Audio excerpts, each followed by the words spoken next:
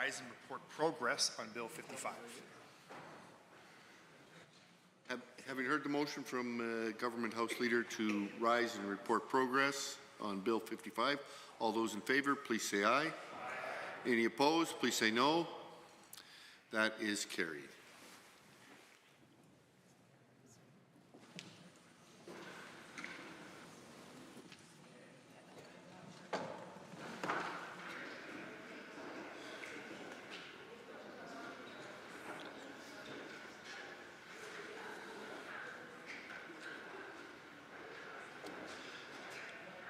The Honourable Member for Calgary-Fish Creek.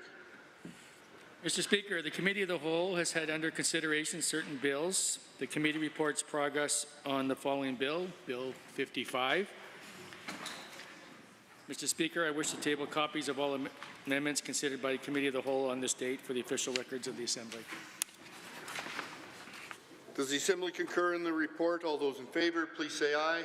Aye. Any opposed, please say no. That is carried. Government House Leader. Thank you, Mr. Speaker. I rise to request unanimous consent of the Assembly to move to 1-minute bells for the remainder of the evening sitting, including the first bell of Committee of the Whole. Having heard the motion from Government House Leader for unanimous consent, I will ask one question only. Is there anyone opposed to unanimous consent? Hearing none, that motion is passed. Committee of the Whole.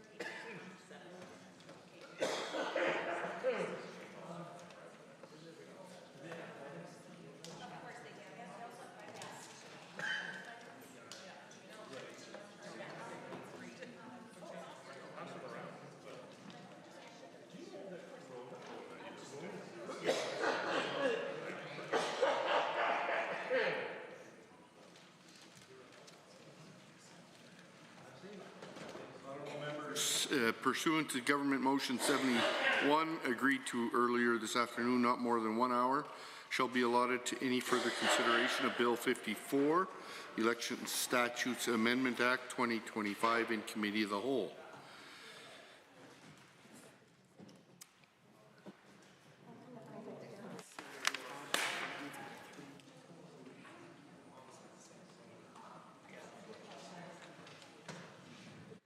Committee of the Whole has under consideration Bill 54.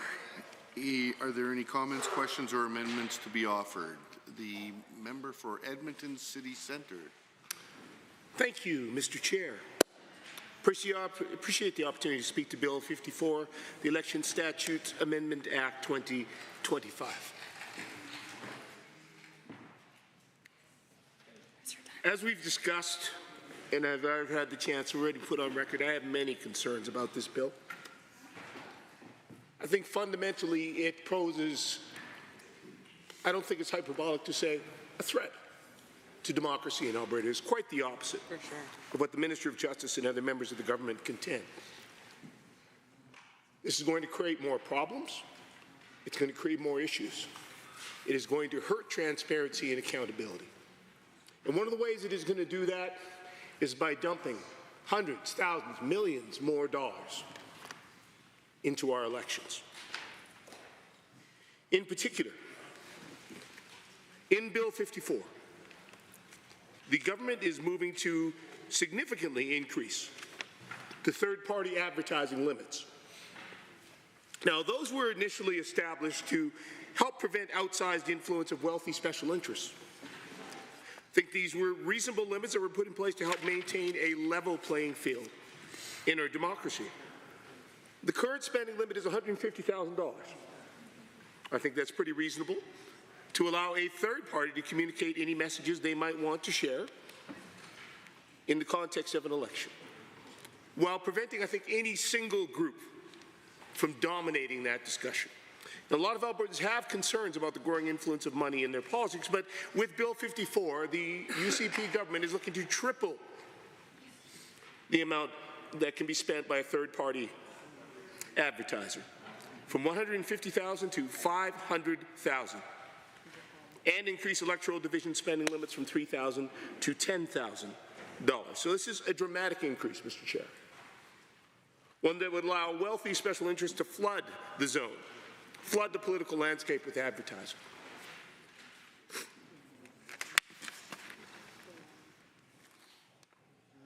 Of particular concern, Mr. Chair, is that we know this legislation is being brought forward, and many aspects of this legislation are aimed specifically at one thing, and that's aiding and abetting and supporting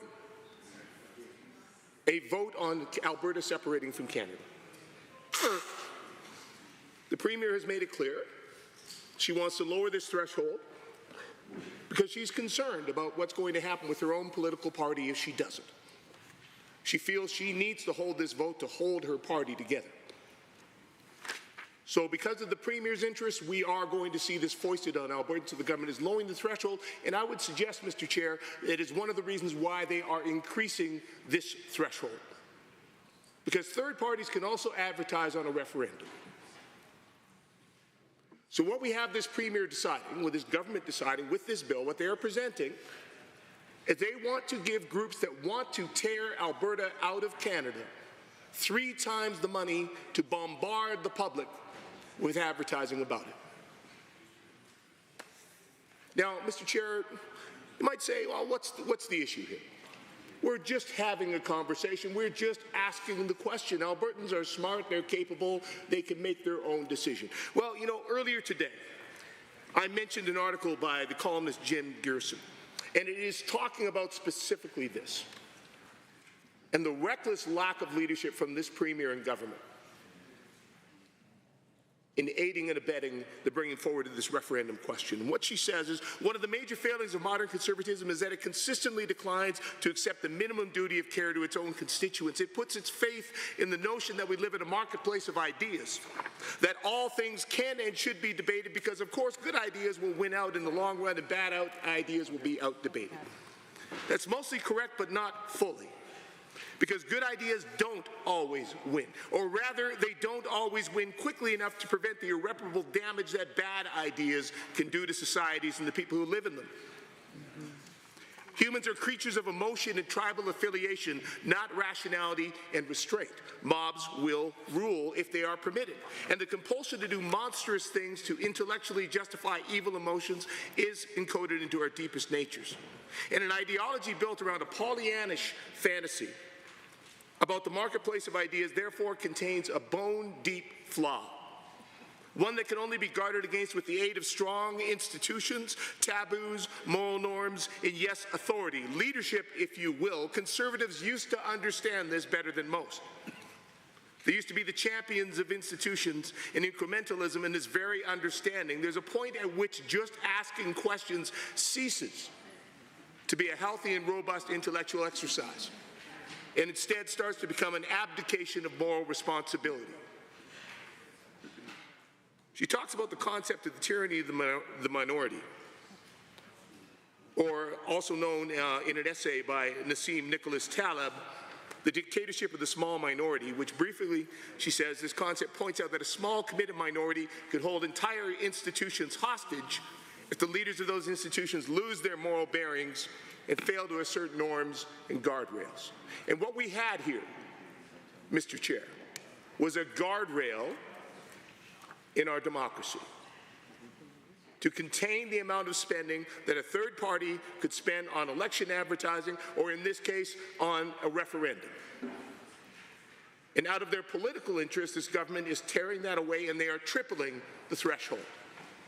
This is not something that's going to benefit Albertans. This is not something that's going to help Albertans. This is something that, in the words of Ms. Gearson, could do irreparable harm. So for that reason, I'm bringing forward this amendment.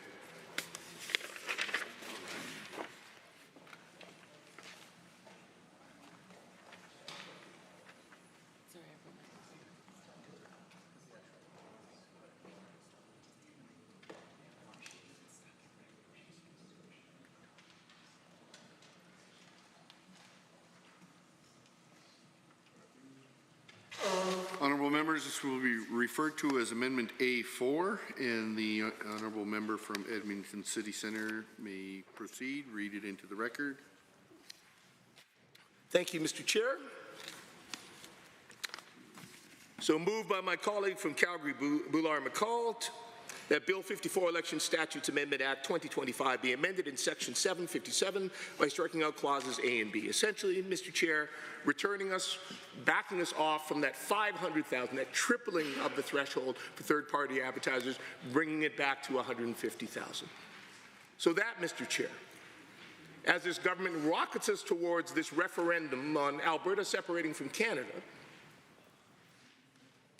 we don't have triple the amount of money for folks to flood the zone with advertising, propelling us to this sort of Brexit-type situation that we saw, the incredible damage that that has done for the folks in Great Britain.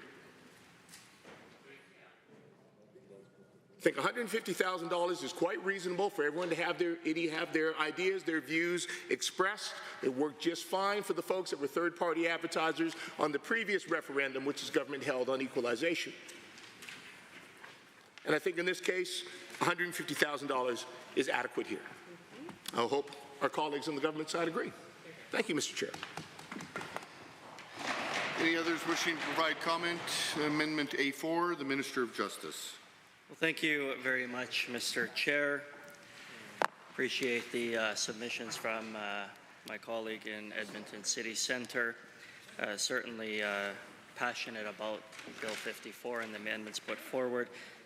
Mr. Chair, there's a glaring problem with the amendment put forward by the member for Edmonton City Centre on behalf of the member for Calgary Boulard-McCall. And while they spend a great deal of time speaking about their discontent with Bill 54, they certainly should and must respect the recent decisions of the Supreme Court of Canada. And in it, Mr. Speaker, this exact issue was decided just a few months ago. Mr. Speaker, in March of 2025, the Supreme Court of Canada held that limits on third-party advertising were inappropriate, that third-party advertisers play an important role in our elections, play an important role in informing the public of important issues. And the amendments put forward in Bill 54 address exactly that, Mr. Chair. I would ask all members of this Assembly not only to respect the decision of the Supreme Court of Canada, but also to vote against this amendment, which would go in direct contravention of that recent decision. Any other members wishing to provide comment? I am prepared to call the question on Amendment A4 as proposed by the member for Edmonton City Centre on behalf of the honourable member for Calgary Boulard-McCall. Are you agreed? If so, say yes. Yes. Any opposed? Say no.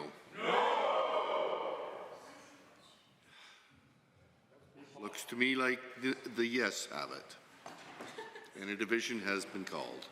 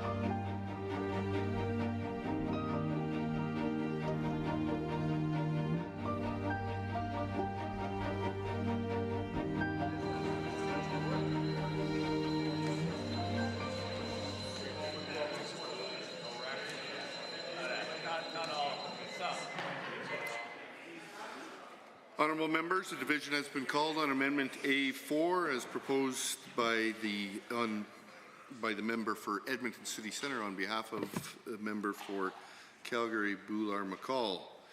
All those in favour of the amendment, please rise.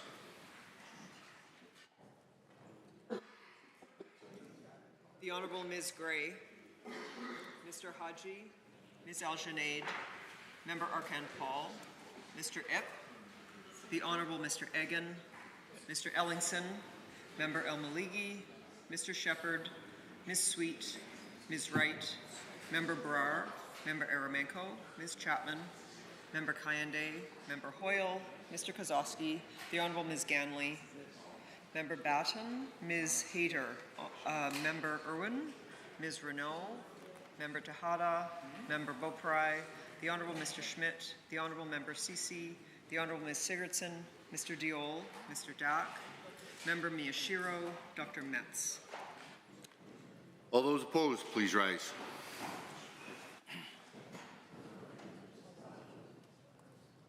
The Honourable Mr. Sigurdsson, the Honourable Mr. Nicolaides, the Honourable Ms. Schultz, the Honourable Mr. Williams, the Honourable Mr. Glubish, the Honourable Minister Lagrange, the Honourable Mr. Scow, the Honourable Mr. Ellis, the Honourable Mr. Amory, the Honourable Mr. Newdorf, the Honourable Mr. Lowen, the Honourable Mr. Wilson, the Honourable Mr. Jean, the Honourable Mr. Dreesen, the Honourable Mr. Nixon, Mr. Wright, Mr. Rosewell, the Honourable Mr. Yassine, the Honourable Ms. Furr, the Honourable Mr. Jones, the Honourable Mrs. Sawney, Mr. Getson, the Honourable Mr. Nally, the Honourable Mr. Long, the Honourable Mr. Hunter, Mr. Yao, Mr. Stephan, Ms. Pitt, Mr. Cooper, Mr. Sear, Mrs. Johnson, Mr. Wiebe, Mr. McDougall, Mrs. Petrovic, Mr. Lunty, Mr. Dick, the Honourable Ms. Armstrong-Humanock, Ms. DeYoung, Mr. Bouchard, Mr. Singh, Ms. Lovely.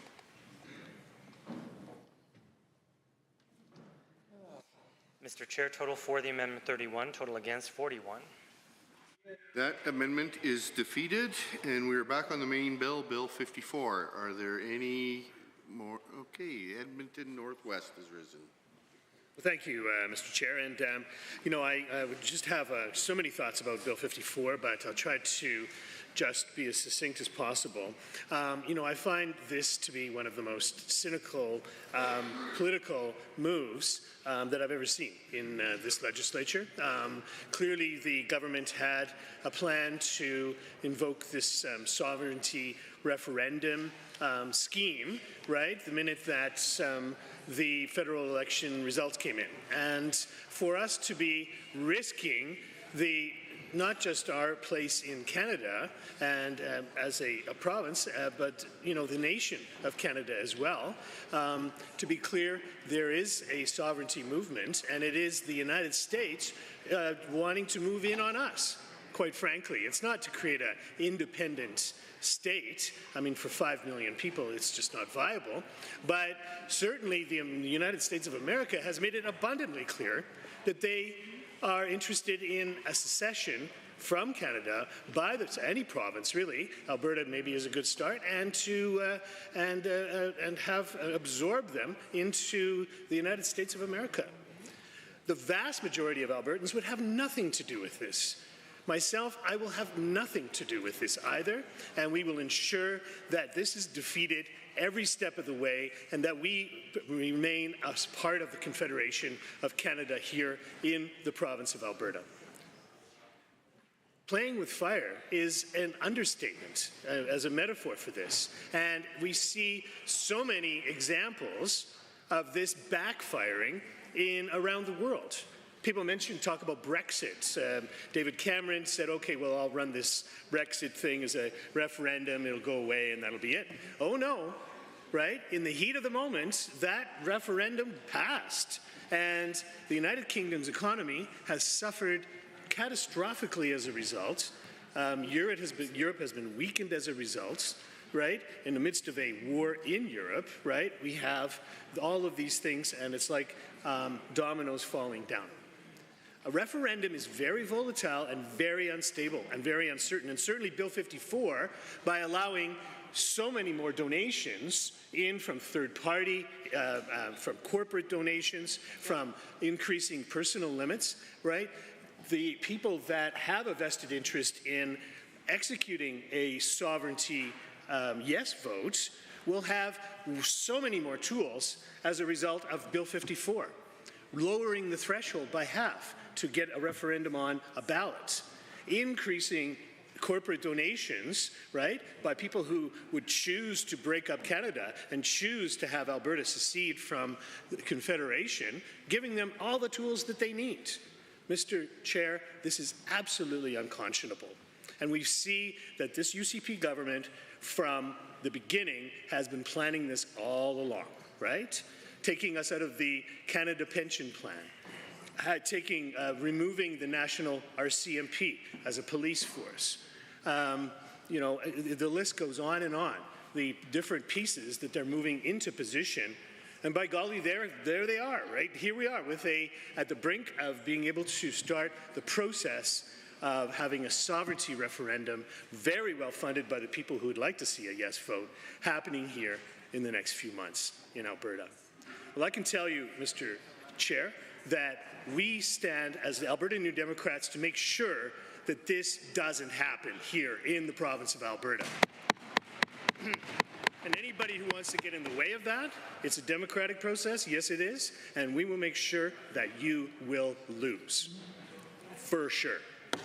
And as a result, I think the only fair thing to do after losing is for all of the perpetrators of this plot to resign. That's the perfectly reasonable thing for them to do too. We know that when we had our first bill, when we formed governments a number of years ago, Bill 1 was to remove corporate and union donations from the political process. And you know, we had everybody, it was voted unanimously. Right. In fact, the Wild Rose at the time, there's some institutional memories back there, I'm sure, confused as they might be sometimes. The Progressive Conservatives, the Wild Rose, it was a unanimous vote for this thing, to clean up donations, to make sure that democracy could not be bought here in the province of Alberta. So here we are now, 10 years later, and by golly, there it is. Yes, democracy can be bought by this UCP government, changing this very law. It's very dangerous. As is mentioned before, it allows for people one sort of a single issue sort of donations, right? So people that want to break up the country, for example, this is a great place to invest because this is just an opportunity of a lifetime, right? And by this government is giving us this by changing the Election Statutes Amendments Act here with Bill 54. So, I mean, I don't think I can make it any more clear. We do not support this bill. The vast majority of Albertans, it's coming into the 11th hour, right? They just slipped this thing in, and people are just starting to figure out just how damaging it can be.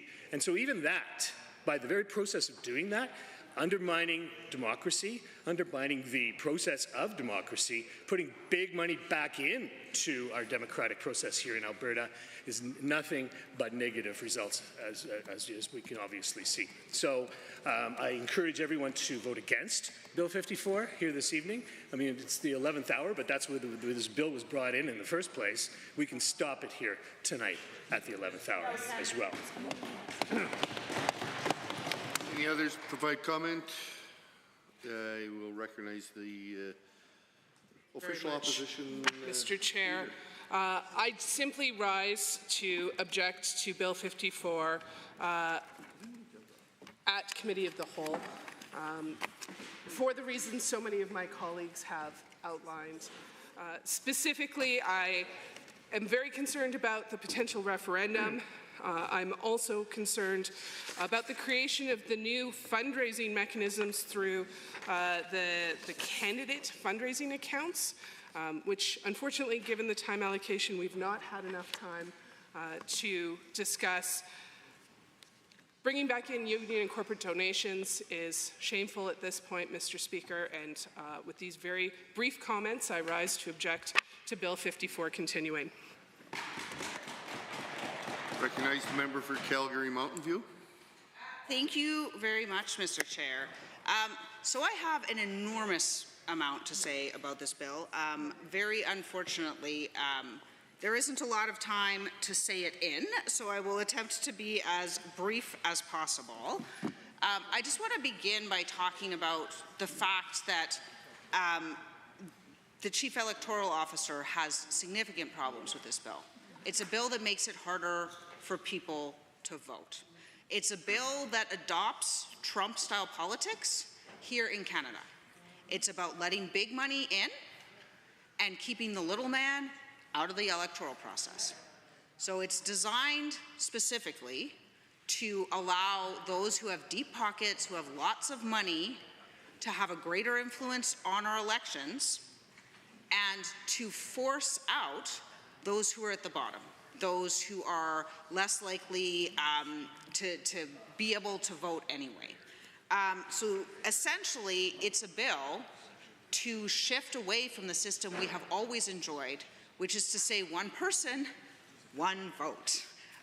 Now instead, we will have more and more and more influence for people with more and more and more money and less and less and less influence for those who don't. And what that creates is a system that perpetuates, where more and more money is shifted to the wealthy and they have more and more influence in our democracy. And Mr. Chair, I just don't like it. Another thing that I will say that I deeply despise about this bill is the separatist referendum. I am Canadian. Most Albertans are Canadian. All of us in this room are Canadian. We don't want to be the 51st state. Albertans don't want to be the 51st state. Even at a fundraiser in an area that has massive support for the UCP, the Premier still couldn't get cheers on trying to separate from Canada and become the 51st state. Mr. Chair, I think it is incredibly clear that Albertans do not want to become Americans. We are Canadians, we would like to stay Canadians, and we object strongly to these attempts on the part of the UCP to make us the 51st state. Now, obviously, I can't fix in this moment everything that is wrong with this bill, though I deeply, deeply wish that I could, because I think that the people of this province deserve democracy. But one thing I can fix is to get some of the big money out of politics. And Mr. Chair, it's actually kind of funny that I should be the person moving this amendment, because 10 years ago, I moved Bill 1 on behalf of the NDP government, which banned corporate and union donations. So, Mr. Chair, this is an amendment which will put back the donation limits as they were previously. Thank you. And which will ban corporate and union donations. And I would urge all members of this House to support it. Will, you got it. Gotcha. Gotcha.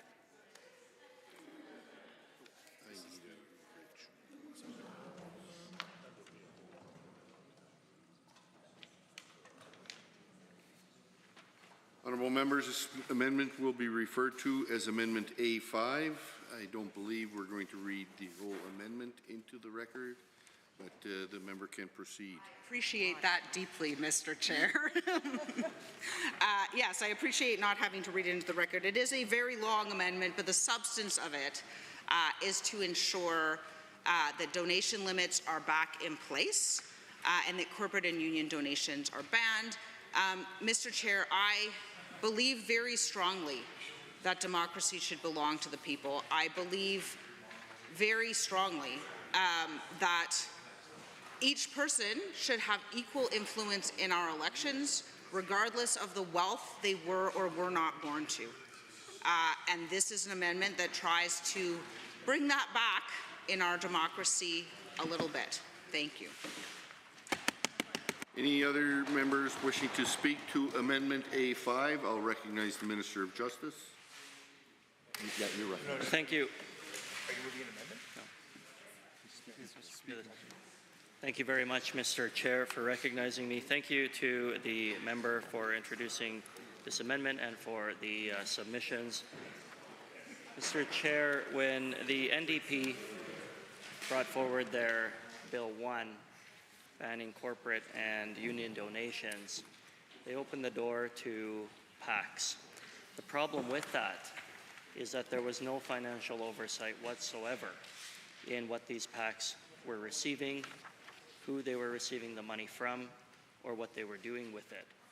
Bill 54 puts an end to that, Mr. Chair. It requires appropriate accountability. It requires corporate and union donations and those receiving them to provide full oversight and transparency so that people can see who is donating to whichever particular candidate is receiving those funds, and a breakdown of where that money is coming from. This closes the NDP dark money door, and it allows for financial oversight. I would submit that it would be appropriate for all members of this Assembly to vote down this amendment. Any other members wishing to provide comment on Amendment A5? Seeing none, I am prepared to call the question on Amendment A5 as proposed by the Honourable Member for Calgary Mountain View on behalf of the Honourable Member for Calgary Boular-McCall. All those in favour of the amendment, please say aye. Aye. Any opposed, please say no. No. The amendment is defeated. Minister of Justice has risen. Well, thank you very much, Mr. Chair. I want to start by saying that I have truly appreciated all of the debate that we've had on the Election Statutes Amendment Act 2025 so far. Mr. Chair, Bill 54 is about protecting our democracy. The amendments in this bill would protect the integrity of our elections and bolster confidence in the methods and results of elections here in this province. Bill 54 would also help ensure that our election results are delivered on time, that candidates and Albertans alike can see the results of their elections in a timely manner, and Albertans will have more options to cast a ballot and prove their place of residence. Amendments with respect to Senate elections and referendums will improve access to voting for First Nations and Métis settlements and allow voting to be discontinued and recommended on another day should we ever find ourselves in an emergency. Other amendments would ensure that important citizen initiatives and recall votes for MLAs are conducted in a standard, accessible, and transparent manner that will create a fairer process for members of the public. As I mentioned previously, elections are an important cornerstone of our democracy, and maintaining public confidence is absolutely paramount. Since I tabled Bill 54, we've heard from partners, we've heard from stakeholders, and we've heard from Albertans. In response to the input we've received, I too would like to introduce some amendments to Bill 54.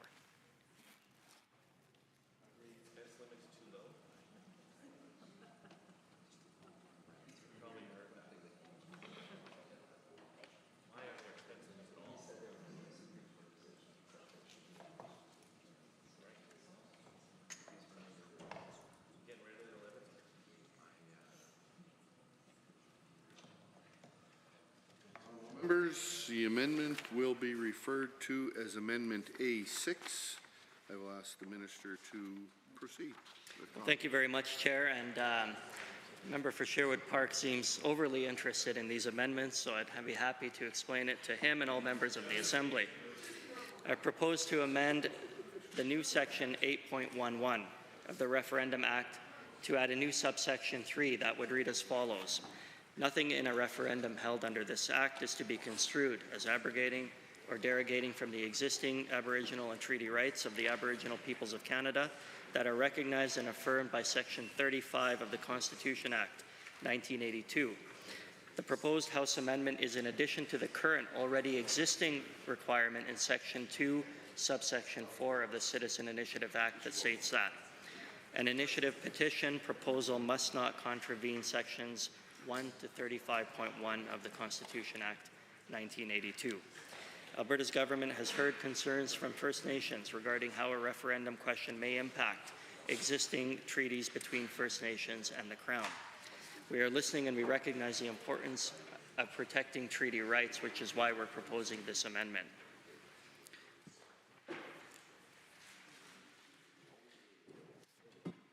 I also, in the amendment put forward to you, propose to amend sections 111, sub 5 and 7 of Bill 54 to remove the ability to use mail-in ballots in a constitutional referendum. Subsections 8 and 14 would also be changed to be consistent with that amendment. Currently, in the unamended Referendum Act, mail-in ballots are allowed for non-constitutional referendums, but not constitutional referendums. When we introduced the bill, it included an amendment to allow for mail-in ballots for constitutional referendums. Today's proposed amendment would reverse the original amendments and preserve the status quo.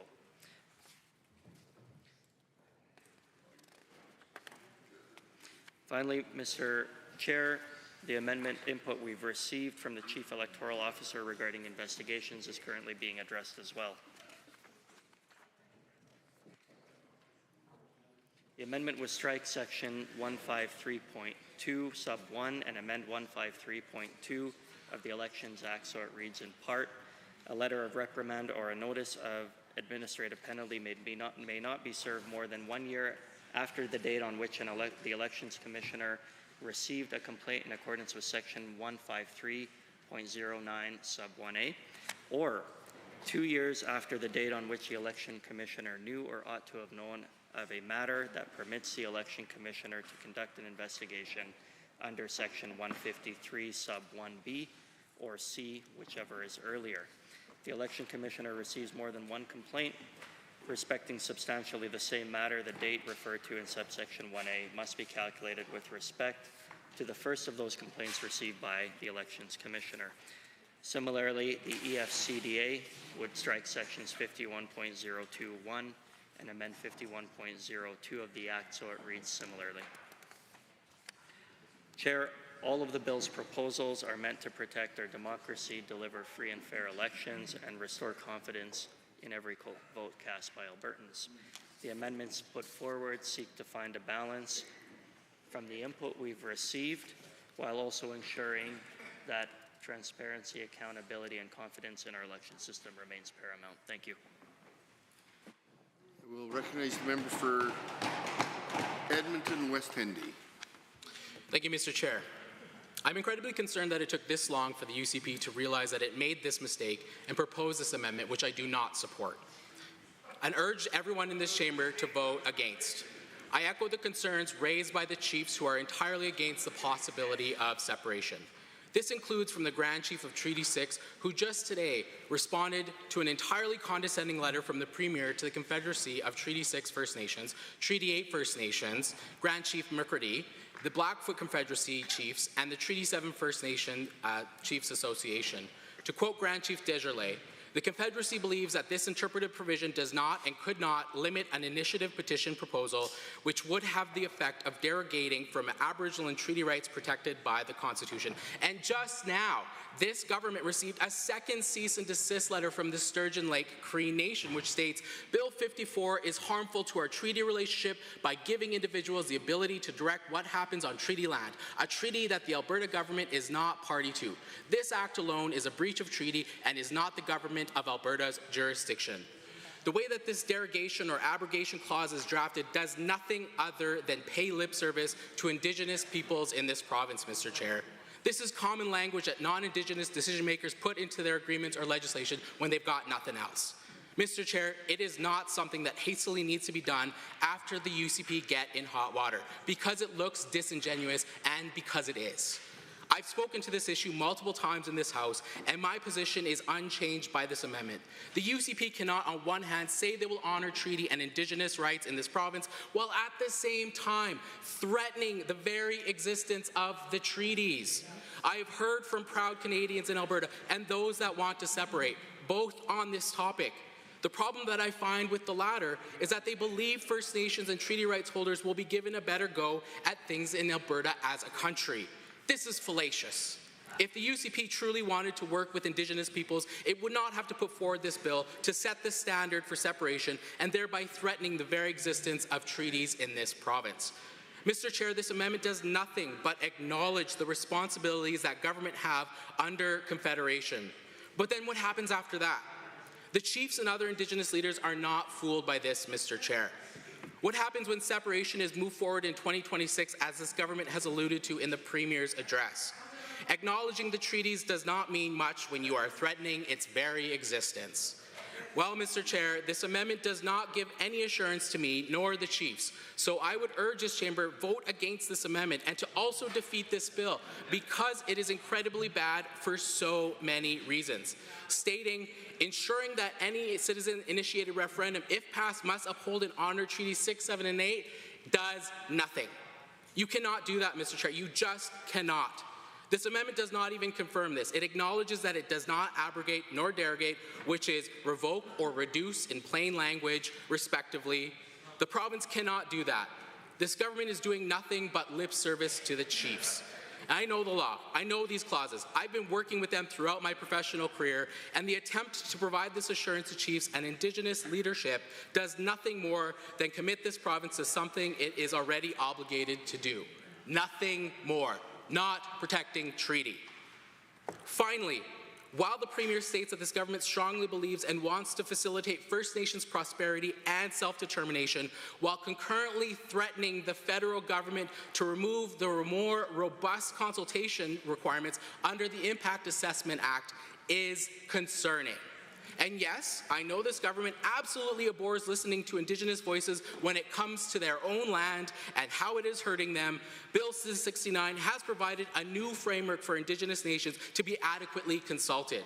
And I have raised my concerns with this province's absolute failure to consult with Indigenous nations when it comes to the land, when it comes to the water, and when it comes to our shared futures.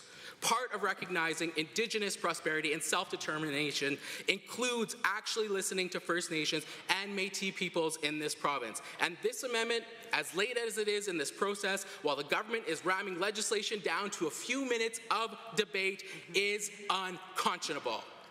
Yep. To also demand, in bad faith, to the federal government to repeal Bill C-69 would further remove the voices of Indigenous peoples via consultation. It is reprehensible, Mr. Chair, because this government fails abhorrently when it comes to consultation. It is for these reasons I urge this House to not support this amendment. I look forward to the legal challenges that come. Thank you, Mr. Chair.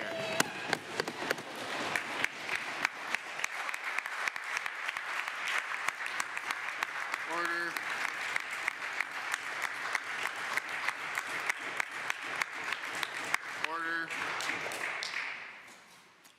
Are there any others wishing to provide comment on Amendment A6?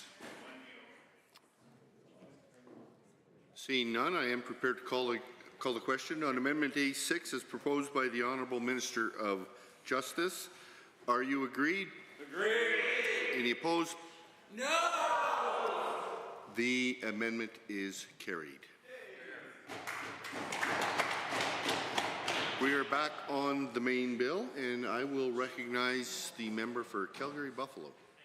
Mr. Speaker, back on the main bill that has been amended now, and like my colleague from West Henday has just said, I don't think Chiefs are going to be mollified or helped by this new paragraph. Nothing in the referendum. In a referendum held under this act construed is abrogating their rights and responsibilities. I think it's too little, too late. The horse is definitely out of the barn. This legislation is not about democratic renewal. It's about many things in Bill 54. Where did I put it? Here it is. About many things, but democracy is not one of them. It's about dark corporate money coming back into politics, something that was taken out by Imagine in 2015, as my colleague was saying 10 years ago. Imagine the PCs, the Wild Rose, and Rachel Notley's NDP all agreeing unanimously to take out dark money from politics. That was a very important decision and a good day, and put us in line with many other provinces. We were behind the times, but it put us in line with those.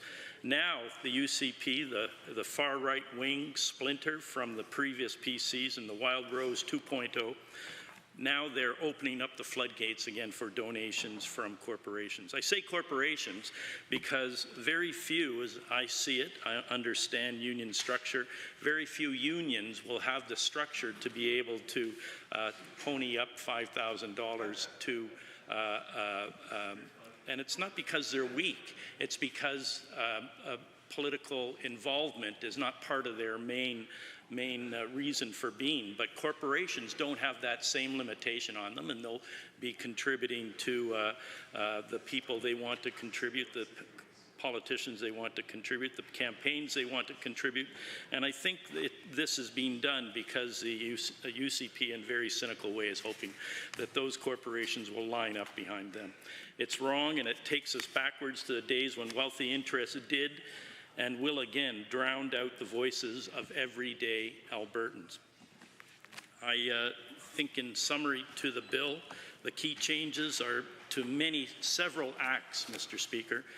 We know that the Election Finance and Contribution Disclosure Act is changed as a result of Bill 54. The Citizen Initiative Act is changed as a result of Bill 54. The Recall Act, the Elections Act, and the Referendum Act are all changed. This omnibus legislation is aiming to reduce several of the positive NDP electoral reforms and also restructuring aspects of Alberta's electoral and referendum system ahead of the next provincial election. It's a cynical piece of legislation that First Nation chiefs will not have not seen and will not see as a positive improvement to their nations and lives. We know that there are issues that have been reported on by people involved in, professors of political science, pundits, people who watch politics, and they see the voter identification and suppression aspects of this bill as representing the most significant voter access restriction in Alberta's modern electoral history. It takes us back, Mr. Speaker, to a time when people who had difficulties expressing themselves in terms of their free ability to vote are now going to be even more hampered as a result of that. And who has the greatest difficulty around all of that? The people who need vouching especially are the ones who will be prevented from casting their votes. And the number of people who vouched in the last election were 0.7% of the voters, Mr. Speaker. So, what is the UCP afraid of, you have to ask? Those people who need vouching are people who don't bring their ID, who come with a family member, who are perhaps living in care facilities, show up at their voting station without their ID, and instead of having them have to go back if they have someone who knows them. That's what vouching is all about, and facilitate democratic involvement in our elections, and that was a good thing. What we see before us is not a good thing, and I, like my colleagues, will continue to not support Bill 54 and work against it. And when the time comes, Mr. Speaker, and hopefully that time will be at the next general election, and the NDP are back in charge, if it's a fall election or a spring election or a summer election or a winter election, there will be recall.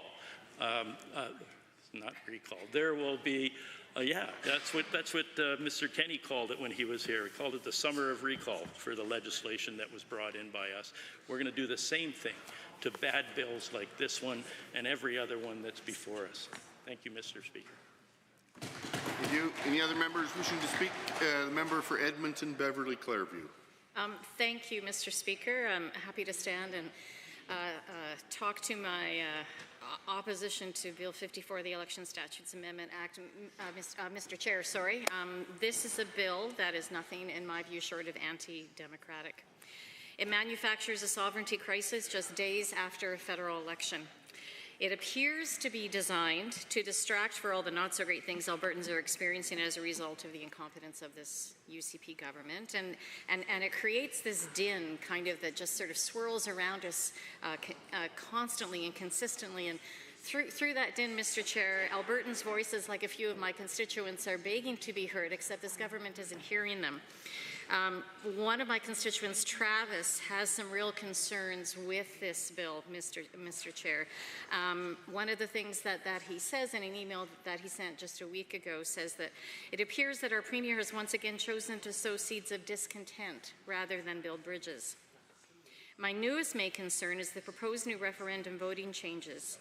This is a concern to see tabled the day after losing a federal election, and no matter what the Premier says about whether these would have been released in a Conservative victory, this comes across as nothing more than a temper tantrum.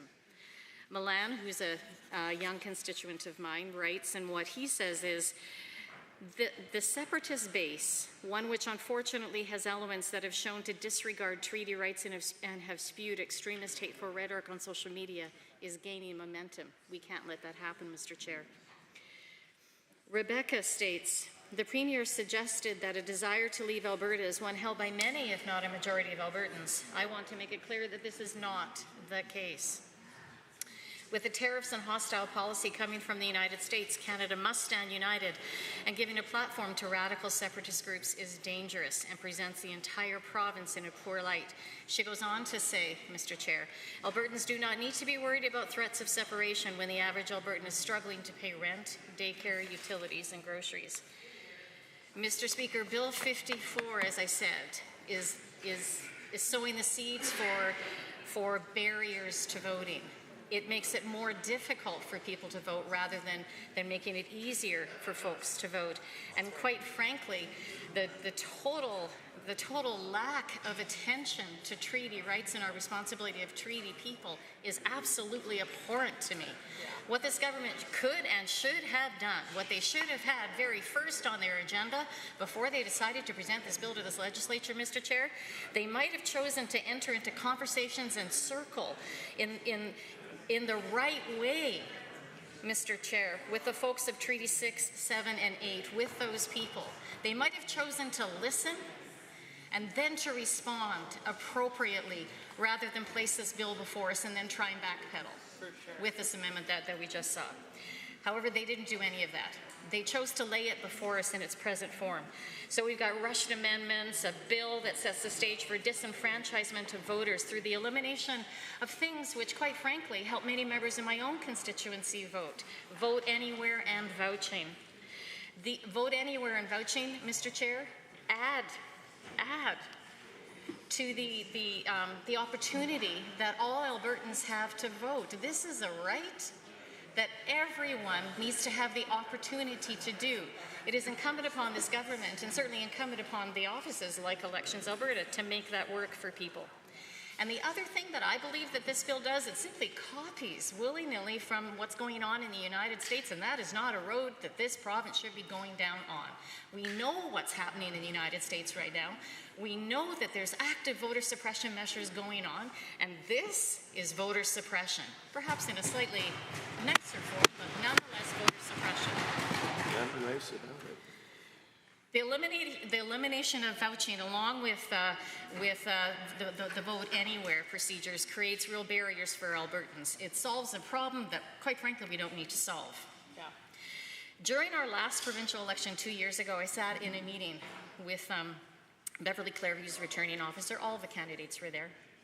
And we heard from one of the candidates at that time, Mr. Chair, that they had heard that there were going to be some buses of homeless people. They were just going to round up all the homeless people. They were going to bring them all into the voting booth, and they were going to vouch for them.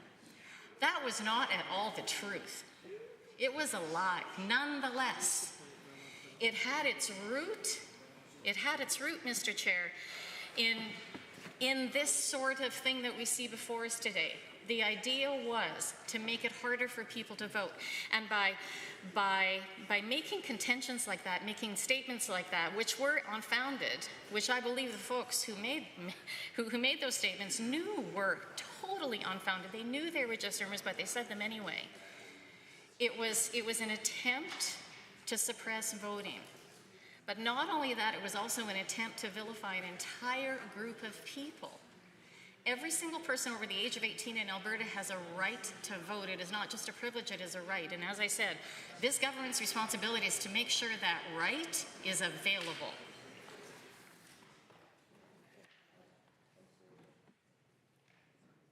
One of the issues that I have with this bill, Mr. Chair, is the fact that people will no longer be able to vouch for others. And I speak from some personal experience here. Right now, I know that folks can either show only their current driver's license or an identification card, but that sometimes can get trickier, for instance, if the voter has moved recently, as they'll need to show a second piece of identification with their current physical address. For those without, for instance, a driver's license or identity card, they need to show 2 approved pieces of identification. Now, the problem, Mr. Chair, is one that my own mother faced as she went into her 80s and, decided really not to do necessarily all the things she was supposed to do that the government told her to do because she figured she was in her 80s and, she could just kind of do things the way she wanted to. But nonetheless, it became a problem when she no longer had a current identification card. And it's very true, again, that there's lots of approved ID to choose from. If you don't have those primary pieces of identification, you can use a birth certificate, a passport, a First Nations membership card, a marriage certificate, even a library card, an Alberta health card. But if you're like my mother, and as I say, if you're in your 80s and you haven't kept up on those identification requirements because you haven't and because you're in your 80s, you have no idea what that marriage certificate from 50 or 60 years ago is. You think you might have your birth certificate, but you can't find it, and right now you do not have the dollars to replace it, Mr. Chair. You might have a decades-old passport, but it's decades old, so that one is not going to count. You don't have a library card that's in your own name because it's usually your husband who goes to the Sherwood Park Library and takes books out, including those you tell him that you want to read and that he has to get for you. And even though your name is on that life lease, you just don't have that second piece of identification. You might be able to find one thing, but you cannot find 2. That means you cannot vote, Mr. Chair. Now, we've heard from the members opposite, just recently, last couple of days. All you have to do is go to the Navigation Centre, but I'm here to tell you that if you're in your mid-80s, there isn't a Navigation Centre in Sherwood Park, Mr. Chair. There are 2 navigation centres in all of Alberta, one in Edmonton and one in Calgary, and it's really hard to take a cab to Calgary, last time I checked. If you have issues with mobility and you can't stand in lines for a long time because of health issues, and then if your husband, who would be accompanying you, also has health issues too, and he's 6 months away, quite frankly, Mr. Chair, from being in the same no identification land that you might be in that moment, and right now, again, you don't have the money to go to the registry office and pay for not just 1 but 2 new birth certificates. You don't have the money to take an expensive cab ride downtown. That means you're not going to have the identification that you need in order to vote, but you're a person who's voted since the moment you turned 18 because you understood how important that was. You understood that there was a time when your mother did not have the ability to vote because the country told her that she wasn't a person. You know how very important it is to vote, Mr. Chair. And Mr. Chair, this is a situation that many seniors in this province are now going to be facing upon passage of this bill. These are folks who have voted their entire lives. These are folks who fought for the right for others to be able to vote, and quite frankly, these are folks, Mr. Chair, who deserve better. Seniors in care facilities will face the same difficulty. Folks who happen to be in hospital could easily find themselves in a similar situation. And instead of creating additional barriers to Albertans, Mr. Speaker, what this government could have chosen to do is to assure Albertans that they know their job, that their job is to make sure as many folks who are able to should, in fact, be able to vote in each of our elections in our province. And that means retaining and leaving the vote anywhere provisions, and that also means retaining vouching. Dr. Jared Wesley talked about this and about moves like this, although, mind you, he was talking about Bill 20 at the time, but it applies to Bill 54. And what he said was, these bills are concerning from a democratic inclusiveness standpoint because people who don't have voter identification are usually the most marginalized in our community. Provisions like those we see in Bill 54, Mr. Chair, will absolutely restrict the people who can cast ballots. This is voter suppression, Mr. Chair. This is harm. A government should not be actively doing harm to the people it was elected to represent and the people it was elected to serve. Yes. We see that harm happen all the time now in the United States. So I just want to take you on a wee bit of a geographical and political tour down in the United States, Mr. Chair. Take us there. Thank you very much. When we take a look at our neighbors to the south, we learn that overly burdensome photo identification requirements end up blocking millions of eligible Americans from voting. They know, just like we do here, that it is absolutely possible to ensure a secure election without compromising the individual citizen's right to vote. But in the U.S. right now, it's estimated that about 11% of eligible voters don't have the kind of identification that states, in particular, many of which are instituting tougher voter ID laws, are now requiring. They also know, just like we do here too, that that percentage ends up being higher amongst seniors, minorities, people with disabilities, low-income voters, and students.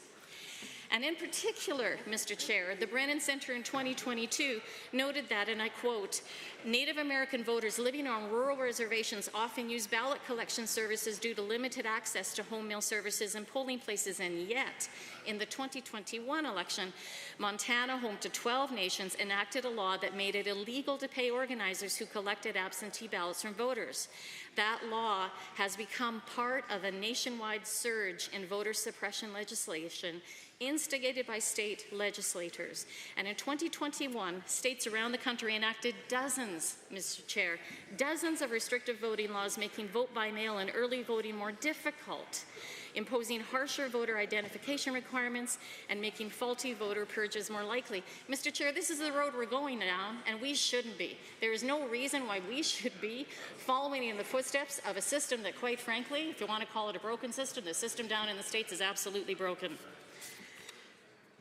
Native Americans in the U.S. are facing threats of disenfranchisement for a whole host of reasons.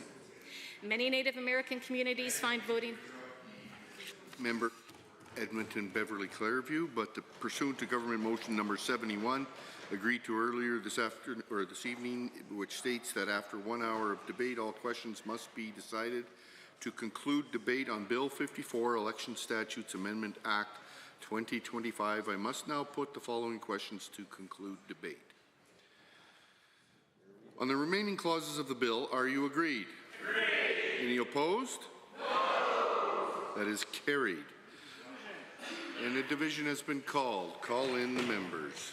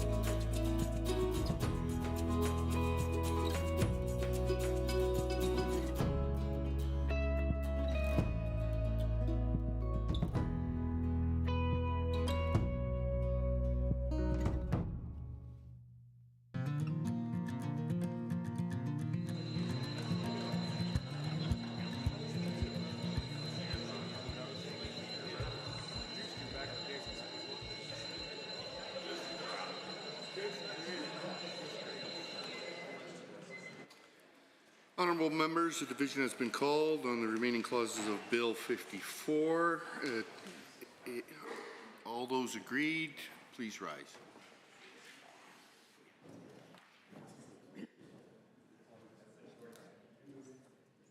The Honourable Mr. Sigurdsson, the Honourable Mr. Nicolaides, the Honourable Ms. Schultz, the Honourable Mr. Williams, the Honourable Mr. Glubish, the Honourable Minister Lagrange, the Honourable Mr. Horner, the Honourable Mr. Scow, the Honourable Mr. Ellis, the Honourable Mr. Amory, the Honourable Mr. Newdorf, the Honourable Mr. Lowen, the Honourable Mr. Wilson, the Honourable Mr. Jean, the Honourable Mr. Dreeshen, the Honourable Mr. Nixon, Mr. Wright, Mr. Rosewell, the Honourable Mr. Yassine, the Honourable Ms. Furr, the Honourable Mr. Jones, the Honourable Mrs. Sawney, Mr. Getson, the Honourable Mr. Nally, the Honourable Mr. Long, the Honourable Mr. Hunter, Mr. Yao, Mr. Stephan, Ms. Pitt, Mr. Cooper, Mr. Sear, Mrs. Johnson, Mr. Wiebe, Mr. McDougall, Mrs. Petrovic, Mr. Lunty, Mr. Dick, the Honourable Ms. Armstrong-Hominack, Ms. de Jong, Mr. Bouchard, Mr. Singh, Ms. Lovely.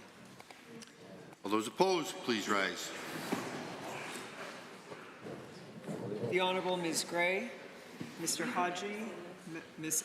Algenaid, Member Arkan Paul, the Honourable Mr. Savier, the Honourable Member Hoffman, Mr. Ip, Member Callahoo Stonehouse, the Honourable Mr. Egan, Mr. Ellingson, Member El Maliki, Mr. Shepherd, Ms. Sweet, Ms. Wright, Member Brar, Member Aramenko, Ms. Chapman, Member Kayande, Member Hoyle, Mr. Kozowski, the Honourable Ms. Ganley, Member Batten, Ms. Hayter, Member Irwin, Ms. Renault, Member Tejada, Member Boparai, the Honourable Mr. Schmidt, the Honourable Member Ceci, the Honourable Ms. Sigurdsson, Ms. Goring, Mr. Diol, Mr. Dack, Member Miyashiro, Dr. Metz. Mr. Chair, total in favor 42, total against 35. That is carried. On the title and preamble, are you agreed? Agreed. Any opposed? No. That is carried. Shall the bill be reported? Are you agreed? Agreed. Any opposed? No. That is carried.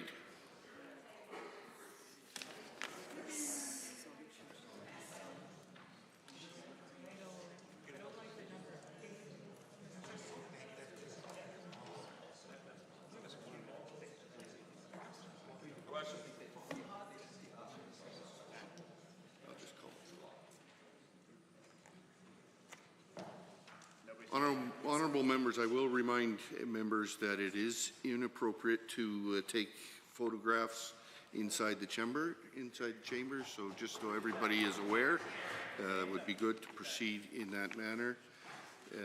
Call the committee back to order with Bill 55, Health Statutes Amendment Act 2025. Are there any comments, questions? You recognize the member for Calgary Mountain View. Mr. Chair, this bill introduces American-style healthcare, and to put it succinctly, American-style healthcare sucks.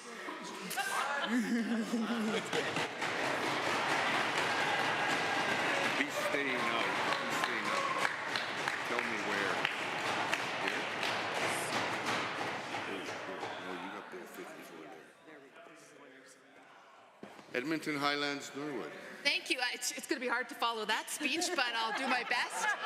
As I was cut off just before finishing my remarks prior, with very limited debate due to this UCP government's use of time allocation, taking away our opportunity to speak to bills of such consequence, and truly a complete disservice to the people we were elected here to represent.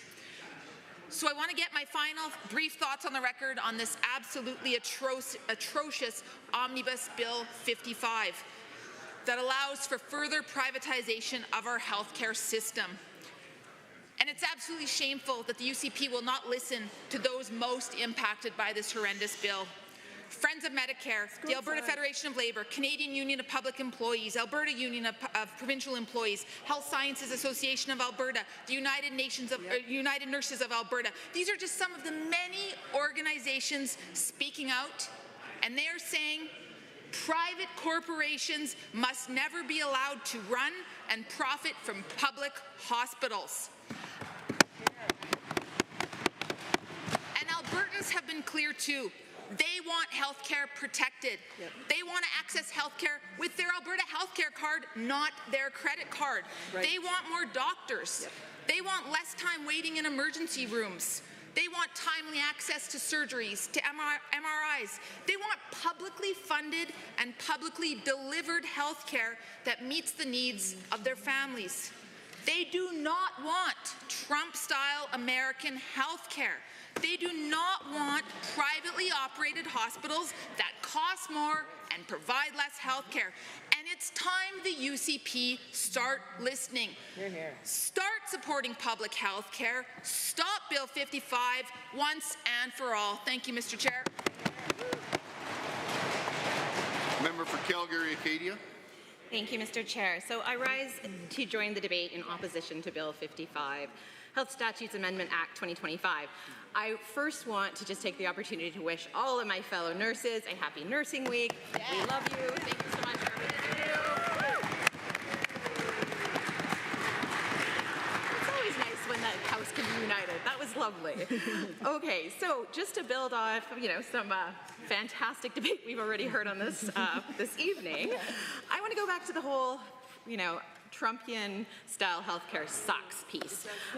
And I did spend some time living in the United States, so I've experienced the private healthcare myself. And when I think about the difference between the publicly funded versus privately funded, there's a huge difference in the type of care you receive. And when we're looking at this bill, regardless of what this government wants to say, this is privatization. This is taking public resources, hospitals, and adding in private entities. That is putting profit before people, and that is not what our healthcare system should look like. Yep. It's just not. Nobody wants that. So, but I do want to share some experiences that I personally had with the private healthcare, just to give an idea of what we're asking for here, guys. So I lived in the United States at the end of the Bush's second term. So that was before Obamacare, before the United States actually thought about how they might support their neighbors through what eventually was called Obamacare. So over those times, about 20 years ago now or so, I had a couple surgeries. In your 20s, you're a little bit nuts. So one of which was, yeah, right? That's a little crazy. One of them was in a private clinic, a private hospital. It was a workman's comp thing. I had my own private room, private nurse, private surgeon. It was over the top, absolutely the best service I've ever had. Would I have wanted that service? Meaning that someone else won't have service? Of course not. It was over the top. It was unnecessary. The second surgery I had was a lot like what we're talking about, the chartered surgical spaces. It's an assembly line, Mr. Chair. This was a knee surgery. I went in. You were put in a line with other patients, IV, right? Under, cut, out. And I was young at the time, and it was a simple surgery, so it wasn't really that hard. I was not particularly negatively impacted by it. But what I think about, Mr. Chair, what if that was my parent, my grandparent? The difference in care is, one, you were treated like, well, a farm animal? I'm not sure. You're moved from one station to the other. There is little personalization. There is little of all of the things that I hold dear as a nurse. All of that individual care that makes the difference did not exist inside that assembly line. That is not what I want to see here in Alberta, and certainly not what I want to see in Canada. I want everyone to have access to the care they need when they need it.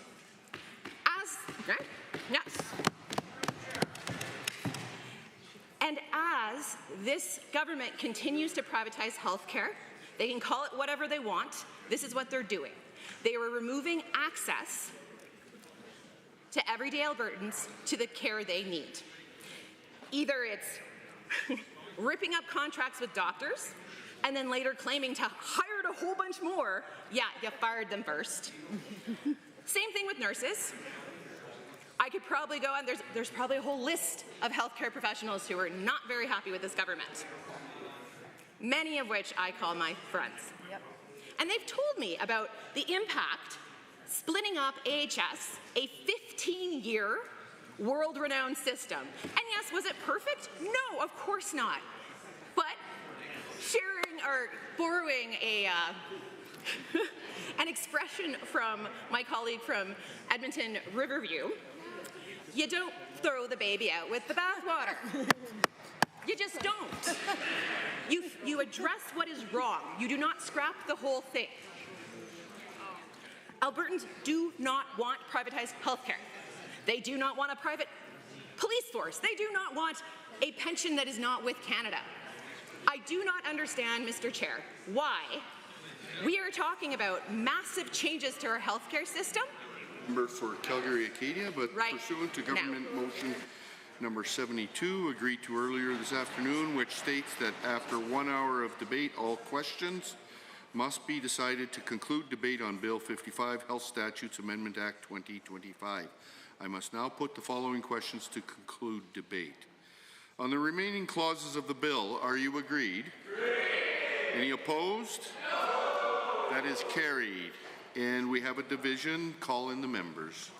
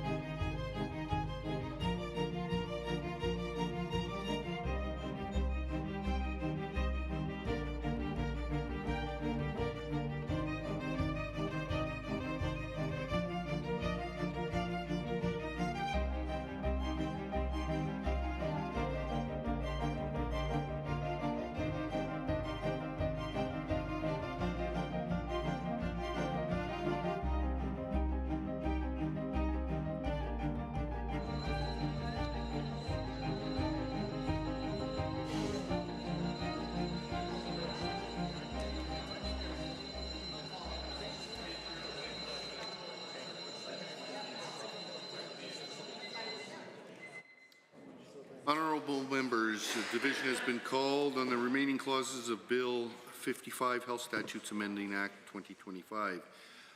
If you are agreed, please rise.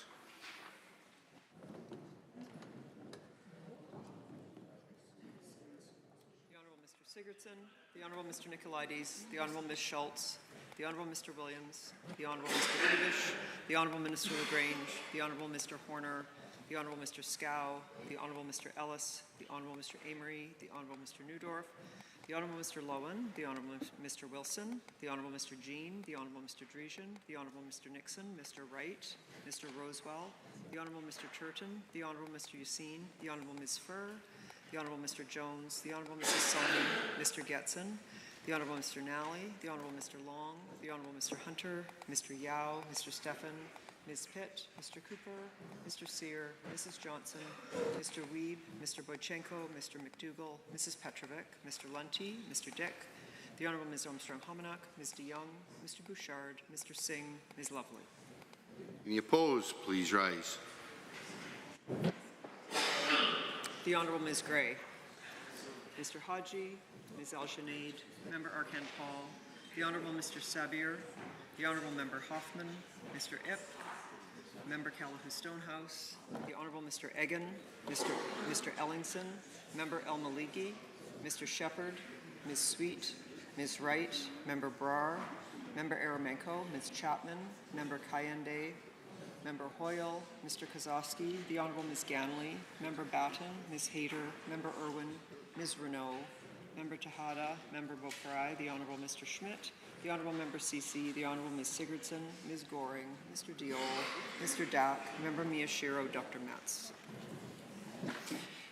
Mr. Chair, total in favor 44, total against 35. That is carried. On the title and preamble, are you agreed? Agreed. Any opposed? That is carried. Shall the bill be reported? Are you agreed? Agreed. Any opposed? No. That is carried.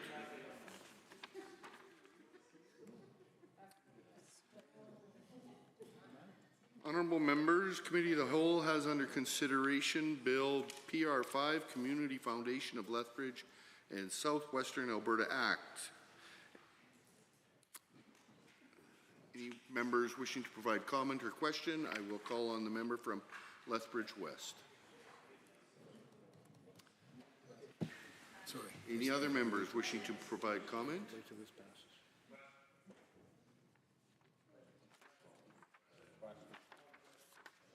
I am prepared to call the question on Bill PR5, Community Foundation of Lethbridge and Southwestern Alberta Act. On the clauses of the bill, are you agreed? Agreed. Any opposed? That is carried. On the title and preamble, are you agreed? Agreed. Any opposed? That is carried. Shall the bill be reported? Are you agreed? Agreed. Any opposed? That is carried.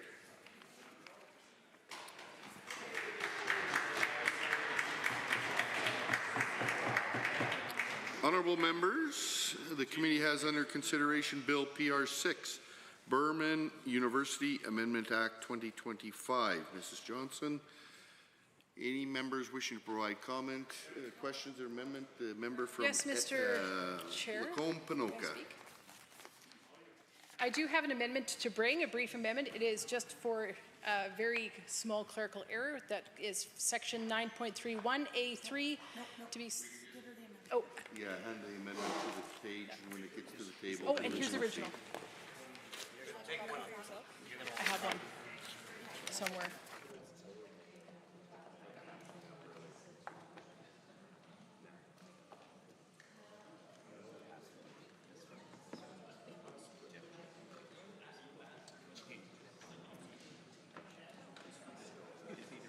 Amendment will be referred to as Amendment A1, and the member from Lacombe-Panoka can proceed. It is just a simple typo. It was section 9.31A3. It will be substituting to section 9.31B3. Thank you, Mr. Chair. You can proceed. Oh, you're finished? Okay. Are there any other members wishing to provide comments or questions with regard to Amendment A1? Seeing none, I am prepared to call the question on Amendment A1 as proposed by the member for Lacombe-Panoka. Are you agreed? Agreed. Any opposed? That is carried. Back on the main bill. Any further comments, questions, or amendments? Bill PR6. Seeing none, I am prepared to call the question on Bill PR6, Berman University Amendment Act 2025. On the clauses of the bill, are you agreed? Agreed. Any opposed? It's carried. On the title and preamble, are you agreed? Agreed. Any opposed? That is carried. Shall the bill be reported? Are you agreed? Agreed. Any opposed? That is carried. Government House Leader. Move that the committee rise and report Bills 54 with amendments, Bills 55 with amendments, PR 6 with amendments, and PR 5. Having heard the motion as proposed by the Honourable Government House Leader, all those in favour, please say aye. Aye. Any opposed, please say no. That is carried. Yeah.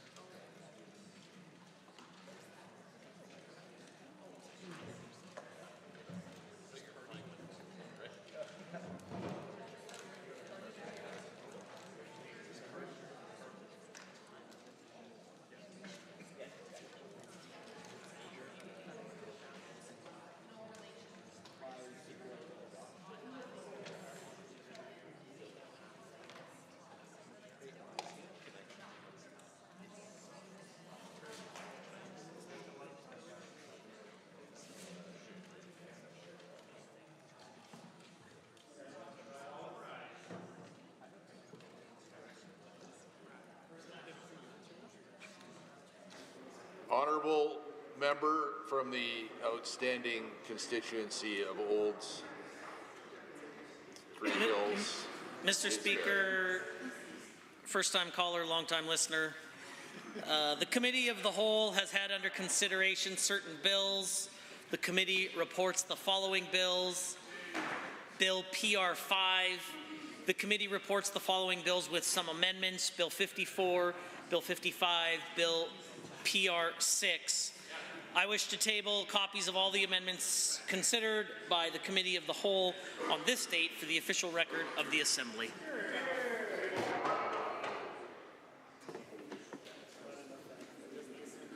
Do we agree? Honourable members, do you agree? Yes. Are there any opposed? No. That is carried. Under private bills for third reading, Bill PR 5, Community. Oh.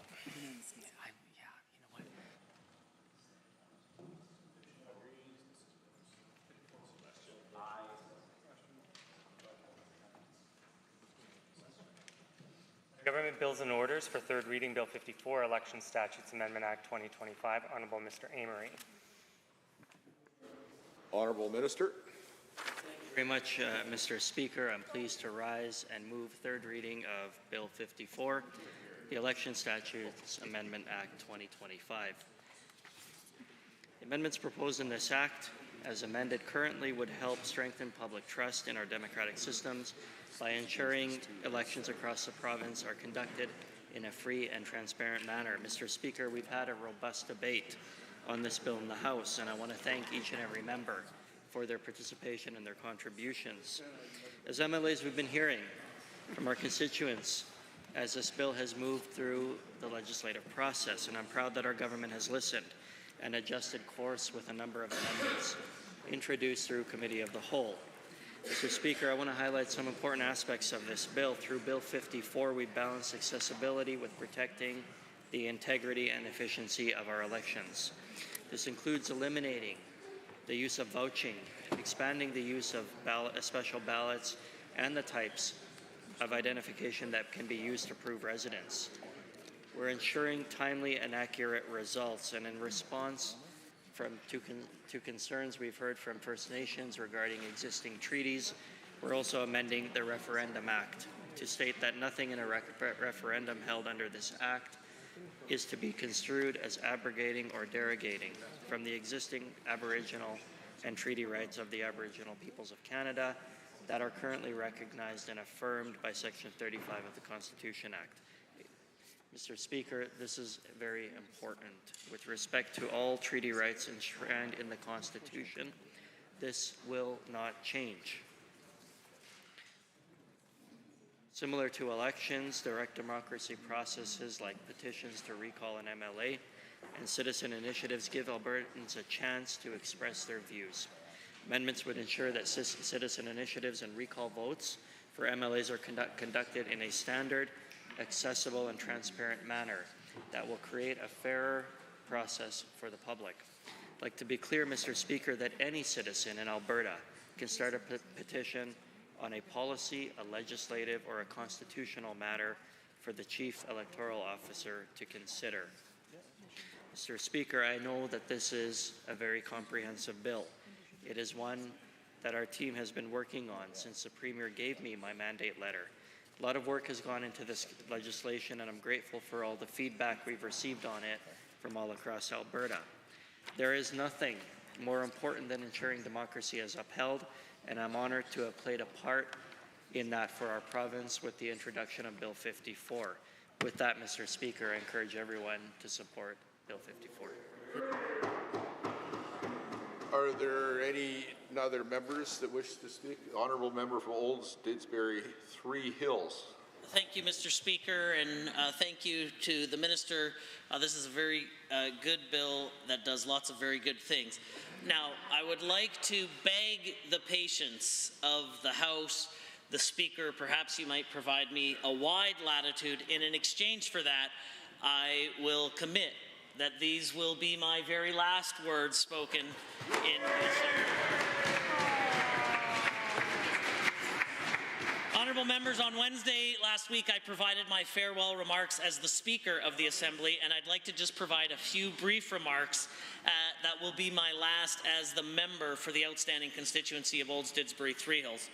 Thank you doesn't come close to conveying the gratitude that I have that has been the opportunity to serve as the 885th member of the Legislative Assembly of Alberta. Politics is a team sport, and often members of the team pay the price for a politician to be on that team. Mr. Speaker, when I first came to this place, the Assembly, my children were ages 8, 6, and 2, and they have paid a significant price for public service. But it's not all bad. We've had many wonderful experiences that we would not have otherwise had. Each of my children feel differently about politics, but each feel strongly in their own way. Porter, my son, who turns 18 tomorrow, isn't a big fan of his dad being in politics. Paxton, my 16-year-old, is sometimes embarrassed by the public nature of her dad's job, and Peyton, who's 12, is very proud that her dad is in politics. In fact, she recently announced to me that she too would like to be a politician. I was beaming with pride and asked her, "Why, sweetheart, do you want to be a politician?" She proudly looked at me and announced, "Well, Dad, it seems to me that's the only real job you can get without going to university." You know, parenting and politics, there's no prerequisites, but they should each keep you humble. I love each of my 3 children dearly. Thank you for putting up with a dad who's been away on too many occasions. To my parents and siblings, thank you so much for your love and support over the many, many years. The great thing about politics is that you make so many lifelong friends. Some of those friends come in and out of your life for a period of time, and some of them have been with you through all of the times. Politics can be tough and tumble at times, and having the support of friends makes great days even better and hard days bearable. Sean, Scott, and Steve, my stand-in-the-gap guys, always willing to give me a dose of reality or a good tire pump. Andrew, who together we've been through so many of life's challenges, yet here we stand together. And Ethan, who's been a loyal friend and supporter. To my many, many, many former staff and colleagues, as well as my friends, thank you for your support. Megan Griffith, who has been through many ups and downs, I've often appreciated your support, advice, and occasional speech. You are very good with words. Thank you so much. And to all of those who've supported me politically, you are more than just supporters and volunteers. You are true friends, of which we have all been just trying to walk each other home. A huge thank you to the former presidents of the UCP and Wild Rose Constituency Associations, Tim Arnold, Carl McDonald, and Alex Pratt, and to the hundreds of people who have served on boards with me over the years. And lastly, perhaps most importantly, thank you to the constituents of Olds, Didsbury, Three Hills. As much as was possible, this was never about me. It, in fact, was always about you. You make our region and communities what they are. You build community. You make Alberta the place that it is, the best place in the entire world. The best governments recognize just that Albertans are in charge of this government, and I believe that each day this government has done what it can to try to put Albertans first. To the moms and dads, the grandmas and grandpas, to the workers, to the managers, and everywhere in between, thank you for the incredible way that you make our province everything that it is. May God bless you, and may God bless Alberta.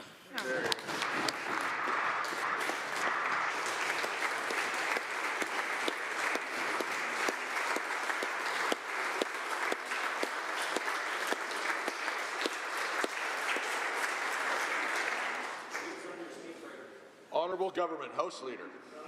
Adjourn debate. The Honourable Government House Leader. I think we've heard the last words. We had a promise. The Honourable Government House Leader has moved to adjourn debate. All members that agree, please say aye. Aye. All members who oppose, please say no. No. The ayes have it. That is carried. Under Government Bills and Orders for third reading, Bill 55, Health Statutes Amendment Act 2025, Honourable Minister LaGrange. Honourable Minister. Thank you, Mr. Speaker. I'm pleased to rise today and move third reading of Bill 55, the Health Statutes Amendment Act 2025. Over the past several months, our government has achieved major milestones in our efforts to refocus and strengthen Alberta's healthcare system. This work has been shaped by the voices of Albertans. Through their experiences, their feedback, and their insight, we had countless engagements across this province. They have been instrumental in guiding us toward a system that works better for everyone. Every day we move closer to realizing our vision of a healthcare system that provides timely, high-quality care to all Albertans, no matter where they live. Mr. Speaker, Bill 55 is a significant step forward in making that vision a reality. To summarize, Bill 55 accomplishes the following. First, it amends the Public Health Act to transfer several public health functions currently housed within Alberta Health Services to Primary Care Alberta and Alberta Health. Primary Care Alberta will assume responsibility for frontline public health services, including communicable disease control, immunizations, newborn screening, and health promotion. Key functions such as policy development, public health, inspection, surveillance, and the medical officers of health will transition to Alberta Health, specifically within the Office of the Chief Medical Officer of Health. These changes are being made because Albertans and healthcare professionals have emphasized the need for a more coordinated and strategic public health system, something the current structure does not adequately support. This shift will also allow Alberta Health Services to focus exclusively on its core mandate delivering acute care. Second, Bill 55 repeals outdated sections of the Hospitals Act. Certain provisions will be incorporated within the Provincial Health Agencies Act, ensuring that hospital governance is modernized and aligned under one statute. The current Hospitals Act does not reflect the governance structures or ministerial responsibilities of today's healthcare system. Third, the bill introduces further amendments to the Provincial Health Agencies Act to strengthen the role of health foundations. Oversight of these foundations will be transferred to the new Health Shared Services entity, which, like the foundations, operates across all health sectors. This change will help streamline governance and foster stronger connections between foundations and the communities they serve. And fourth, amendments to the Protection of Persons in Care Act will expand the capacity to investigate allegations of abuse in publicly funded care settings. This reflects our government's ongoing commitment to protecting vulnerable adults and ensuring timely investigations and accountability. And fifth, Mr. Speaker, Bill 55 includes amendments to the Health Information Act to allow the Ministry of Seniors, Community and Social Services to collect, use and disclose health information. This is essential to support the Minister in their role as the sector head for the continuing care area in Alberta and to help ensure high-quality care for seniors and others in need of long-term support. Mr. Speaker, we've had a lot of debate on this bill, and Bill 55 reflects our government's commitment to a stronger, more modern, and better coordinated public health care system, one that serves the people of this province with the care, respect, and responsiveness that they deserve.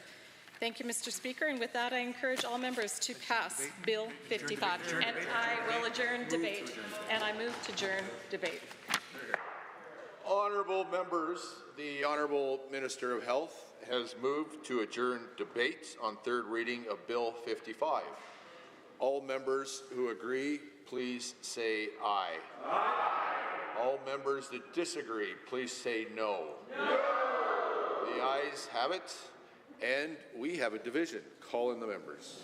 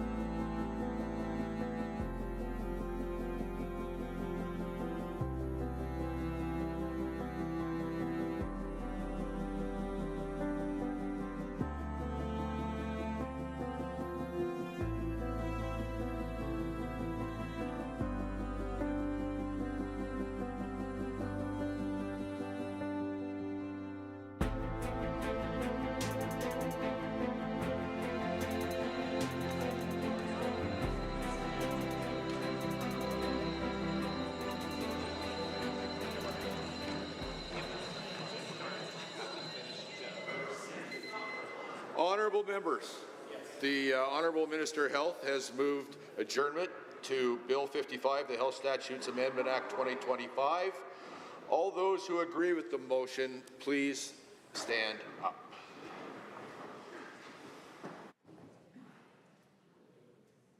The Honourable Ms. Smith. the Honourable Mr. Sigurdsson, the Honourable Mr. Nicolaides, the Honourable Ms. Schultz, the Honourable Mr. Williams, the Honourable Mr. Glubish, the Honourable Minister Lagrange, the Honourable Mr. Horner, the Honourable Mr. Scow, the Honourable Mr. Ellis, the Honourable Mr. Amory, the Honourable Mr. Newdorf, the Honourable Mr. Lowen, the Honourable Mr. Wilson, the Honourable Mr. Jean, the Honourable Mr. Dreesen, the Honourable Mr. Nixon, Mr. Wright, Mr. Rosewell, the Honourable Mr. Turton, the Honourable Mr. Yassine, the Honourable Ms. Furr, the Honourable Mr. Jones, the Honourable Mrs. Sawney, Mr. Getson, the Honourable Mr. Nally, the Honourable Mr. Long, the Honourable Mr. Hunter, Mr. Yao, Mr. Stephan, Mr. Van Dyken, Ms. Pitt, Mr. Cooper, Mr. Sear, Mrs. Johnson, Mr. Wiebe, Mr. McDougall, Mrs. Petrovic, Mr. Lunty, Mr. Dick, the Honourable Ms. Armstrong-Hominack, Mr. Young, Mr. Bouchard, Mr. Singh, Ms. Lovely. Honourable members, all those that disagree with the motion to adjourn debate, please stand up. The Honourable Ms. Gray, Mr. Haji, Ms. Al-Shaneed, Member Arkan Hall, the Honourable Mr. Sabir, the Honourable Member Hoffman, Mr. Ip, Member Callahoo Stonehouse, the Honourable Mr. Egan, Mr. Ellingson, Member El-Maligi, Mr. Shepherd, Ms. Sweet, Ms. Wright, Member Brar, Member Aramenko, Ms. Chapman, Member Kayende, Member Hoyle, Mr. Kozowski, the Honourable Ms. Ganley, Member Batten, Ms. Hayter, Member Irwin, Ms. Renault, Member Tejada, Member Boparai, the Honourable Mr. Schmidt, the Honourable Member Ceci, the Honourable Ms. Sigurdsson, Ms. Goring, Mr. Diol, Mr. Dack, Member Miyashiro, Dr. Metz. Mr. Speaker, total in favour 45, total against 35. The motion is carried.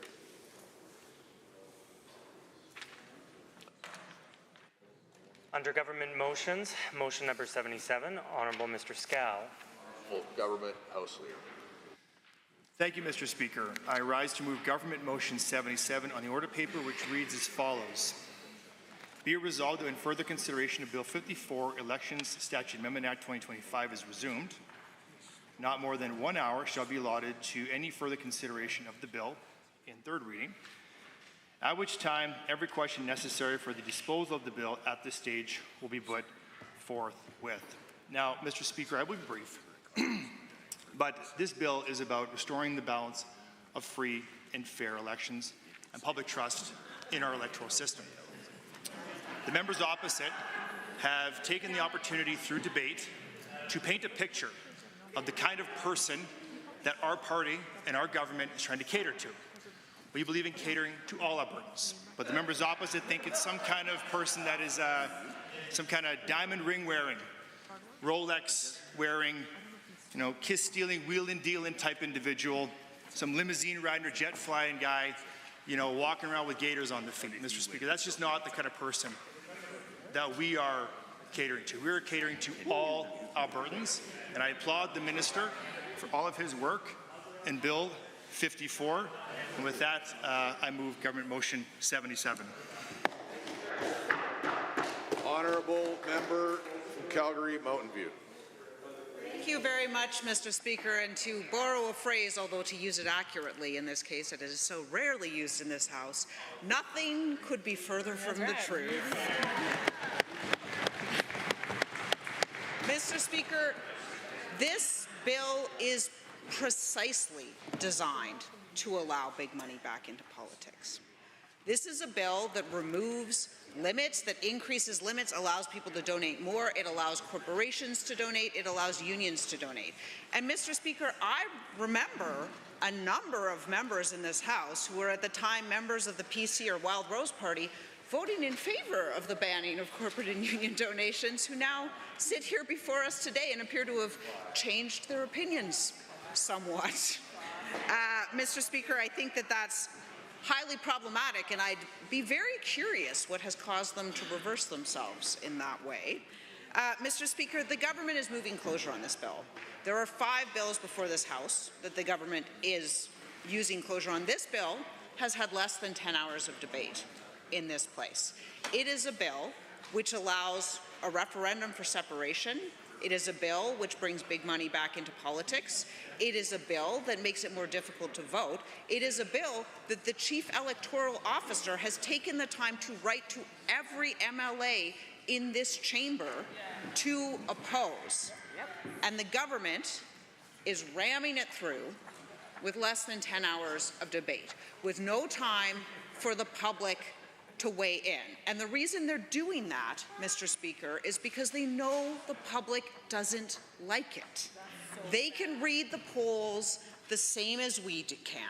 They know that we don't want a separatist referendum here in Alberta. And they presumably saw what happened in Quebec, just like we did. In Quebec, property values fell, jobs fled, the economy was massively damaged by this move. Merely talk of a referendum can drive away investment. And that's not just my opinion. It's not a left-wing opinion, Mr. Speaker. Our former premier, the very first leader of the Alberta United Conservative Party, said just today that this was kryptonite for our economy.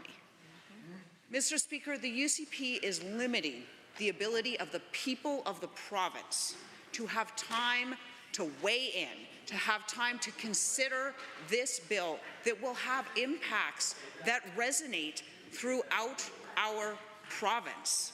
Even considering separatism drives investment to flee the province.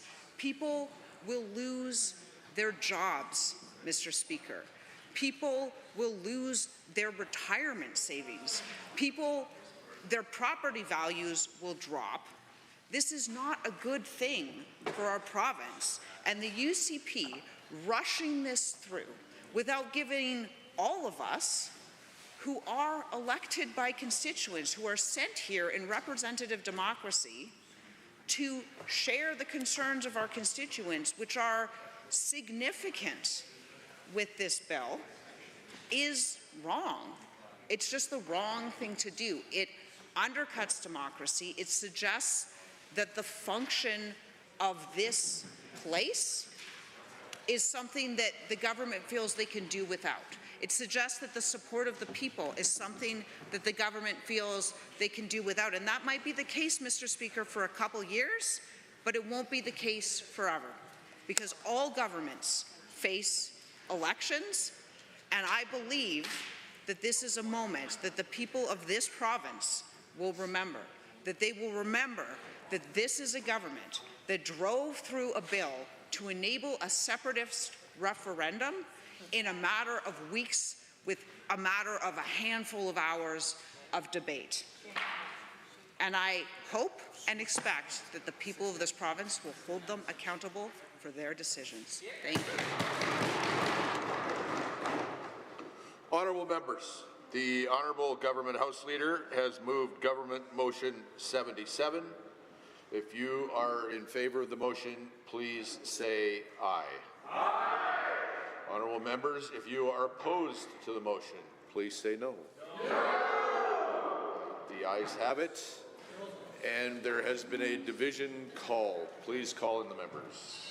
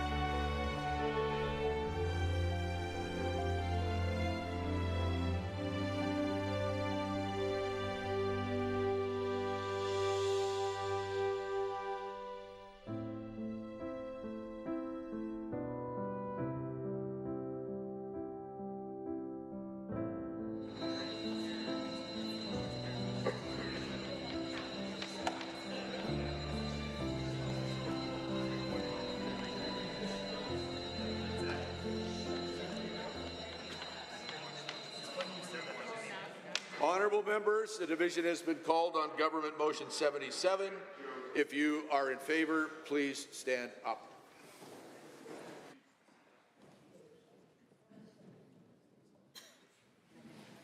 The Honourable Ms. Smith, the Honourable Mr. Sigurdsson, the Honourable Mr. Nicolaides, the Honourable Ms. Schultz, the Honourable Mr. Williams, the Honourable Mr. Glubish, the Honourable Minister LaGrange, the Honourable Mr. Horner, the Honourable Mr. Scow, the Honourable Mr. Ellis, the Honourable Mr. Amory, the Honourable Mr. Newdorf, the Honourable Mr. Lowen, the Honourable Mr. Wilson, the Honourable Mr. Jean, the Honourable Mr. Drejan, the Honourable Mr. Nixon, Mr. Wright, Mr. Rosewell, the Honourable Mr. Turton, the Honourable Mr. Yassine, the Honourable Ms. Furr, the Honourable Mr. Jones, the Honourable Mrs. Sawney, Mr. Getson, the Honourable Mr. Nally, the Honourable Mr. Long, the Honourable Mr. Hunter, Mr. Yao, Mr. Stephan, Mr. Van Dyken, Ms. Pitt, Mr. Cooper, Mr. Sear, Mrs. Johnson, Mr. Wiebe, Mr. McDougall, Mrs. Petrovic, Mr. Lunty, Mr. Dick, the Honourable Ms. Armstrong-Hominock, Ms. de Jong, Mr. Bouchard, Mr. Singh, Ms. Lovely.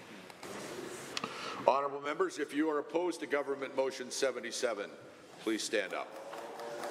The Honourable Ms. Gray, Mr. Haji, Ms. Al-Junaid, Member Arkand Paul, the Honourable Mr. Sabir, the Honourable Member Hoffman, Mr. Ip, Member Calahoo Stonehouse, the Honourable Mr. Egan, Mr. Ellingson, Member El Maligi, Mr. Shepherd, Ms. Sweet, Ms. Wright, Member Brar, Member Arameko, Ms. Chapman, Member Kayande, Member Hoyle, Mr. Kozowski, the Honourable Ms. Ganley, Member Batten, Ms. Hayter, Member Irwin, Ms. Renault, Member Tejada, Member Beaupre, the Honourable Mr. Schmidt, the Honourable Member Ceci, the Honourable Ms. Sigurdsson, Ms. Goring, Mr. Diol, Mr. Dack, Member Miyashiro, Dr. Metz. Mr. Speaker, total for the motion 45, total against 35. That motion is carried. Under government motions, motion number 78, Honourable Mr. Scow. Honourable Government House Leader. Thank you, Mr. Speaker, and thank you to the member from Red Deer South for that voice of confidence. I appreciate that. Mr. Speaker, I rise to move Government Motion 78 on the order paper, which reads as follows. Be it resolved that when further consideration of Bill 55, Health Statutes Amendment Act 2025 is resumed, not more than 1 hour shall be allotted to any further consideration of the bill in third reading, at which time every question necessary for the disposal of the bill at this stage shall be put forth with. And with that, Mr. Speaker, I move that motion. Honourable Member from Edmonton Manning.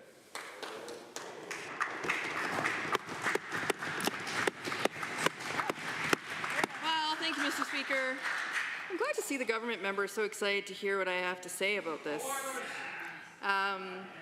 If only they were this collaborative when it came to actually debating the bills. So, Mr. Speaker,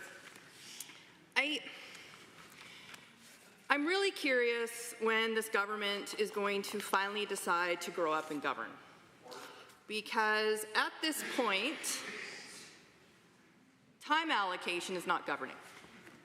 Time allocation is running away from your responsibilities and your accountability to the very people that elected you to be in this place. That is what time allocation does. And what we see repeatedly, and have seen since this government has been elected, is an increased use of time allocation. And it's not governance. And why I can say that I know that it's not governance is that 71 times since 2019 time allocation has been implemented by this government. 71 times. Pretty much almost all of their legislation. Yeah. Do you know how many times we did it when we were in government, Mr. Speaker? 4. I could probably name the bills for the honourable member across the way. Because we remember where we didn't want to actually hold ourselves accountable to the very people and when we ran away from having to be held accountable. This government runs so far and so fast, they don't even know what bill they're running from at this point. So what doesn't make sense to me, and the government members opposite are heckling me because they know what I'm saying is true. Because the reality of time allocation and the reason that governments implement them into the House is because they don't actually want to hear any type of accountability or criticism for any of the work that they've put forward. They don't want to acknowledge the fact that they don't actually consult. that they don't actually talk to their constituents, that they don't speak to their stakeholders. Because if they did, then the amendments that the opposition brings forward that identifies the deficits in their legislation, the government would be willing to listen to, would be willing to debate openly and transparently, and heaven forbid, maybe accept every once in a while. But this government doesn't want to do that. They want to say our bills are perfect, except when they're not, which is a lot of the time, because the government will bring in amendments like we saw today. So here's how awesome this government is on accountability and transparency.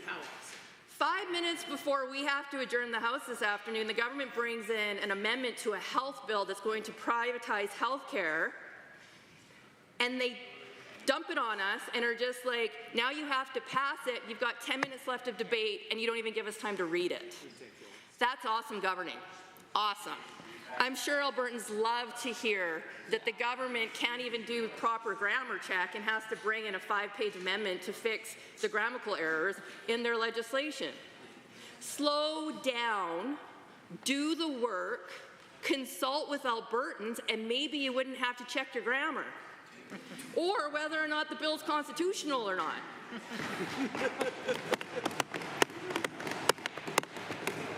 So, needless to say, this is a poor motion. I think I've made that pretty clear. Time allocation is weak governance. Absolute weak governance. What is true, powerful leadership, which this government likes to say they do, is working with the opposition, is working with Albertans, is talking about the issues that matter to them and not creating legislation that is divisive, that goes against the will of the people, and only speaks to a small minority of individuals that raise the power of the government and not the power of the people of this province. So I will encourage all members in this House to have a moment of clarity and recognize that this is not democracy, and stand against this motion and spend time evaluating a bill that is going to have significant impacts on the future of our health care, and defeat this motion and just spend some time talking to Albertans and doing what's right. Thank you, Mr. Speaker. Honourable members, the Honourable Government House Leader has moved Government Motion number 78. Would all those in favour please say aye? Aye. Would those opposed please say no? No. The ayes have it, and there is a division. Please call in the members.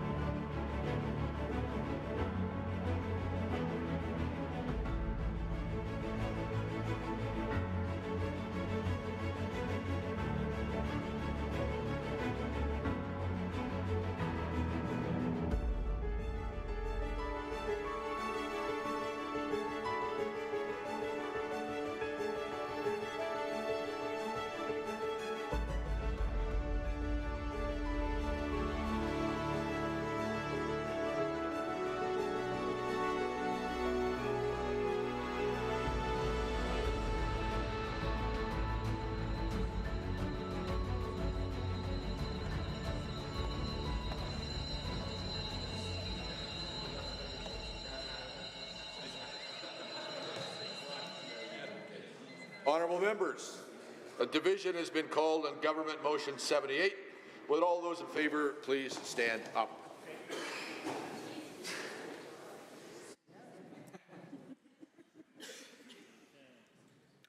Ms. Smith, the Honourable Mr. Sigurdsson, the Honourable Mr. Nicolaides, the Honourable Ms. Schultz, the Honourable Mr. Williams, the Honourable Mr. Glubish, the Honourable Minister Lagrange, the Honourable Mr. Horner, the Honourable Mr. Scow, the Honourable Mr. Ellis, the Honourable Mr. Amory, the Honourable Mr. Newdorf, the Honourable Mr. Lowen, the Honourable Mr. Wilson, the Honourable Mr. Jean, the Honourable Mr. Dreesen, the Honourable Mr. Nixon, Mr. Wright, Mr. Rosewell, the Honourable Mr. Turton, the Honourable Mr. Yassine, the Honourable Ms. Furr, the Honourable Mr. Jones, the Honourable Mrs. Sawney, Mr. Getson, the Honourable Mr. Nally, the Honourable Mr. Long, the Honourable Mr. Hunter, Mr. Yao, Mr. Stephan, Mr. Van Dyken, Ms. Pitt, Mr. Cooper, Mr. Sear, Mrs. Johnson, Mr. Wiebe, Mr. McDougall, Mrs. Petrovic, Mr. Lunty, Mr. Dick, the Honourable Ms. Armstrong-Hominock, Mr. Young, Mr. Bouchard, Mr. Singh, Ms. Loveland.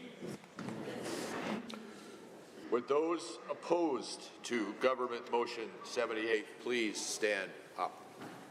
The Honourable Ms. Gray, Mr. Haji, Ms. Al-Junaid, Member Arkan Paul, the Honourable Mr. Sabir, the Honourable Member Hoffman, Mr. Ip, Member Calahoo Stonehouse, the Honourable Mr. Egan, Mr. Ellingson, Member El-Maligi, Mr. Shepherd, Ms. Sweet, Ms. Wright, Member Brar, Member Romeko, Ms. Chapman, Member Kayande, Member Hoyle, Mr. Kozowski, the Honourable Ms. Ganley, Member Batten, Ms. Hayter, Member Irwin, Ms. Renault, Member Tejada, Member Bokarai, the Honourable Mr. Schmidt, the Honourable Member Ceci, the Honourable Ms. Sigurdsson, Ms. Goring, Mr. Diol, Mr. Dack, Member Miyashiro, Dr. Metz.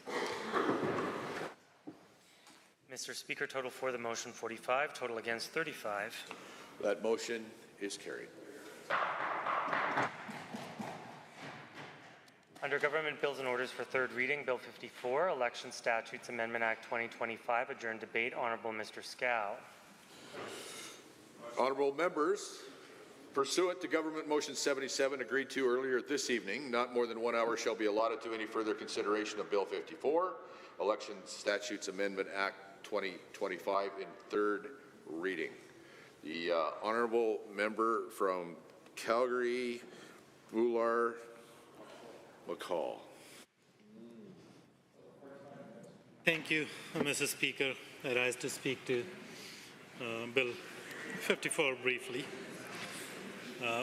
Essentially what the government is doing, that in the wee hours, they're ramming through certain changes that will damage our electoral system here, that will damage democracy in this province, and this is the most anti-democratic bill that I've seen in the 10 years being member of this legislature. There are a number of things that are opposed by Albertans across this province, that are opposed by academia, that are opposed by First Nations who called this bill garbage and also sent a number of letters to this government to essentially pull this bill. And the reason that this bill is back, and the reason that I'm saying it's anti-democratic, that this bill contains provisions that are commonly known as vote suppression, that are mostly used in the United States. And what they're doing here, they're getting rid of vote anywhere provision. The evidence we have is that by having vote anywhere in last two elections, we have seen the participation in elections go up. And that certainly United Conservative Party sees as a threat. So they are getting rid of that. Evidence is that it increases participation. Second thing they are getting rid of is they are eliminating the vouching as a form of identification. And who that impacts? Indigenous communities, those who are unhoused, those who don't have any identification for one reason or the other. And that will lead to disenfranchisement of voters. Again, the participation in democratic process will be curtailed by this provision.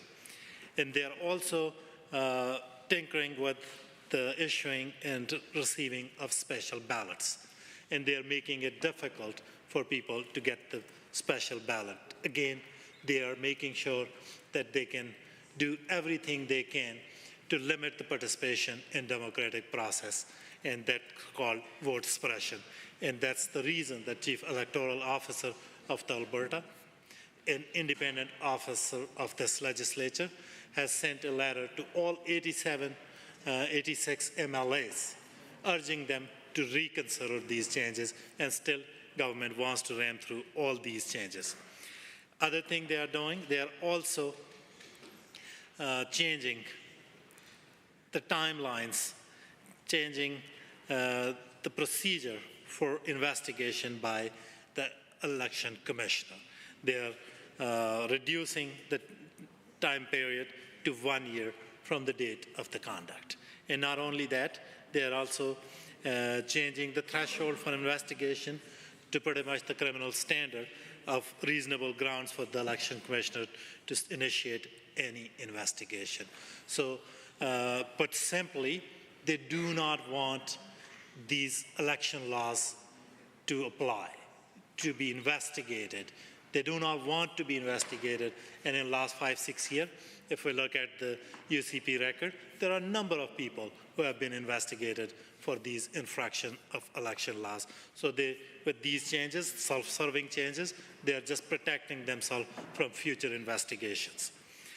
One more thing they are doing is that they are also banning vote tabulators. There is no evidence whatsoever anywhere in North America that vote tabulators were used somehow to rig elections.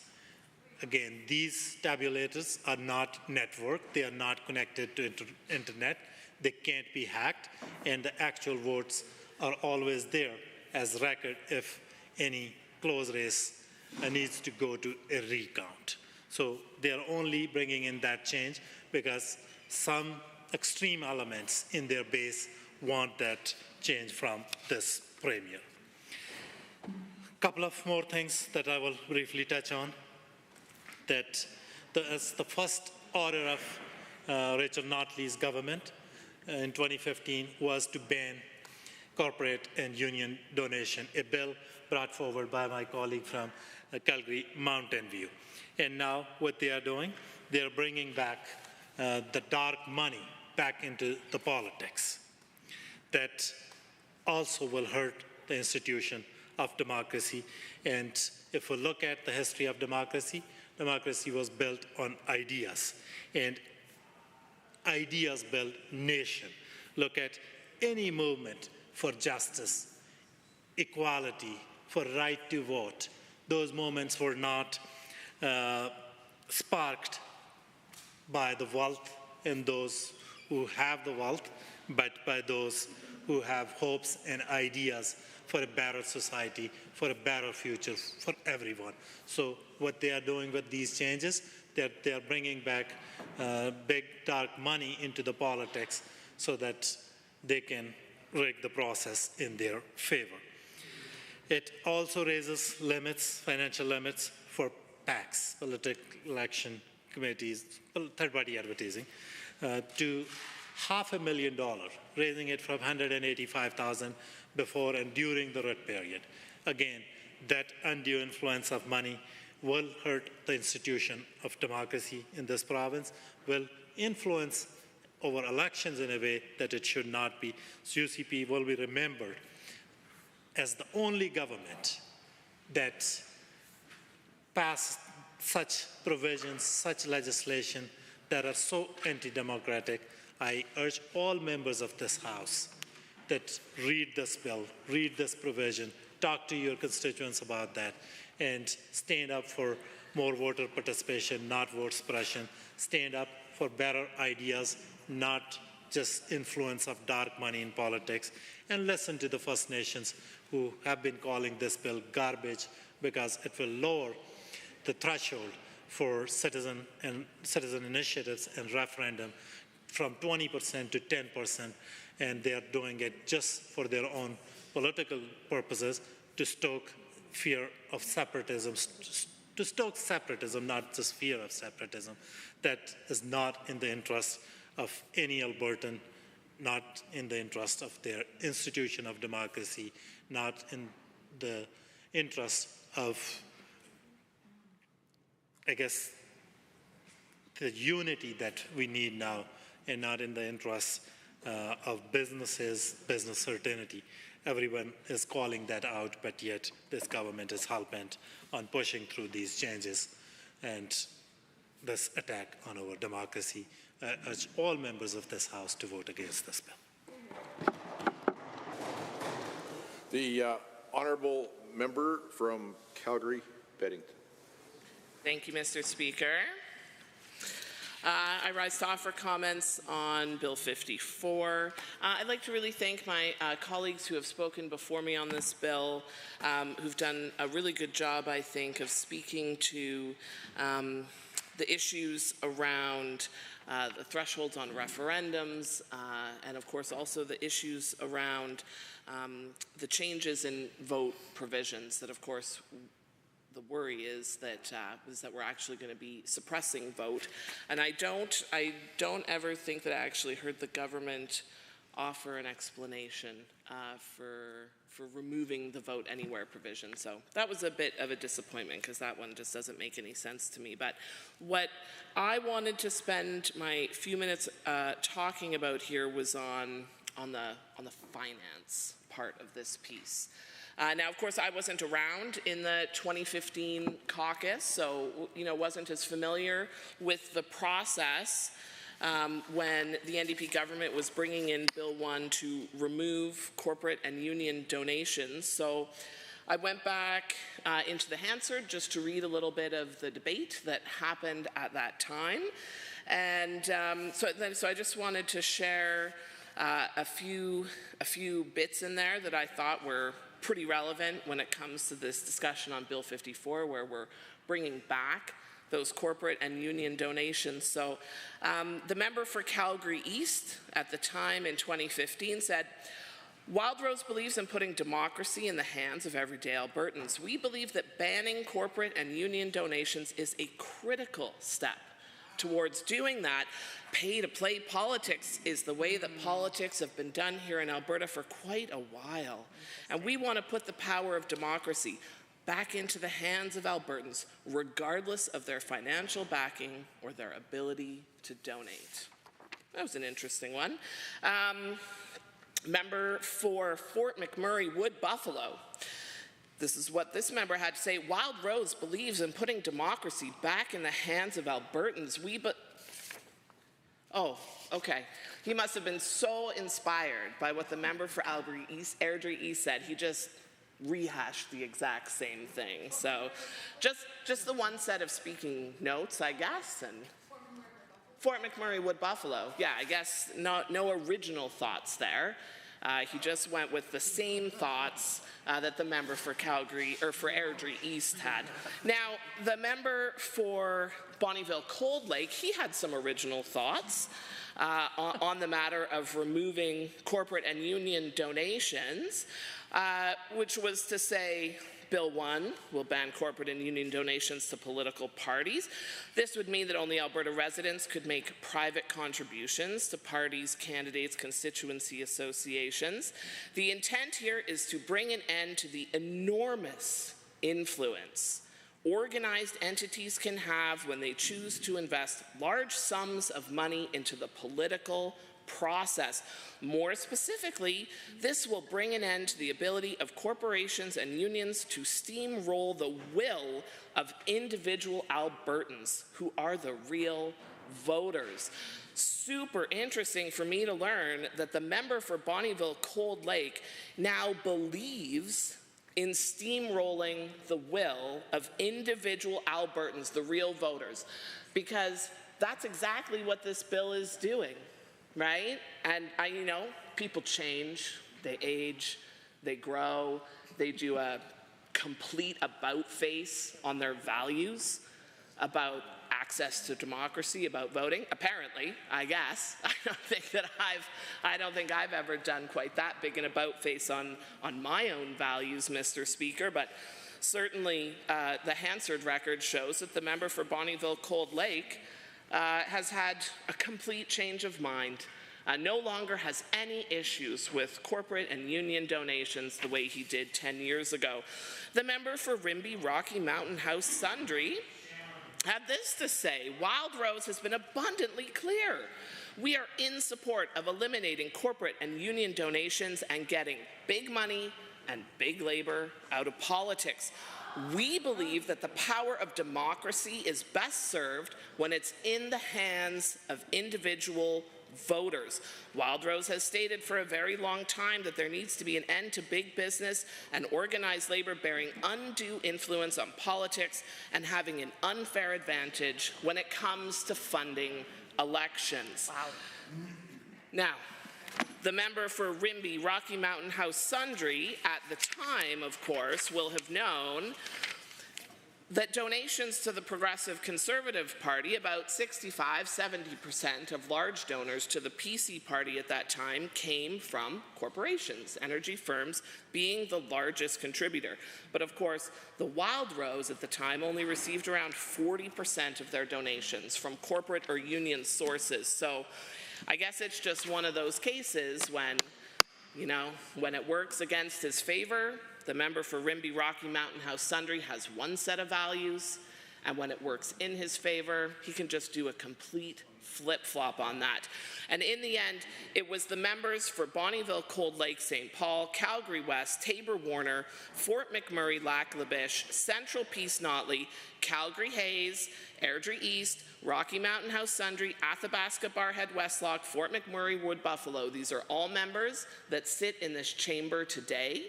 These were all members that voted in support of removing union and corporate donations. I'm running up to my time here, but what I want to say is, come on, Mr. Speaker. Do we have values or not? Do we stick to them? Do we care about democracy, or are we only interested in ourselves? Well, when I look at the members on the other side of the aisle, I know exactly what the answer to that question is. It's change the rules to serve their own interests. And to heck with Albertans and the interests of voters, let's just go ahead and steamroll over the will of voters by bringing big money back into politics. That's exactly what this bill is doing. Shame on them. Hear, hear. I didn't want to interrupt that speech. I'll just make a gentle reminder to the honourable member that no one in the House is to bring the Speaker into debate. Honourable member from Fort McMurray. I'll be quick, Mr. Speaker. I just want to congratulate Her Majesty's Loyal Opposition for studying a really good opposition. That was the 2015-2019 Wild Rose Party. We did a phenomenal job in those seats across the way. We kept the government to account. We held them to that account. And ultimately, they lost that next election thanks to the great work by not only that Wild Rose opposition, but the PC opposition. So just want to say thank you for that. But keep studying. You will learn many things if you study how that Wild Rose opposition did things.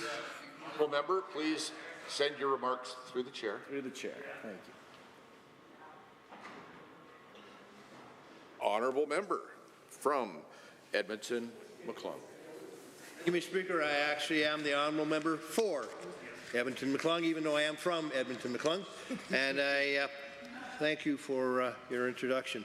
Tonight, this afternoon, today, earlier this week, we were asking fundamental questions. Primarily, what we were asking is this question. What is Alberta? That's the question we were asking, Mr. Chair, Mr. Speaker. To Alberta separatists, what is Alberta? Or to the UCP government they're married to, what is Alberta? To an Alberta separatist or a UCP government they're married to, is Alberta a nation? To an Alberta separatist or the UCP government they're married to, is Alberta a homeland? Is Alberta a country to an Alberta separatist or a UCP government who's married to that ideology? To the Alberta separatists At its core, I argue, Mr. Speaker, Alberta is neither of those three. It's neither a nation, neither a homeland, neither a country. To the Alberta separatists and the UCP government they're married to ideologically, no, Alberta is simply a transaction. That's it. It's a transaction. Send money to Ottawa, they say, and you get less back. Therefore, we've got a trade deficit with the rest of the country. We're lacking. The deal is tarnished. So we're going to take our oil and go where? Go where, Mr. Speaker? What indeed are these separatists talking about? In my world, in this world we view from the opposition bench, in the world of the vast majority of Albertans, this country, this Alberta, this Canada is way more, much more, so much more than a simple transaction. Yeah. Mr. Speaker, you'll remember, and I'll remember, the 1964-65 flag debate. It was a debate that was heartily rendered in the House of Commons. Thank you, Mr. Speaker, for reminding me of my age. But I tell you what, I do remember that because I was in grade. Don't say it. Don't say it. Oh, 2. We had Union Jacks, Mr. Speaker, before that famous Canadian flag was adopted after a very rancorous debate in the House of Commons, and that on February 15, 1965, that proud flag was officially unfurled, and we now stand behind that flag and proudly see what it represents. It represents a nation. It represents a nation who came unto its own in a couple of years shortly after that, in 1967. When we celebrated our centennial year of Confederation. I was in grade 3-4 in that year, Mr. Speaker. We did things to celebrate that. We sent letters to every famous person around the world we could think of. And I wrote to actually Mr. George Ignatieff, who was a consular, a diplomat, Canadian diplomat. And he wrote back, sent his signature to us in grade 3-4. And all of those dozens and dozens of signatures from people around the world we collected, and they actually now sit in the archives of Alberta. So we celebrated 100 years of Confederation, Mr. Speaker. We celebrated Canada and to be part of this proud nation. Now, every July 1st, for the first 20 years of my life, from 1958 to 78, I attended the Thorhill Rodeo. It was a big event for us kids, 6 of us in my family. It's a parade. There was a midway. There was a big rodeo.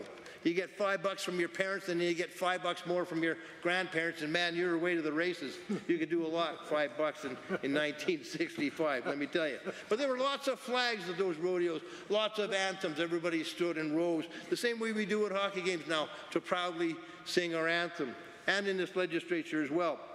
However, Mr. Speaker, they, on the other side of this House, seem to want that music to stop. That silence, Mr. Speaker, is the silence of a government that knows not what it's doing.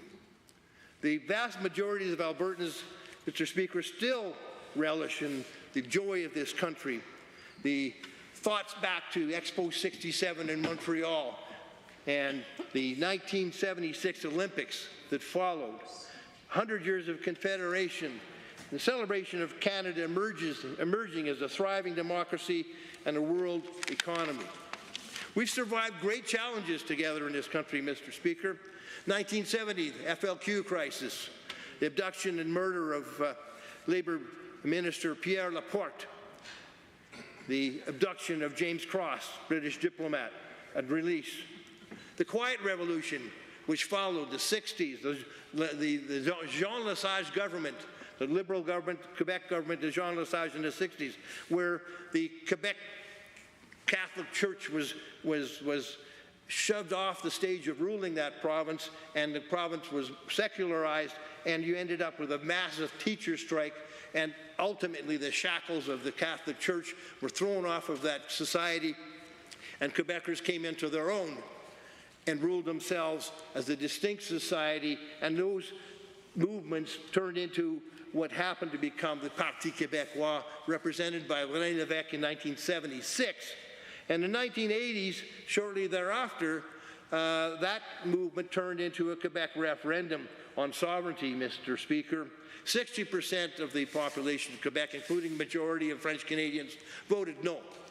We want to stay within Canada. We see the value in Canada. However, there's another referendum debate that took place after the first night when René Lévesque said to the Quebec people, "Si je vous entends, vous êtes en train de me dire à la prochaine." And Mr. Speaker, that's going to be what happens regularly if indeed we keep visiting this nonsense of a referendum debate and sovereignty association, and that this government determines that it wants to continue down this road. I have lots and lots to say, Mr. Speaker, about this, but tell you what, I'll keep it short. My country is Canada. My nation is Canada. My heart and soul is embedded in this country. I hitchhiked across this country 3 times before I was 20 years old, Mr. Speaker, in 3 different seasons, once in the wintertime. And I'll be damned if anybody's going to take it away from me.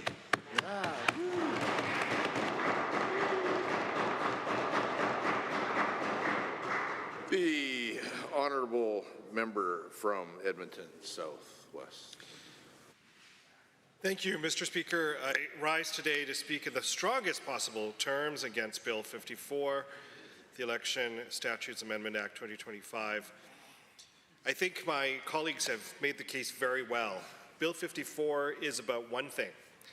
It's about concentrating political power in the hands of a premier who was willing to gamble with Alberta's place in Canada to achieve her own political ends. This bill is nothing short of an attempt to engineer chaos for purely political purposes, a threat to democracy, so much so, in fact, that the chief electoral officer took an extraordinary step to issue a letter warning of the dangers of this bill. So let's call it for what it is. It lays the groundwork for separatism.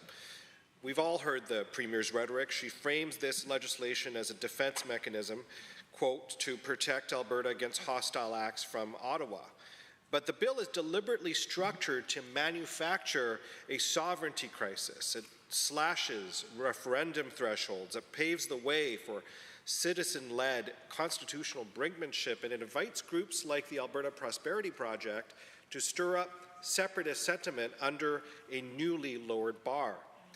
Mind you, this comes just days after a federal election where Pierre Poilievre lost his own seat, and now we see this government scrambling to recalibrate its base, not by focusing on health care affordability, but by opening the door to a divisive referendum that threatens Alberta's place in Confederation. And you've got to hand it to the Premier, because she knows how to distract from her government's own incompetence. But, Mr. Speaker, Albertans see through it. And I don't know about members of the other side, on the other side of the House, but on this side of the House, we are proud Canadians, and I believe most Albertans are proud Canadians. Albertans want fairness, yes. Albertans want respect from Ottawa, absolutely. But they also want stability. They want solutions. They don't want to be dragged into another sovereignty showdown driven by political desperation. And the Premier's separatist overtures is already having an impact on Alberta's economy. In fact, just tonight, the ATCO CEO at the AGM has been quoted to say that investors are very concerned. And the Alberta separation conversation is scaring potential investors. And I just want to read into the record just a quote from an excerpt from CTV News on this very concern. So CEO Nancy Southern says the biggest challenge lies in the threat of Alberta sovereignty. Quote, this discussion of separation should have no oxygen, she told reporters. It's impacting investments now as we look to having partners for our large projects that are from offshore. Our Japanese partners or our South Korean partners want to invest in a multi-billion-dollar plant in the heart of Alberta and say, well, what are the rules going to be? What's the currency going to be? Is there security around this? Who's going to trade with this? How do we get to Tidewater? How do we get our product to our country? End quote, Mr. Speaker. So this is having a real effect on Alberta's economy. And frankly, this could be Alberta's Brexit. And we know that that was a disaster. But Bill 54 doesn't stop at separatism. It resurrects the influence of big money in Alberta politics. And several of my colleagues have already made reference to this, but in 2015, Alberta made history with unanimous support, including from the Progressive Conservatives and the Wild Rose parties. The Alberta NDP, when in government, banned corporate and union donations. And we said at the time that democracy should not be auctioneered to the highest bidder. We stood together to ensure that elections are fought and won based on ideas, not bank accounts. And now, what does Bill 54 do? It reintroduces corporate and union money. It sets a uniform $5,000 annual limit per donor, individual or corporate, and it creates a new category called prospective candidate associations, which essentially allows candidates to fundraise without limit before they officially enter the race. This makes it much easier for dark money, tainted money, whatever you want to call it, to enter politics, just like in the US. Before 2015, 65 to 70% of the large donations to the Progressive Conservatives came from corporations, many of them energy firms. And so this bill, what it effectively does is it restores the pipeline of influence, and it gives wealthy donors a much louder voice than the people we are supposed to serve. And we've seen that. We've seen what happens when corporate money dominates politics. If you look just south of the border, public interest takes a back seat to private gain. It costs tens and hundreds of billions of dollars at times, cumulatively, to run a campaign in the United States.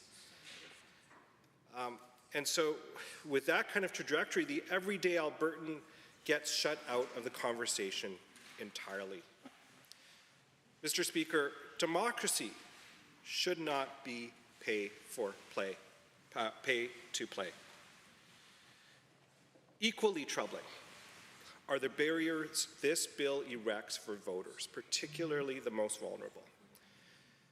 It eliminates vouching, a critical process that allows someone to verify a voter's identity, and that will impact and affect some of the most vulnerable Albertans, Indigenous Albertans living on reserve who may lack traditional ID. It affects seniors in care who may not have ready access to government documents. Mr. Speaker, this is truly foundational to our democracy. It will do great harm. I encourage all members to vote against this bill. Thank you. Hear, hear. Honourable member from Sherwood Park. Mr. Speaker, I've been thinking about what rhymes when I come to these bills. Bill 55 rhymes with bloated government contracts. Bill 54 rhymes with kleptocracy. Yeah. If there's a great number in hockey, 99. On page 99 of the bill, it's a bad number because it says that third-party advertisers and political parties can now spend $5 million per year on election campaigning. The current system allows for about $3.4 million. It's a factor of the number of voters in this province. So even if we round up to the future growth where we have 3 million voters in this province, probably by the next election, that's $3.48 million that would be spent, rather than $20 million per election cycle, which this bill is going to allow. We have before us legislation that threatens to undermine Alberta's democratic foundation by opening the gates to big money in politics. Let me begin with a cautionary tale that we've all probably heard about in the news of our neighbors to the south. In 2022, in the U.S. midterm elections, Elon Musk, the world's richest man, not only purchased one of the most influential communication platforms, but also invested tens of millions of dollars to influence public discourse and political outcomes. And that was just the warm-up. Fast forward to 2024, last year, and Musk's involvement escalated dramatically. He has reported spending $290 million during the U.S. presidential election, funding candidates, organizations, platforms, and messaging efforts aligned with his interests and those of his business empire. He even launched a $1 million contest to reward influencers who produce pro-MAGA content supporting former President, now current President Donald Trump. That was not simply campaign support, it was a full-scale attempt to engineer public sentiment through social media, financial incentives, and algorithmic manipulation. Elon Musk didn't just vote, he didn't just contribute personally to the democratic process, he invested in the outcome of the election strategically and aggressively to gain access, shape policy, and secure influence at the very top of the U.S. government. And how is this made possible? The U.S. floodgates were opened when they failed to provide appropriate spending limits on elections. Corporations and unions can spend unlimited money on election advertising in the U.S. Billionaires, special interest groups, and mega corporations now routinely pour hundreds of millions of dollars into elections, effectively buying louder voices and often a better result for themselves. Now, Mr. Speaker, we're being asked to take Alberta down the same road, reversing the guardrails of our democracy that were put in place by the Alberta New Democrats and unanimously supported in this House 10 years ago in 2015. Bill 54 lifts the restrictions on corporate and union donations, creating a wild west of campaign financing where those with the deepest pockets will hold the greatest power. We are not trending towards democracy, we are trending towards kleptocracy, where systems that are meant to serve the public can be hijacked by private interests. And let's just review that. Kleptocracy, thievocracy, a government whose kleptocrats use political power to expropriate wealth of the people and land they govern, misappropriating government funds at the expense of the wider population. No public announcements explaining or apologizing for misappropriation of funds or punishments levied. Does that sound familiar? Yep. Yeah. We are seeing that in real time here in Alberta. That's why Bill 54 invites that's what Bill 454 is inviting to happen more often in Alberta. Under this bill, elections will be less about ideas and more about advertising budgets, less about local voices and more about strategic investments from corporate headquarters and union war rooms. Some will argue that more funding simply means more participation, but let's be honest, this isn't about more voices, it's about louder voices. And when citizens begin to feel their voices no longer matter, they turn away from their democracy. Referendums are vulnerable to the same forces as elections: money, manipulation, and misinformation. The examples have been brought up about California's propositions. Proposition 22 in 2020, the gig economy giants like Uber and Lyft spent more than $200 million, the most expensive ballot measure in U.S. history, to overturn worker protections. It passed not because it was good policy, but because corporations flooded the airwaves with fear and false promises. We must defend our system of representative democracy, a system where elected officials are accountable to people, not corporate donors, a system where decisions are made not in ad campaigns but in debate chambers like this one, a system where democracy is not auctioned off to the highest bidder. Albertans do not want a democracy that's for sale. They want one that reflects their values, their struggles, and their hopes. If we pass Bill 54, we turn our backs on that promise. We say to Alberta families that their voices can be drowned out by multinational corporations or well-funded unions. We say that influence is no longer earned, it is bought. Let us not follow the path of the U.S. Let us not follow Elon Musk down the rabbit hole of billionaire democracy. Let us stand up right now for the people over profit, accountability over influence, and democracy over dollars. I urge this House to reject Bill 54 and defend the integrity of our elections before it's too late. The honourable member from Edmonton Highlands, Norwood. Thank you. Thank you, Mr. Chair. I'm getting a lot of messages, and I know a lot of folks are just about to tune in right now, just in time for my speech, because we're going into overtime. So perfect timing. Thank you, Oilers, for having the break right now, so I can get a lot of views. Hi. All right. Serious business at hand, though. I want to talk about Bill 54, the Election Statutes Amendment Act. This is another giant omnibus bill that there's just so much here. And I have to say, I did laugh when I saw the news release this government sent out, because they included a laughable headline of strengthening democracy.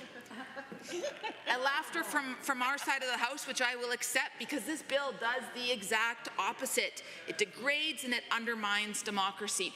Like I said, there's so much to unpack in this bill, but we, of course, have very limited time due to this UCP government using time allocation, which, for those at home who may not know what that means, basically limiting debate on these crucial bills. Limiting debate on a bill that is fundamentally about democracy, the irony. People are watching. I know Albertans are watching at home. There's so much here that I can talk about. Many of my colleagues have talked a lot about the concerns around referendums, or I should say, I guess, referenda, if I want to use proper plural, and the concerns about how this is very much just pandering to separatists. And I know my colleagues, including the incredible MLA for Edmonton West Henday, has talked a lot about the implications for various Indigenous communities across this province, and I'm just so proud of all of those nations who are standing up, who are speaking out, and who will even be rallying at the legislature tomorrow to say enough is enough to this UCP government. Start listening to Indigenous communities. Start respecting their treaties. Hear, hear.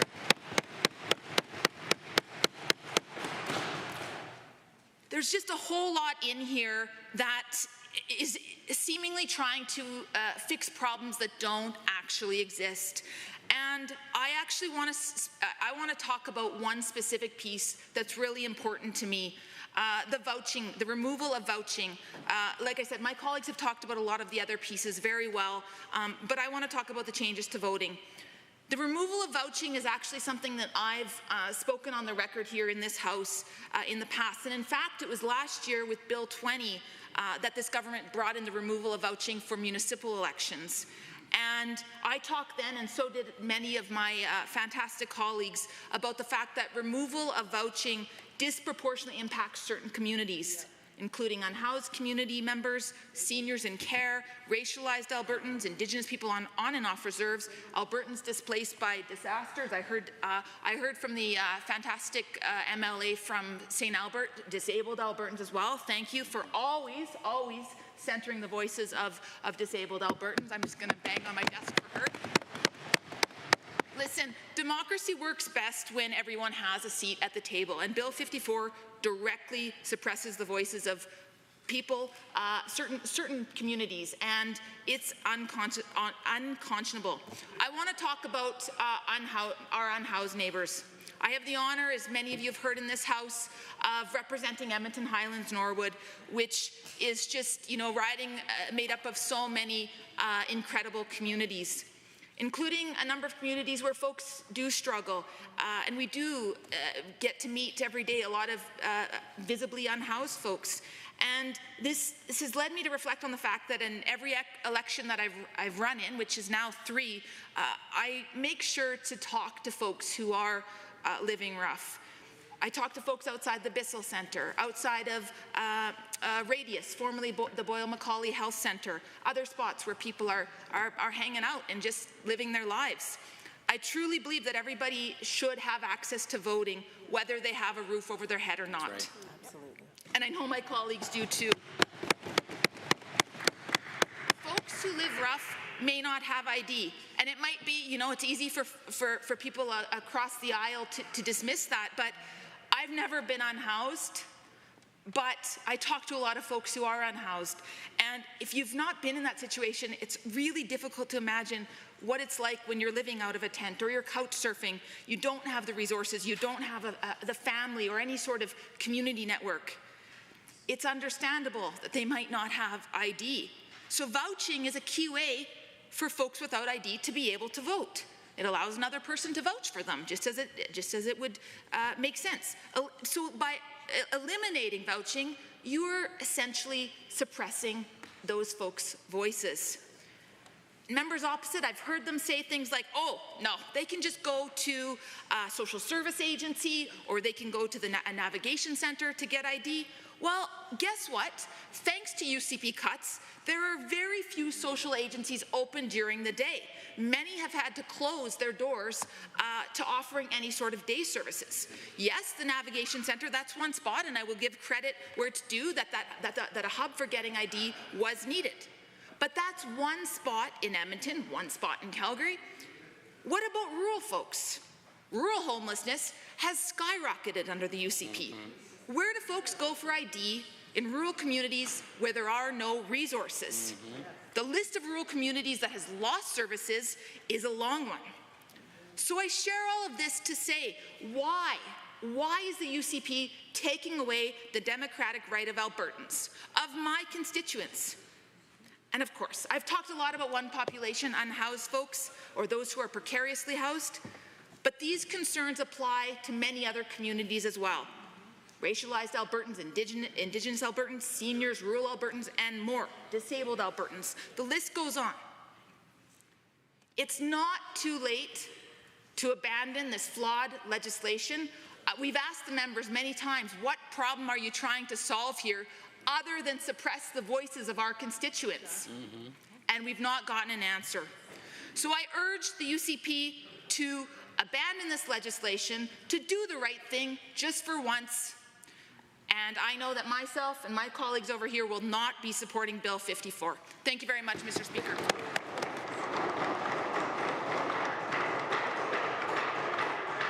The honourable member from Edmonton Decor. Thank you, Mr. Chair, Speaker. We're going to call that my mistake. Honourable Decor, please go ahead, and honourable member will get to you next. Thank you, Mr. Speaker. My colleagues have spoken the human aspect that is around Bill 54 in terms of exclusion and in terms of democratic participation and the implications that it will have. Those who are unhoused, the disabled Albertans, Indigenous communities, and many other marginalized communities that are already struggling to participate in our democratic processes. But I wanted to shift and speak something else. Bill 54 does one thing. It does lay the groundwork for sovereignty crisis, not because Albertans asked for it, but because this government is choosing divisive policies to distract Albertans from the reality that they face on a daily basis. Mr. Speaker, I do recognize that Alberta deserves a strong voice in the national conversations, but true strength is not found in threatening referenda or in chasing costly legal battles that pit us against the rest of Canada, our country. Or it creates economic uncertainty, which chases away the investments that this province needs so much. I believe Alberta is well positioned to be the leader in the Confederation. I believe building a common ground with other provinces and advocating for shared priorities like infrastructure investment, resource development, fairness in equalization, all of these are possible with the right leadership. Bill 54 creates economic uncertainty by entertaining referendum and paving the way for separation. Well, according to the former premier and the founder of the UCP, calls it, and I quote, playing with the fire. This kind of stuff is kryptonite for investors' confidence. That is a quote from Jason Kenney, the former premier of the province, speaking today to the media. The former premier said, and I quote, "If Albertans doubt that, look at the real historical example of what happened in Quebec's economy as a result of merely the election of the PQ government, including the billions of investment dollars that fled the province in the face of instability." Bill 54 paves the way for these realities. The industry is speaking about it already. ATCO Chief Executive Nancy Southern said today that she doesn't think talk of separation should receive any economic oxygen. That's right. She added, and I quote, Mr. Speaker, "The discussion alone is already shaking the confidence of foreign companies looking to invest in a large-scale ATCO projects."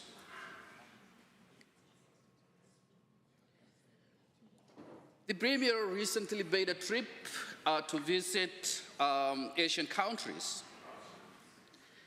The argument made was attracting investment and improving the economic activities of the province.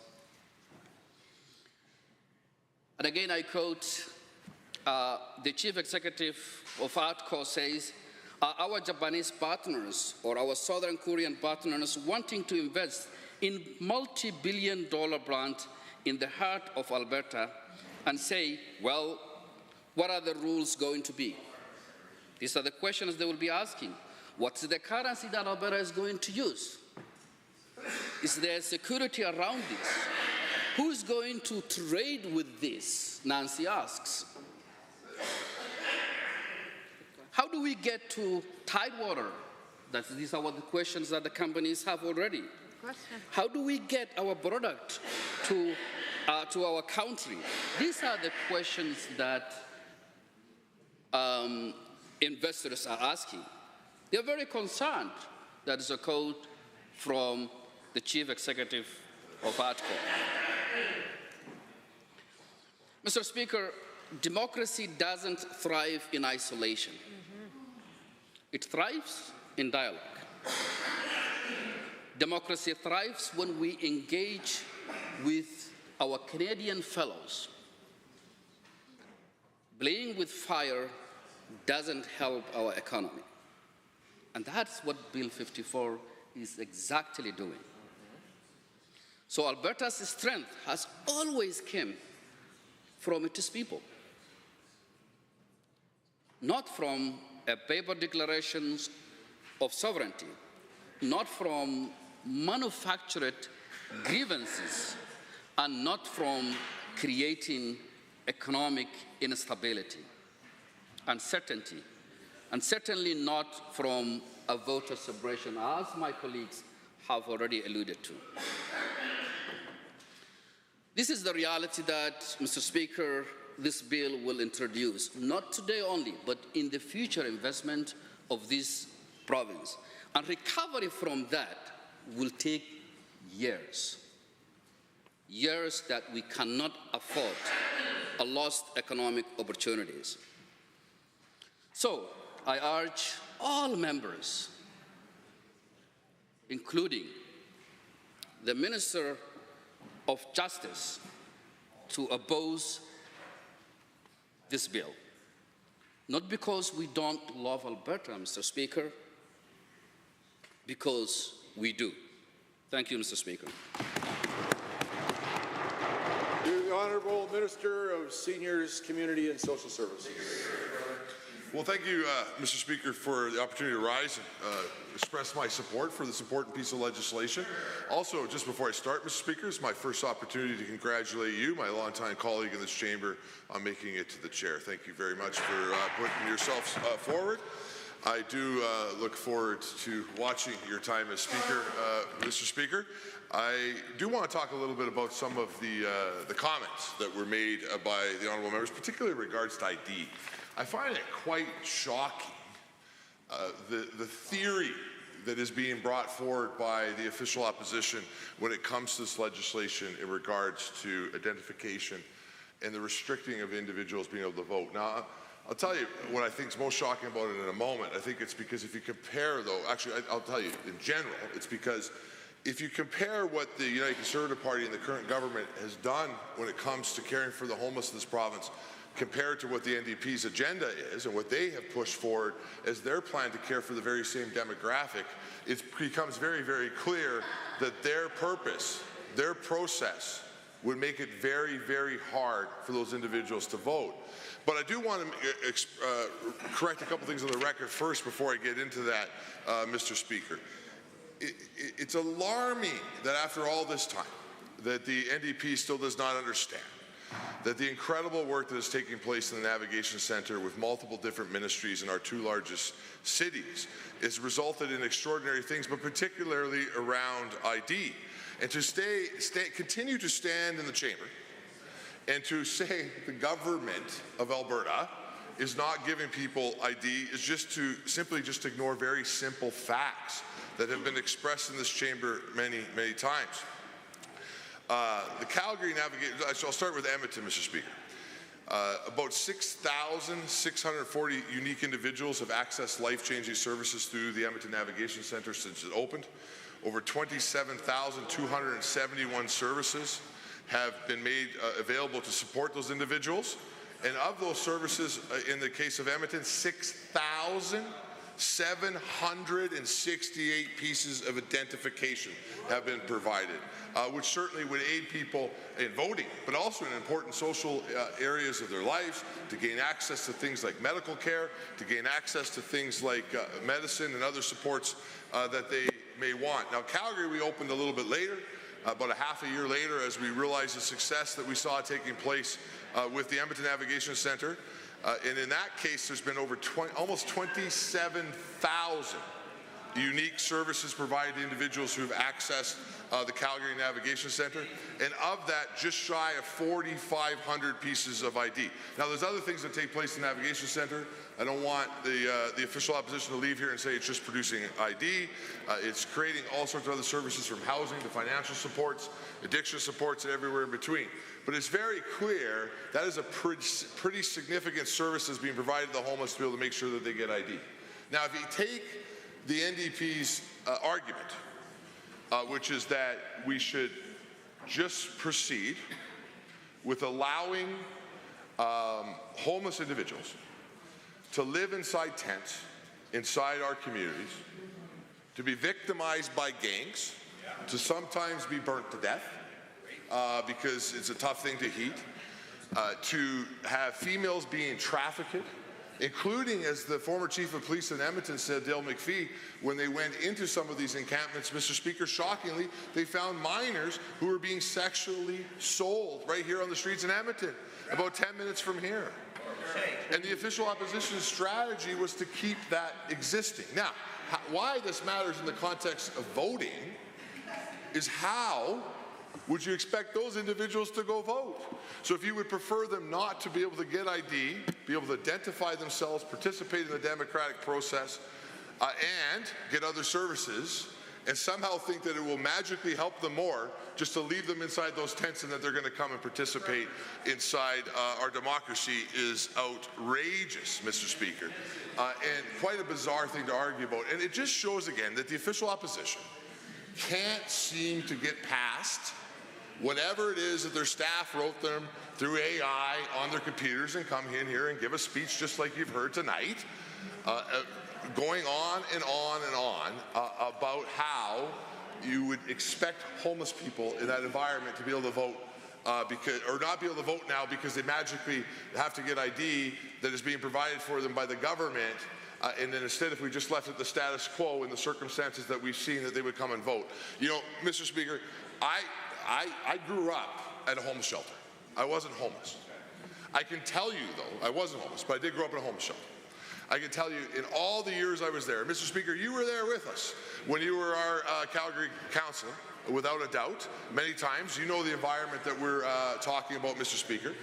And not once was I sitting there with somebody right on the streets, living there in a tent or a temporary structure with a sleeping bag, where they said, oh man, you got to get me to vote right away, before they asked me, can you please get me shelter? Can you please get me food? Can you please get me my medicine? Can you please get me all the things that I need, of which we then bring them to the services? The NDP want us to just leave them on the streets, provide them no services, and then come here and pretend like they're advocating for the homeless.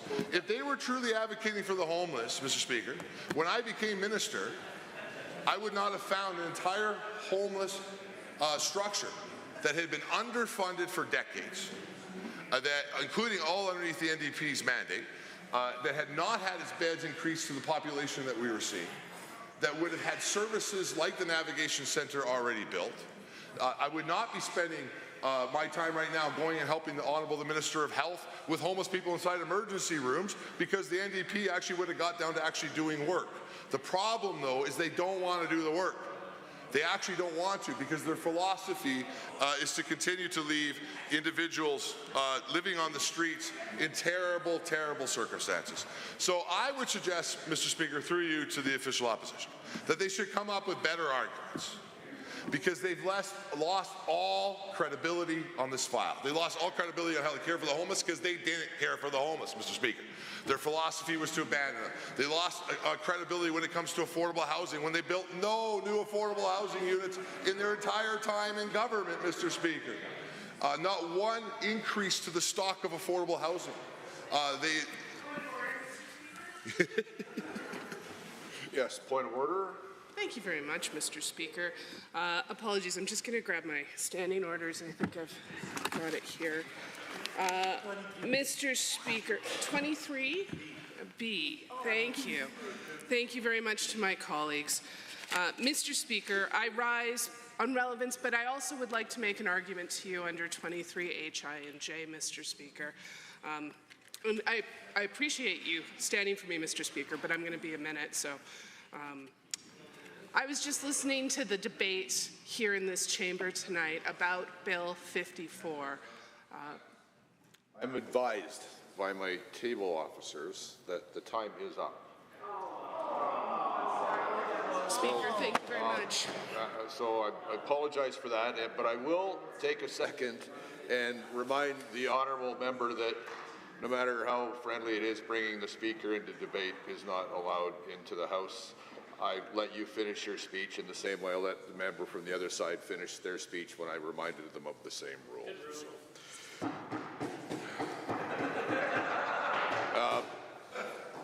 I thought we heard at one point that member was finished talking this thing. Now, having said all of that, I hesitate to interrupt everything else, but pursuant to Government Motion 77, agreed to earlier this evening, 1 hour of debate has now been completed, and I am required to put to the Assembly all necessary questions to dispose of Bill 54, Election Statutes Amendment Act 2025, at third reading. Would all those members who are in favor of Bill 54 please say aye? Aye. Would all of those honourable members not in favor of Bill 54's third reading please say no? No. The ayes have it. And there's a division. Call in the members. Yes.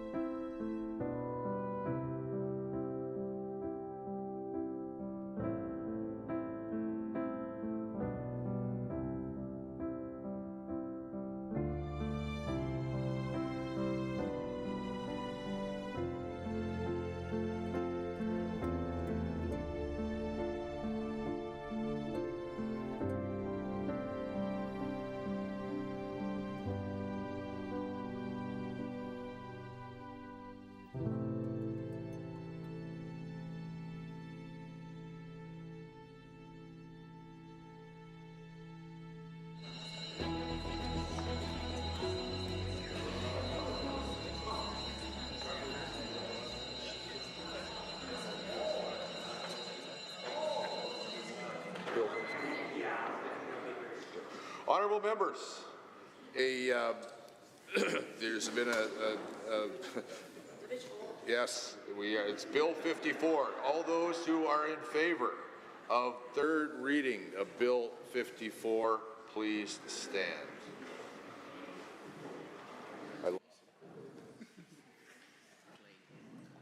Honourable Ms. Smith, Honourable Mr. Sigurdsson, Honourable Mr. Nicolaides, Honourable Ms. Schultz, Honourable Mr. Williams, Honourable Mr. Glubish, Honourable Minister LaGrange, Honourable Mr. Horner, Honourable Mr. Scow, Honourable Mr. Ellis, Honourable Mr. Amory, Honourable Mr. Newdorf, Honourable Mr. Lowen, Honourable Mr. Wilson, Honourable Mr. Jean, Honourable Mr. Dreeshen, Honourable Mr. Nixon, Mr. Wright, Mr. Rosewell, Honourable Mr. Turton, Honourable Mr. Yassine, Honourable Ms. Furr, Honourable Mr. Jones, Honourable Mrs. Sawney, Mr. Getson, Honourable Mr. Nally, Honourable Mr. Long, Honourable Mr. Hunter, Mr. Yao, Mr. Stephan, Mr. Van Dyken, Ms. Pitt, Mr. Cooper, Mr. Sear, Mrs. Johnson, Mr. Weeb, Mr. McDougall, Mrs. Petrovic, Mr. Lunty, Mr. Dick, Honourable Ms. Armstrong-Hominack, Mr. Young,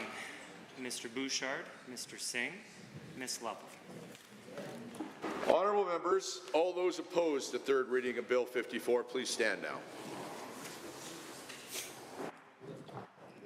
Honourable Ms. Gray, Honourable Mr. Haji, Ms. Al-Junaid, Honourable Member Arkan Paul, Honourable Mr. Sabir, Honourable Member Hoffman, Mr. Ip, Member Callagho Stonehouse, Honourable Mr. Egan, Mr. Ellingson, Member El-Maligi, Mr. Shepherd, Ms. Sweet, Ms. Wright, Member Brar, Member Aramenko, Ms. Chapman, Member Kayande, Member Hoyle, Mr. Kosowski, Honourable Ms. Ganley, Member Batten, Ms. Hayter, Member Irwin, Ms. Renault, Member Tejada, Member Beaupre, Honourable Mr. Schmidt, Honourable Member Ceci, Honourable Ms. Sigurdsson, Ms. Goring, Mr. Diol, Mr. Dack, Member Miyashiro, Dr. Metz. Mr. Speaker, total for the motion 45, total against 35. That motion is carried. Bill 54, Election Statutes Amendment Act 2025 is now read a third time.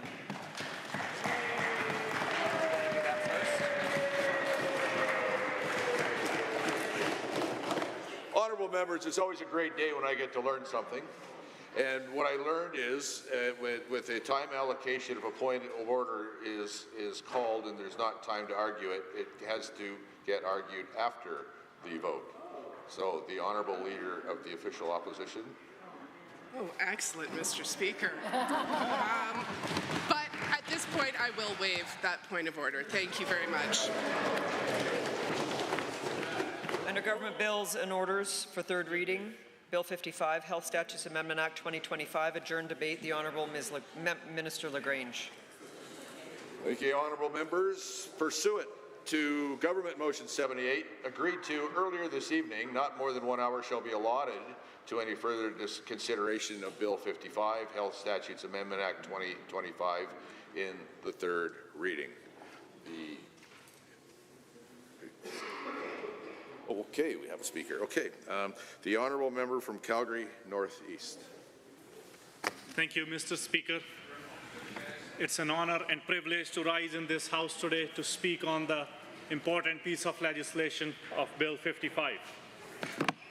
Mr. Speaker, I want all members in this House to imagine that this year is 1935 and you are a young Mahatma Gandhi waiting to board a train. And as the train arrives, you board the train. And while you're boarding the train, one of your sandals slips off onto the station. What will you do in that case? Will you come out of the train to retrieve your sandal, or will you leave that sandal and continue your journey on the train? I want you to think about that, and I'll come to this story before I close. And let me call what Bill 55 what really is. It is not modernization. It is privatization in a slow motion. This bill is not about efficiency. This bill is about control, a bureaucratic shuffle that puts ideology before empathy. This bill restructures Alberta's healthcare system in ways that silence local voices and concentrate power. It eliminates community health councils, erasing the grassroots voices that have held this system accountable. It replaces hospital boards with operators handpicked by the minister, bringing politics into patient care. It centralizes HR, it centralizes IT and admin, adding more red tape while cutting local lifelines. And perhaps most dangerously, it moves medical officers of health directly under the political control. Who does this bill affect, Mr. Speaker? It doesn't affect the well-connected or the insiders of the UCP. It doesn't affect the corporate lobbyists. It affects Albertans like Rajveer, a taxi driver in Calgary Northeast. Rajveer's wife collapsed last year. He called 911, but the ambulance took over 40 minutes to arrive. She survived barely. Rajveer told me, "I can drive people all over the city, but I couldn't get help fast enough to save my own wife." This bill does not fix that. It doesn't shorten ambulance wait times. It doesn't hire more doctors or nurses. It doesn't restore trust in our public healthcare system. Instead, Mr. Speaker, it gives the minister unilateral power to change hospital bylaws without any oversight. It removes transparency in hospital data processing. It politicizes health leadership, silencing medical officers. This does not help Albertans. Albertans don't feel that this government has got the right priorities, and they don't feel that this government represents them. This government is weak, weak, and weak. Mr. Speaker, let me share another story with you. One person asked his friend, "What would you do if a predator chases you in the forest?" And the friend replied, "I'll take out my gun and shoot." "And what if you don't have a gun?" And he said, "I'll take out my knife and attack." And the friend asked, "What if you don't have a knife as well?" He said, "I will take out the pepper spray and use it." And the friend said, "What if you don't have a pepper spray?" And he said, "I'll run and climb a tree." And he said, "What if the predator climbs up the tree as well?" And that's when the friend paused and asked that before you ask me any further questions, you need to clarify that are you on my side or on the side of the predator? So similarly, Mr. Speaker, Albertans are that friend, cornered and chased. Similarly, this UCP needs to clarify which side are they on? Are they on the side of Albertans, or are they on the side of the predator of separatism that is chasing Alberta's economy, that is chasing Alberta's healthcare, and more importantly, the dreams and future of Albertans? UCP has shown which side they are on with bills 50, 51, 54, 55, and the list goes on. They are certainly not on the side of Albertans, Mr. Speaker. What we need is not more restructuring. What we need is more doctors, more nurses, ambulances to show up on time, clear communications during outbreaks of diseases like COVID-19 or measles. And we need justice for families failed by this system. Mr. Speaker, on this side of the House, we are on the side of Albertans. We stand with Albertans like Rajveer. And let me return to the story of Gandhi and Sandal. Do you know what Gandhi actually did in that situation, Mr. Speaker? When Gandhi lost one sandal, he took off his other sandal and threw it on the station. Why? Because he said anyone who will find the sandal will find a whole pair to wear. That is compassion, that is empathy, and that is leadership. And Bill 55 utterly lacks all three. And instead of holding on to power, Gandhi gave dignity. Instead of walking alone with less, he let someone else walk with more. That's what Albertans expect of us. Not to hold on to control for ourselves, but to give people what they need to move forward with dignity, with care. Mr. Speaker, the measure of government isn't how it treats the powerful, but how it protects the public. Not how much control it can seize, but how much dignity it can deliver. And this UCP government has failed at that. And I request all members of this Assembly to vote against Bill 55. Thank you, Mr. Speaker. The honourable member from Calgary, Buffalo. Thank you, Mr. Speaker. I too will be voting against Bill 55. Thank you to my friend from Calgary's Northeast who just spoke and gave some really colorful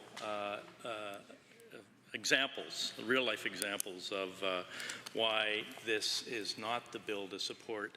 You know, I think this Health Statutes Amendment Act 2025 doesn't meet the test of what's required to address our healthcare system. When we think about our healthcare system, I think generally people would say we need more frontline workers in healthcare. They would say we need emergency rooms to be open throughout the province. And we know far too often they're not open throughout the province. They may be open in more urban staffed areas, but across the province daily we're hearing in rural areas where the emergency rooms aren't open and people have to travel 60 more kilometers to get to one that's open. People would say, what do we want our health care to be able to do? We would like there to be shorter wait times for all sorts of procedures in hospitals. Those are the focus that Albertans have when they think about improving our healthcare system. Bill 55, the Health Statutes Amendment Act, is not what an Albertan would say they need. Certainly not what a sick person would say they need. They would say we need more staff in hospitals, we need more emergency rooms open for the times when I need to get there and have that support, and we need shorter wait times for necessary surgeries.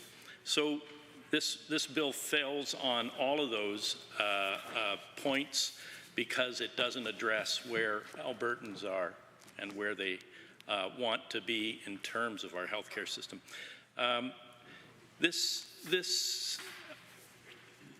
Albertans would also say that they believe strongly in public health care. And what this bill is all about is not public health care. This is around, and my colleague who's Shadow Minister for Health has said it eloquently. She has said this is about the privatization, the Americanization. I think my colleague from Calgary, Mountain View, has said this is about the Americanization of healthcare. And you know, one of the things that separates us from them down south of the border, 49th parallel, is, and one thing Canadians are really proud of, is that we have Medicare, we have public health care, and that's something that the New Democrats, both in Saskatchewan and federally, when Tommy Douglas went to the federal government and worked in opposition there, was able to achieve is Medicare for all. And public health care is something that is a line that can't be, New Democrats won't ever cross or won't ever give up. This bill is about control by this government over the needs of patients, over the needs of patients in hospitals. And it's about, it's not about investment into our healthcare services and programs. As I said, it's about privatization. You'd think a government would go to people who work in the system and say, look, we're going to focus on improving the healthcare system in this province. Give us some of your ideas, you know, more than focus groups, more than, I guess, getting people who have the experience and who have the knowledge of what's necessary to make life better for Albertans who are sick or who are needing health care. What do you think would make that better? Bill 55 is not something they would come up with, Mr. Speaker. Does anyone believe that those in healthcare would come up with Bill 55 if asked, how would you, blue sky, how would you improve the system? I don't think so. So the people who have dedicated themselves to improving the lives of Albertans through their health care delivery aren't being recognized with Bill 55. As I said, this is more about the current government exerting its control over all aspects of health care and making a really bad job of it in the process.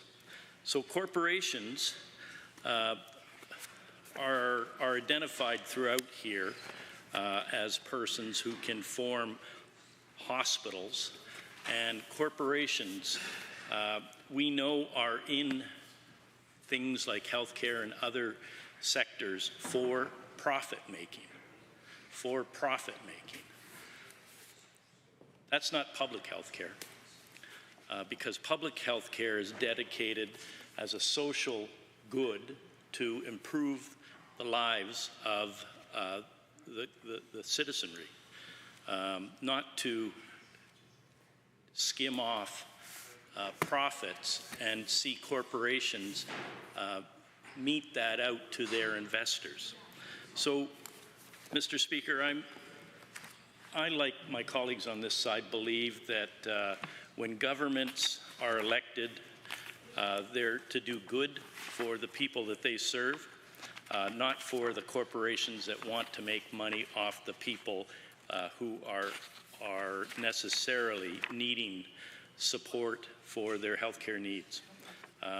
We saw some pretty incredibly bad situations where Albertans left hospital, as my colleague, the Shadow Minister for Health says, they left hospital and they wound up in motels. And that sort of thing is what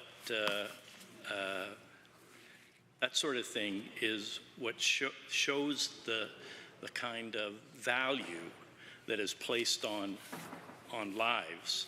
And it's not a very high bar, Mr. Speaker, in terms of what a corporation will do, given the opportunity to make sure that they are able to address the needs of their investors over the needs of the people who they're supposed to be able to serve. We've had a really great healthcare system in this province. We've had investments into healthcare. We have some incredible services and abilities that our healthcare system can deliver, but right now I fear that far too many people working in healthcare, whether they're ancillary to the actual kind of medical side and supporting the medical side, or they're in the medical side, they're all they feel like they're not being heard, they're not being understood, and their morale is not at the highest. We have seen doctors fight with government fight with doctors. In previous government to this one, the AMA contract was ripped up. So the disrespect shown to people who have dedicated through long years of training to be specialists in their field was embarrassing, Mr. Speaker. my colleagues and I think on this side, we hold those people up in high regard, and we want to invest in them as opposed to making sure corporations get the benefit. Thank you.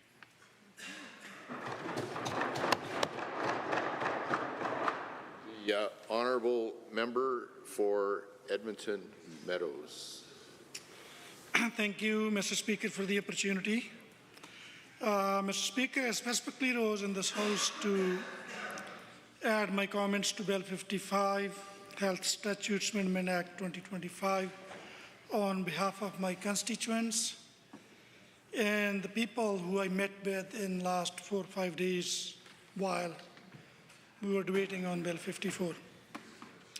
Mr. Speaker, I have visited the hospital in my community for the past 3-4 days. I had the opportunity or reason to be there, and I have been speaking to people who are there as patients and the workers and the people waiting and crying in pain, sitting there for hours and hours to be seen by doctors in emergency waiting room, and people on stretchers in hallways waiting for seen by the doctors for 8 hours, 9 hours. And coincidentally, this morning I was talking to them that we are debating, some folks I was talking to about Bill 54 in the House. And I have seen the staff actually running around and working hard to make up with the stress of the work they have in the emergency department, and the doctors working under the pressure. So I got a strong message from my constituents and the people I met inside the hospital, outside the hospital, in the community. That was the specific reason I asked my colleagues, I need few moments to stand up in this House to deliver their message to please oppose this bill in this House. Mr. Speaker, in the crisis of affordability, when the prices are going up and the minimum wage in Alberta hasn't changed in the last 7-8 years, the groceries prices are hiking, utilities are getting unaffordable, and insurance price is legislated to rise by 15% by this UCP government. When people are facing that crisis, and this UCP government is asking Albertans, while around 1 million Albertans lack family doctors, they do not have a doctor, and the government is opening a path, a way where the Albertans will not need to, look at their wallet before they even think of looking for medicine help.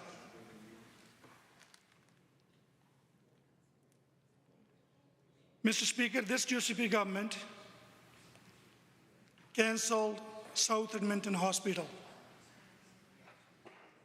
If that hospital had been on their schedule, we would have been actually inaugurating that hospital probably next year or year after that.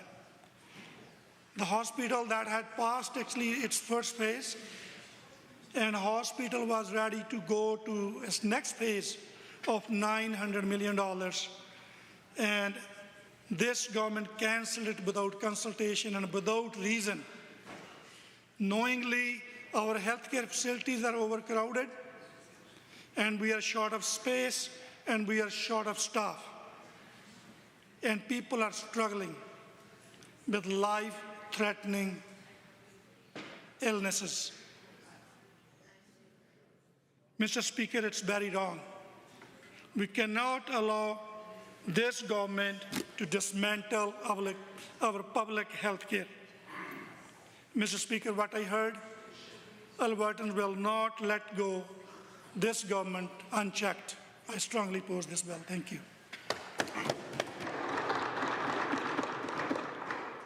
The honourable member for Lethbridge West. Thank you, Mr. Speaker. There are a few of us old enough in this assembly to have witnessed the evolution of healthcare in Alberta. So I'm going to give you a little history lesson.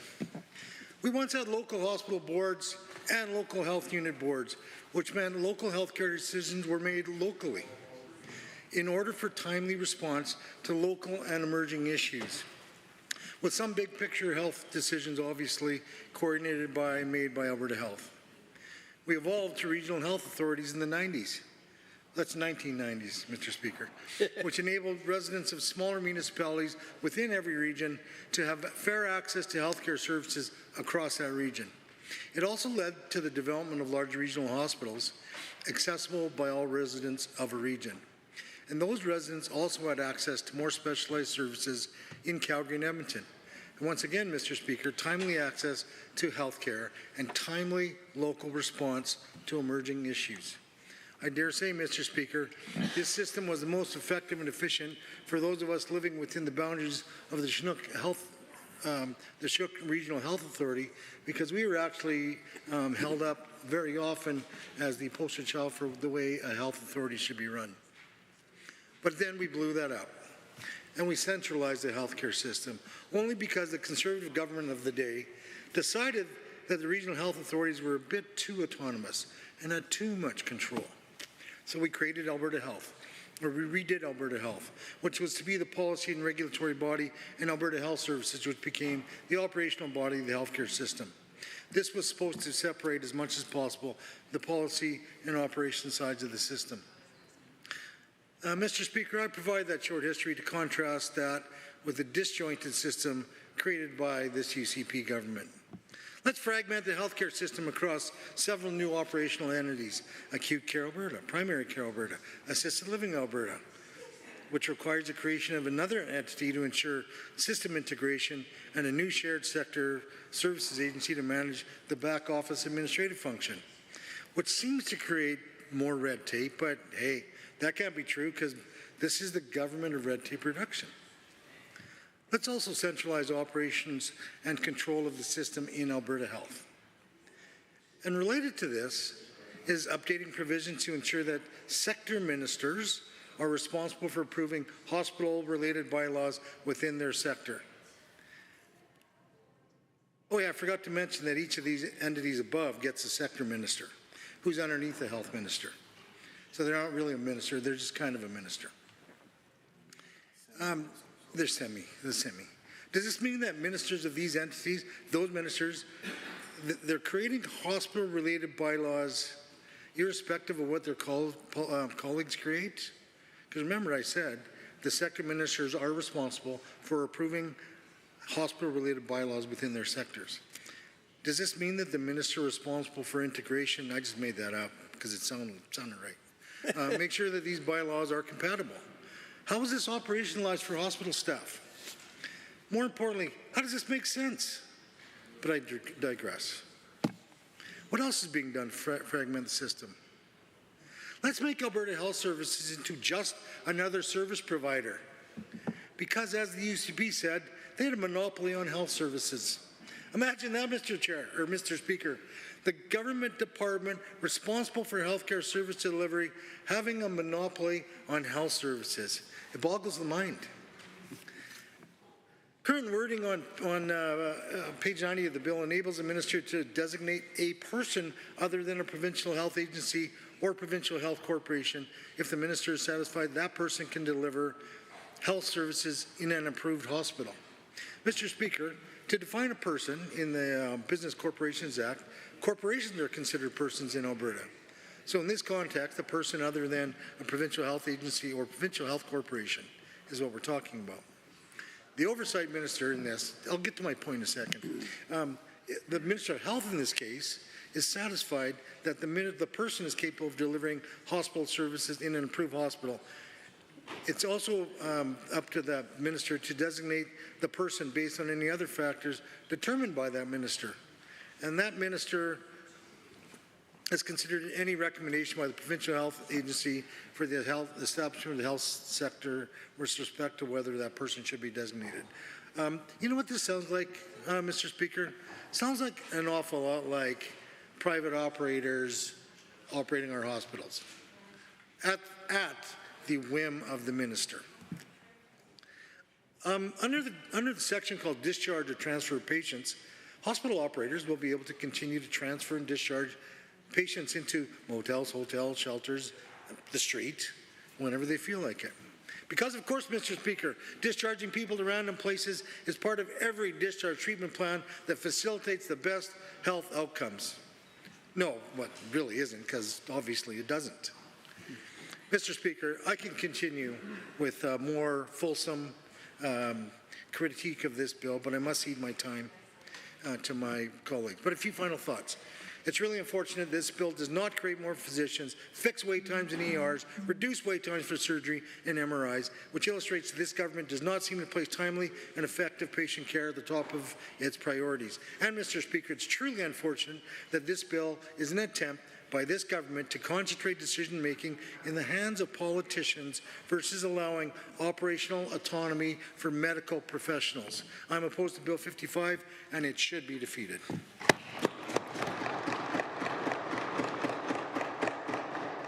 The honourable member for Edmonton Decorah.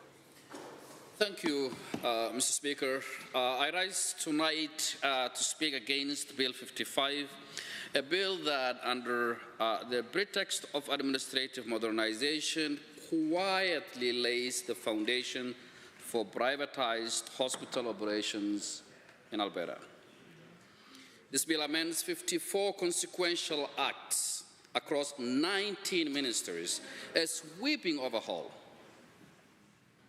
At its core, Bill 55 creates the legal architecture to allow private corporations to operate Alberta's public hospitals.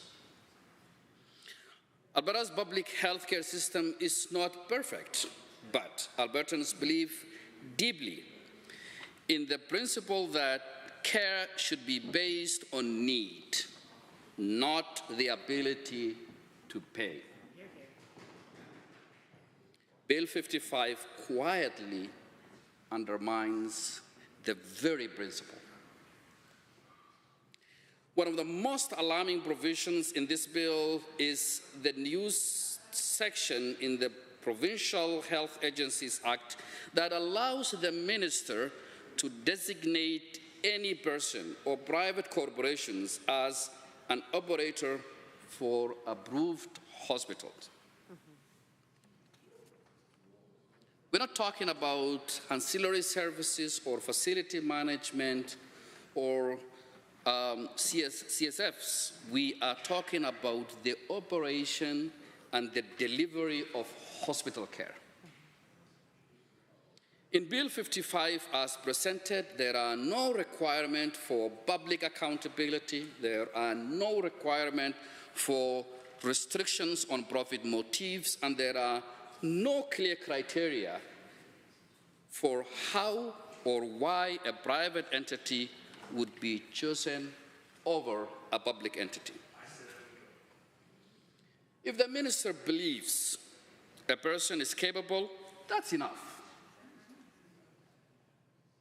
That's not oversight. That's a blank check for privatization. Mr. Speaker, this is not just bureaucratic change. This is actually a shift in philosophy.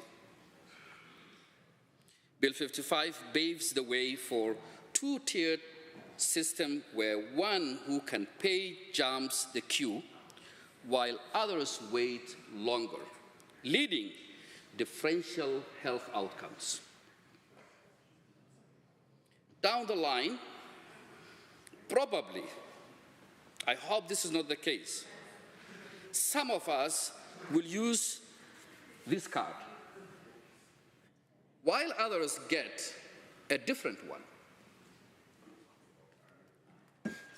Mr. Speaker, we have all been receiving emails and communications from our constituents, Albertans who are concerned. That's right. And I want to quote for you. One constituent said, and I quote, "What keeps me up at the night is not just how long I may have to wait for a surgery. It is the fear that someone with more money will simply skip the line." Yeah. I'll quote another one, Mr. Speaker. "I don't want a hospital corporation deciding what is cost effective. I want the health professions, the doctors and the nurses deciding what is best for my health." These are not abstract fears, Mr. Speaker. They are real, they are valid, and they are widespread. Mr. Speaker, Bill 55 is the first step to move us away from the promise of universal public health care towards a future where profit and policies walk hand in hand. For those reasons, I urge all members of this House to stand on the side of public health care and vote against Bill 55. Thank you, Mr. Speaker. The honourable member from Banff, Kananaskis. Thank you, Mr. Speaker. Well, it's my pleasure to actually rise tonight to speak to Bill 55, especially since I didn't get to speak to Bill 54 because we ran out of time. And it's really too bad, Mr. Speaker, because I had a story about my dad that was really, really good that I really wanted to share with everybody. But you know what? Y'all missed it, so I guess that's just your loss. He was a great man, and he would have loved for me to share that story. You'll have to wait for the next super corrupt bill, I guess. So, like this one. Yeah, like this one. So I come from a family where my mom was a registered nurse. So I come from a family that values public health care. And I think what really challenges me with this bill, Mr. Speaker, is that it actually builds on previous bills that weaken the public health care system and start to build a private health care system. And the problem with private health care, Mr. Speaker, is that it's not free. It costs a lot of money, and it basically means that the people who have money get care, and the people who don't. Or they don't get it in as timely a fashion, or they don't get it as high a quality, or they don't get to stay in hospital for as long to recover from their surgeries. We're also debating this bill at a time in the greatest scandal of Alberta history, largely centered around health care and procurement of private surgical facilities and their contracts. Where did those private surgical facilities come from, Mr. Speaker? Turns out they came from this government in Bill 26. So it seems like we're seeing a pattern here where this government chooses to prioritize private surgical facilities, and then this bill opens the door for private hospitals. I find that gravely concerning, not just because it weakens the public system, Mr. Speaker, but I truly do believe that public health care is the greatest gift we give each other as a society.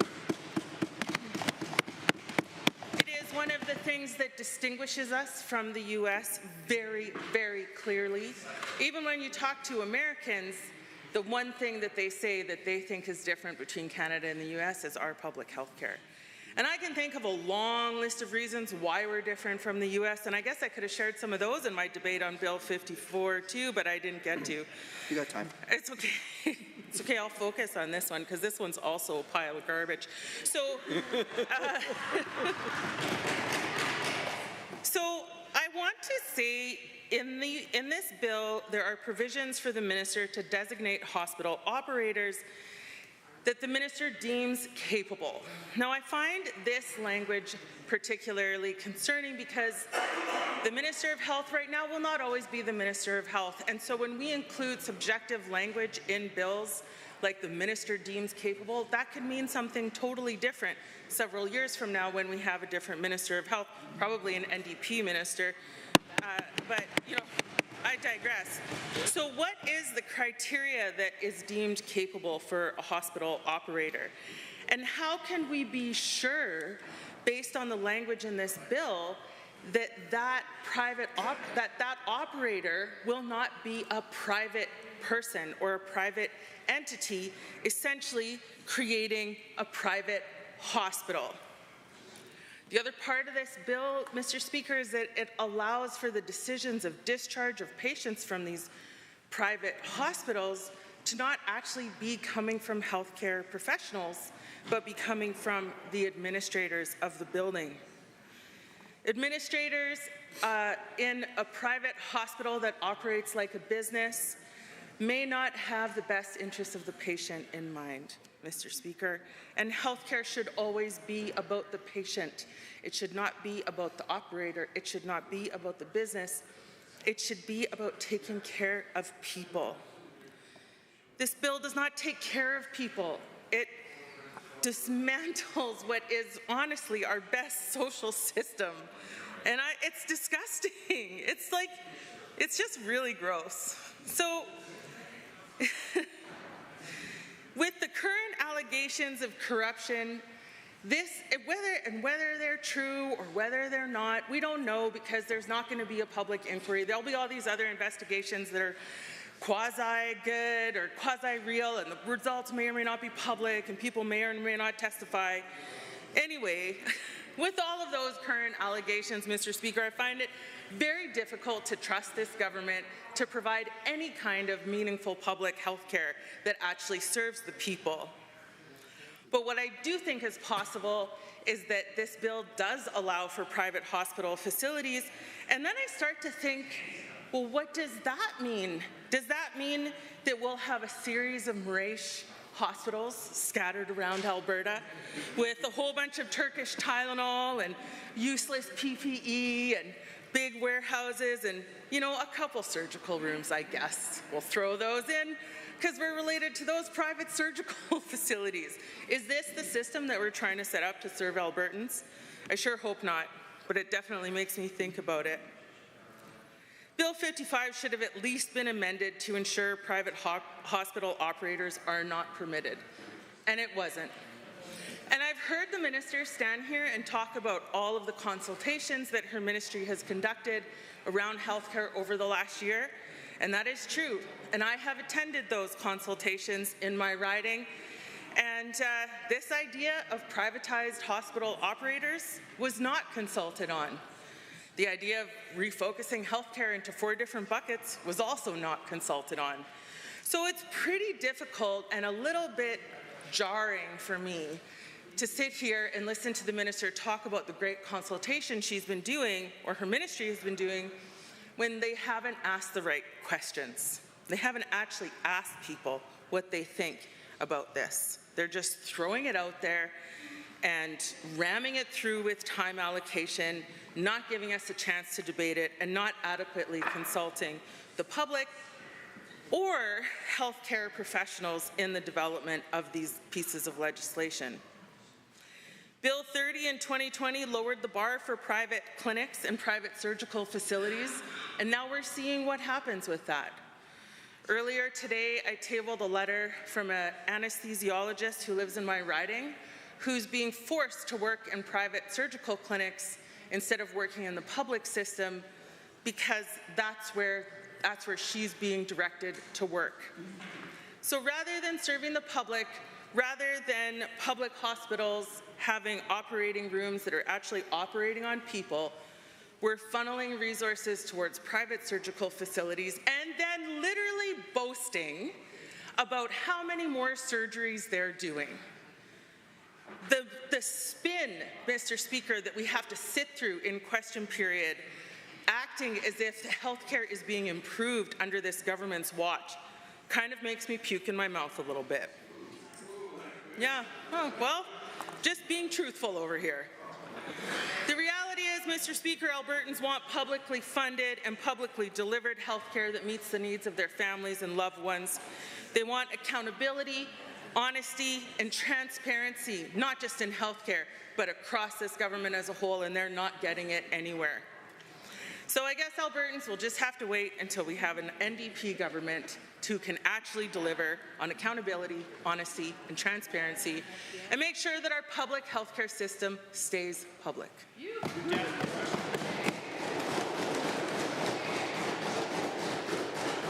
The honourable member from Calgary Foothills. Thank you, Mr. Speaker. Yeah, thank you for government, I guess, for the few minutes that we get to stand up and speak to Bill 55, the Health Statutes Amendment Act, which makes sweeping changes and enables sweeping changes to the health bill. As we've heard from the minister, this is a hefty bill. But while the minister does say that, you know, it being a long bill in and of itself makes it a good bill, isn't the case. Just because it's 164 pages doesn't make it a good bill. In fact, we had some experience earlier today where we saw this bill was rushed. It's clumsy in that 2 weeks after it being introduced, we got an amendment from the government with 6 more pages of sleight of hand that they missed in the first round.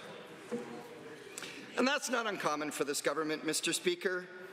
Rush through ill-planned, uninformed legislation and either introduce amendments while it's still in debate and then push it through, or write another piece of legislation later to fix it.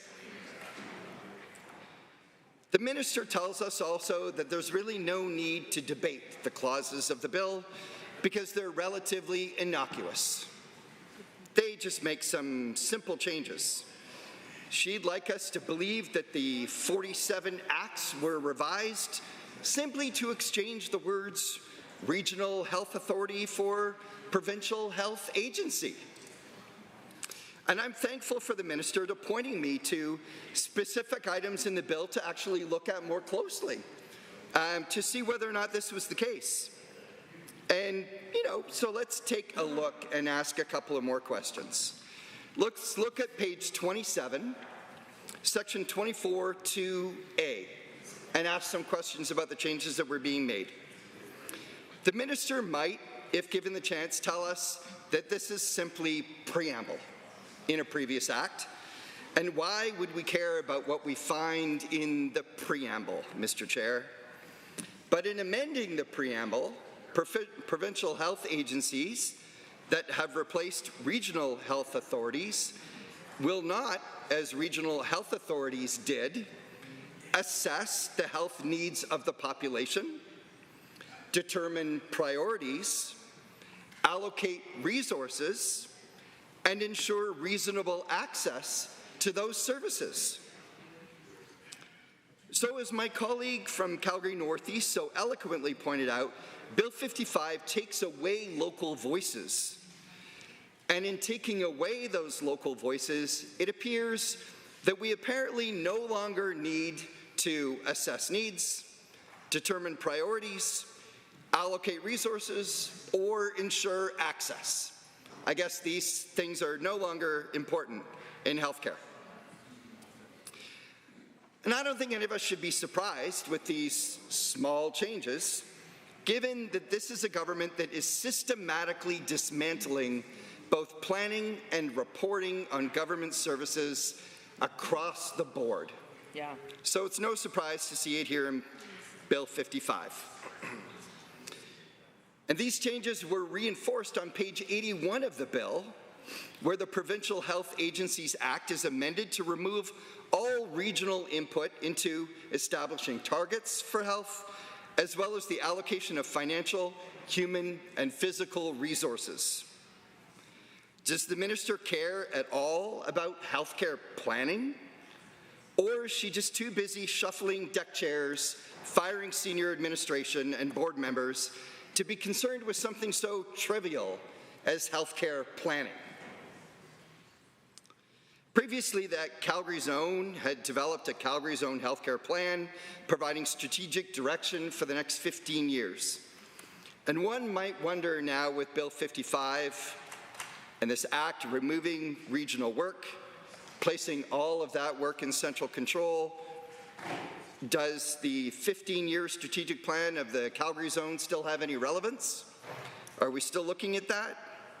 Given that central control is now standard for this government, this bill also deletes all of Section 4 in the Hospital Act. Section 4 deals with the creation and management of regional health foundations. It doesn't amend how they are created or governed, it deletes them. These foundations do great work raising funds for local health priorities. As an example, the Calgary Health Foundation last year raised over $50 million for cardiac care, Indigenous health, mental health, seniors health, surgery, and women's health. But since we no longer care about regional planning, the Calgary Foundation, All Health Foundation, also has over $100 million of investments generating annual income to support the same outcomes. But the bill doesn't suggest what will happen to those foundations.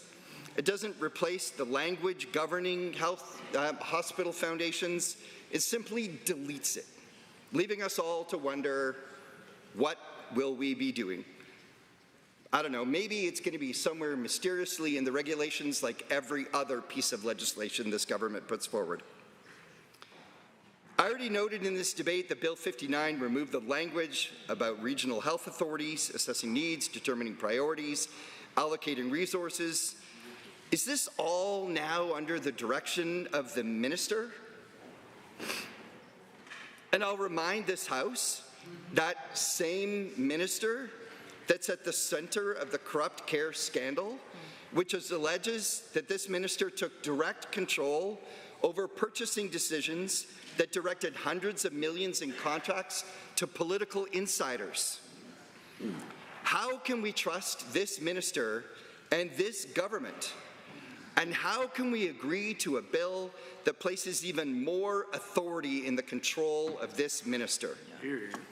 The answer is, of course, Mr. Speaker, is that we cannot.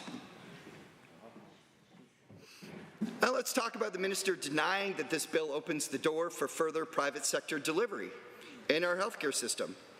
Of course, again, the minister has pointed out that that clause is simply a minor change.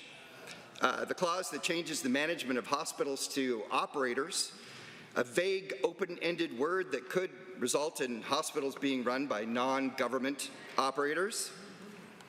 This was articulated by many of my colleagues in talking about what does this mean with this play on words with operators, approved hospitals, and as my colleagues have asked the question, is this opening the door for the privatization of hospitals? And I will say, Mr. Speaker, this is a slippery slope. I think many Albertans and families of Albertans have experienced themselves in hospitals in the United States when they're on vacation or maybe snowbirding. And you know what, Mr. Speaker, sometimes those hospitals they land in the United States are not-for-profit hospitals. But they still end up with surprise bills for out-of-pocket expenses not covered by insurance providers. And I think we have to question here, even if they're not-for-profit providers, will there be surprise out-of-pocket expenses that aren't covered? Are we going to now find, are we going to look at anything that is not specifically listed in the Canada Health Act is now going to be not covered by insurance and citizens are going to have to pay all on their own? So, Mr. Speaker, I cannot stand here representing the citizens of Calgary Foothills and support this bill, and neither can any of my colleagues. Thank you.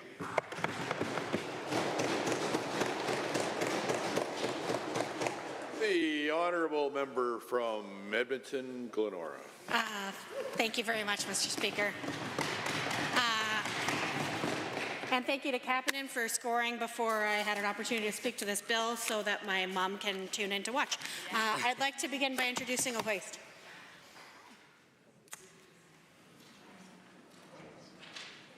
The favorite of everyone's amendments, the hoist. Speaker's first hoist. Baby's first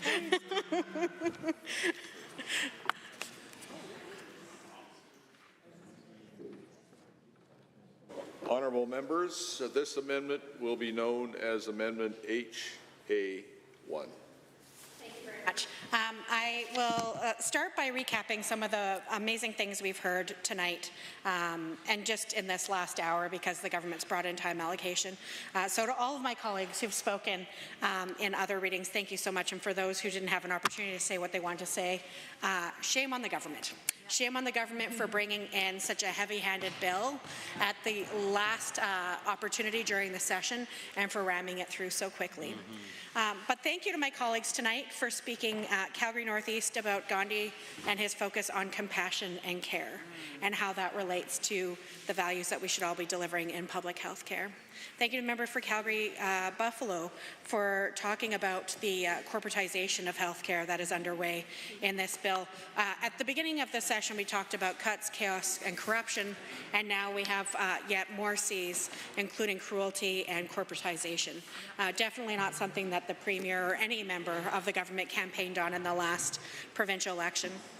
Thank you to the member for Edmonton Meadows for talking about what an improvement the government could actually be providing focus on improving access to family doctors. And instead, the government is focused on moving pieces around and dismantling the parts of our healthcare system that are still intact. Thank you to the member for Lethbridge West for giving us a bit of a history lesson in the chaos that we've experienced under the Conservative government's repeated attempts to dismantle public health care, and yet another step in that here today. Thank you to the member for Edmonton Decore for talking about specific constituents, people who are impacted by fear that they will lose access to healthcare services that they are so rightfully entitled to because somebody has deeper pockets and can jump to the front of the line. Thank you to the member from Banff Kananaskis for talking about how important engagement is. Engagement on democracy, engagement on legislation as it relates to healthcare, and highlighting the fact that the government has failed to engage properly on so many pieces of legislation, but Bill 55, the Health Statutes Amendment Act, included among that.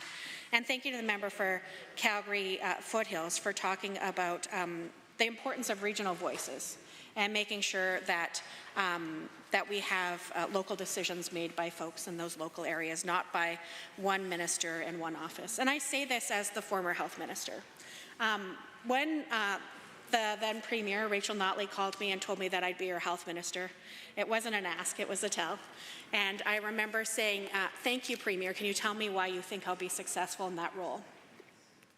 And she talked about some nice things about me, but I'm going to tell you the main thing she said is that it was really important that the health minister not think that they were the expert, not think that they were the one who was in the best position to solve everyone's problems, but that they be somebody who gathers the evidence, respects experts, brings those collective opinions forward, and makes informed decisions based on that feedback from experts.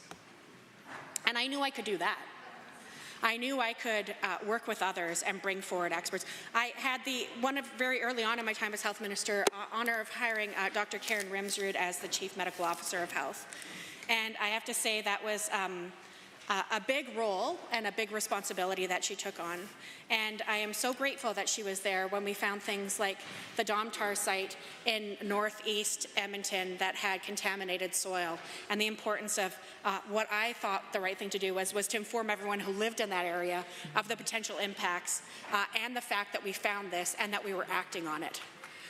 If we didn't have a Chief Medical Officer of Health who felt confident that she could come and share that information, I don't think that we would have been able to give assurances to people. And I fear that what we're seeing under the current government and potentially under future governments would be a government to say, you know what, we don't need to tell them because it's going to be fine. And you know what, it is going to be fine. But I think the right thing to do is give people information, evidence, and enable them to be able to make the decisions to ensure their own safety and well-being. With the interference, I thought that my whole speech was going to focus around the Chief Medical Officer of Health when I originally saw this piece of legislation, because of how consolidated the power is in the Minister's office around taking away the medical officers of health from being regional experts, as we've heard in some of our other speeches, regional experts in working in local partnership with other decision makers. I worked a lot with the medical officers of health, specifically Chris Sikora, when I was on the Edmonton Public School Board, around making sure that we are making good decisions in schools around public health. And I'm really proud that we were able to do that. Now they're moving all of those medical officers of health into the department so that they will report to the Chief Medical Officer of Health, which the government is incredibly struggling to find anyone who's able to take that role on permanently, who has the expertise. No wonder why. They chased one out of the province, stopped her from getting a job after that even, and then when the second one came in, he was muzzled and not allowed to speak. No wonder why the medical officers of health aren't interested in being the Chief Medical Officer of Health in this province. And now the government's saying in this bill, Bill 55, a garbage bill, so eloquently said by the member of Banff-Kananaskis, they are asserting that they will become department employees, reporting the Chief Medical Officer of Health, reporting to the Deputy Minister, reporting to the Minister, reporting to the Premier. That is not what good public health looks like. And the government should be both embarrassed and ashamed of the fact that they are causing that much lack of trust and confidence. And I worry that we're going to lose our medical officers of health and that we will never be able to attract a quality Chief Medical Officer of Health under the current government's leadership. That is a serious concern.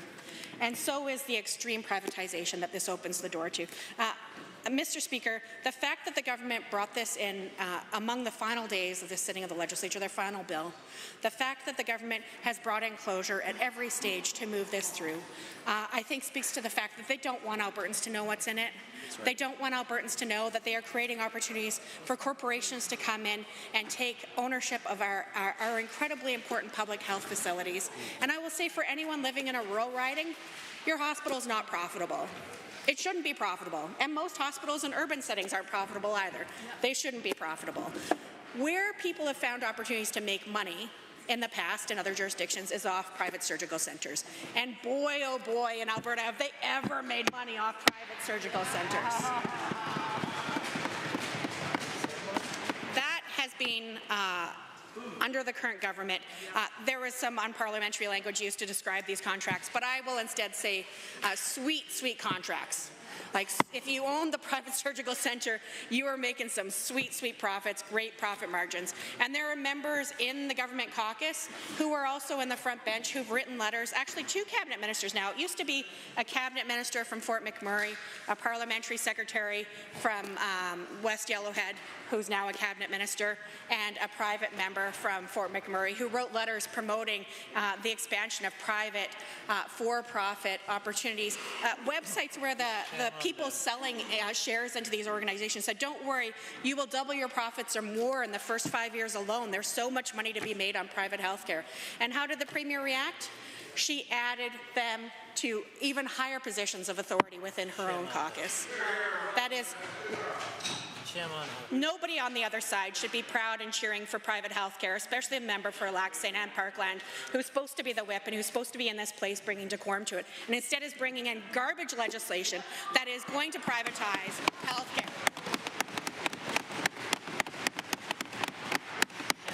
So, Mr. Speaker, I am proud to bring forward a Hoist amendment. This is an opportunity for the government to give a sober second thought. This would actually say that the bill not be now read a third time, but that it be read a third time this day 6 months hence. Give your heads a shake. Stop what you're doing and what you're rushing through. Ralph Klein would have, Mr. Speaker, through the chair, Ralph Klein would have never tried to railroad a piece of legislation like this through this place. Never. That's right.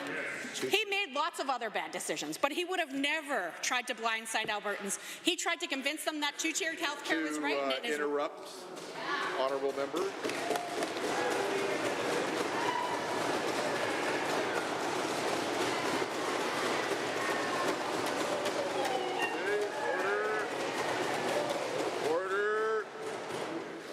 Good, we're having fun, it's almost midnight.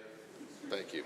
I hate to interrupt, but pursuant to Government Motion 78, agreed to earlier this evening, 1 hour of debate has now been completed, and I'm required to put to the Assembly all necessary questions to dispose of Bill 55, Health Statutes Amendment Act 2025 at third reading. And the first question is on the amendment. Before us now, the Hoist Amendment. So, honourable order, please. Honourable, it's my turn. It's my turn. So, honourable members, if you are in favour of the Hoist Amendment, please say aye. Aye. Honourable members, if you are opposed to the hoist amendment, please say no. No. That has failed, that amendment. We're still in my turn, if you don't mind, folks. Now, that takes us to the main amendment, main motion, which is third reading of Bill 55, the Health Statutes Amendment Act 2025. Honourable members, if you are in favour of third reading of Bill 55, please say aye. Aye. Honourable members, if you are opposed to third reading of Bill 55, please say no. No. The ayes have it. And we have a standing count, so please call in the members.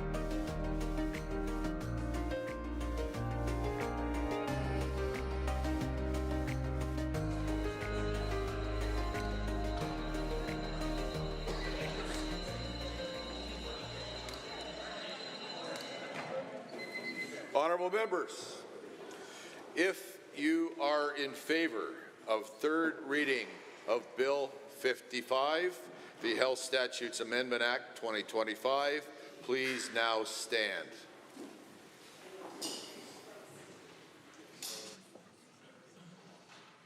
The Honourable Ms. Smith, the Honourable Mr. Sigurdsson, the Honourable Mr. Nicolaides, the Honourable Ms. Schultz, the Honourable Mr. Williams, the Honourable Mr. Glubish, the Honourable Minister LaGrange, the Honourable Mr. Horner, the Honourable Mr. Scow, the Honourable Mr. Ellis, the Honourable Mr. Amory, the Honourable Mr. Newdorf, the Honourable Mr. Lowen, the Honourable Mr. Wilson, the Honourable Mr. Jean, the Honourable Mr. Dreeshen, the Honourable Mr. Nixon, Mr. Wright, Mr. Rosewell, the Honourable Mr. Turton, the Honourable Mr. Yassine, the Honourable Ms. Furr, the Honourable Mr. Jones, the Honourable Mrs. Sawney, Mr. Getson, the Honourable Mr. Nally, the Honourable Mr. Long, the Honourable Mr. Hunter, Mr. Yao, Mr. Van Dyken, Ms. Pitt, Mr. Cooper, Mr. Sear, Mrs. Johnson, Mr. Weeb, Mr. McDougall, Mrs. Petrovic, Mr. Lunty, Mr. Dick, the Honourable Ms. Armstrong-Homenack, Ms. DeYoung, Mr. Bouchard, Mr. Singh, Ms. Lovely.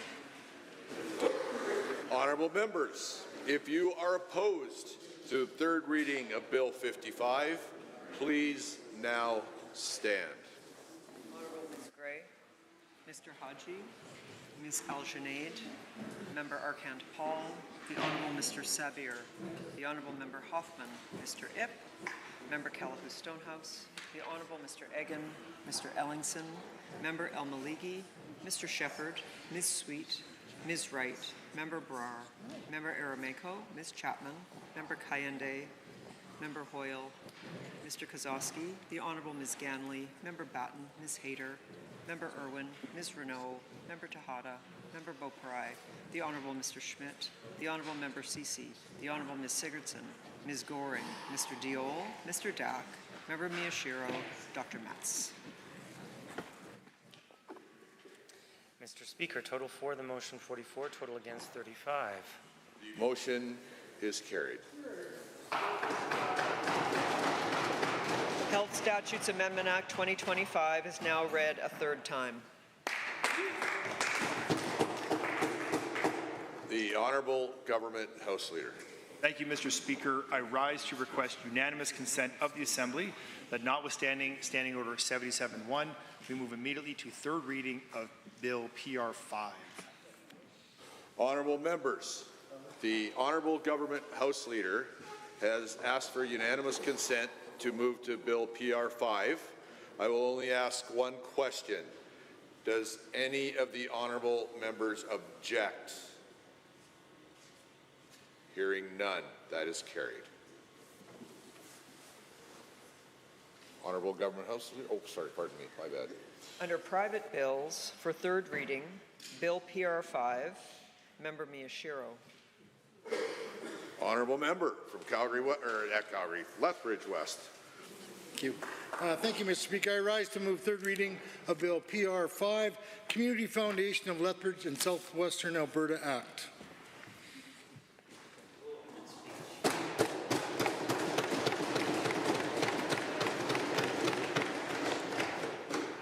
And after that long and scintillating debate, anybody in favor of Bill PR 6?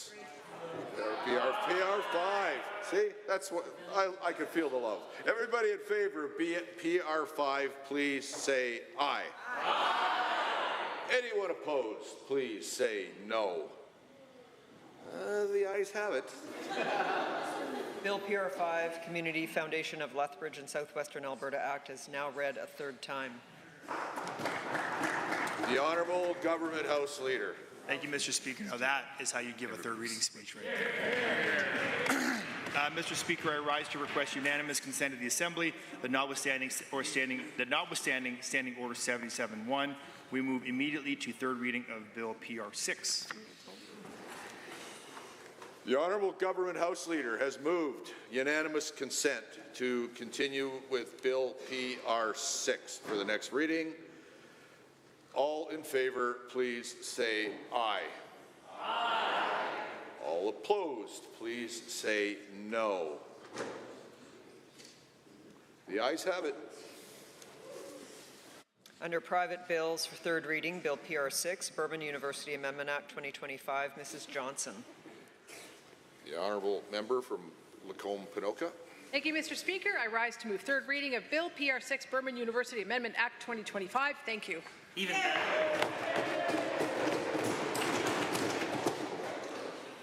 Seeing no speakers, all in favor of the next reading for Bill PR 6, please now say aye.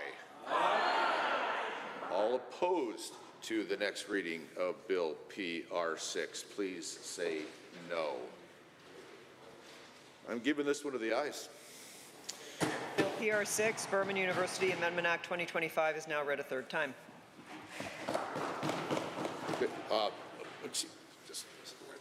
Honourable members, it's midnight, and you know what that means. It means that our Paige Tory just turned 18 years old.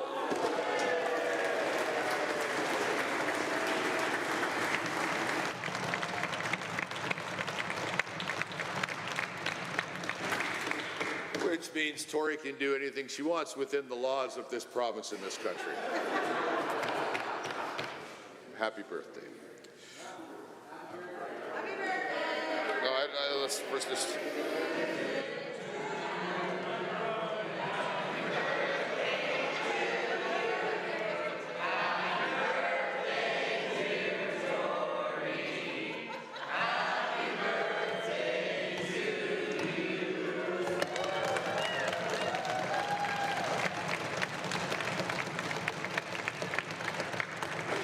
That is truly the most love we've had in here all day, so that's a good thing. Honourable members, as this spring sitting comes to a close, I want to take a moment to thank every one of you for your hard work, your commitment, and let's be honest, for your patience with a brand new untested speaker the last couple of days. Thank you for that. It's been an honor to take on this role. I appreciate the trust you've placed in me, and I will continue to do my best to uphold the dignity, fairness, and good humor that Albertans expect from their legislature and the chair of it.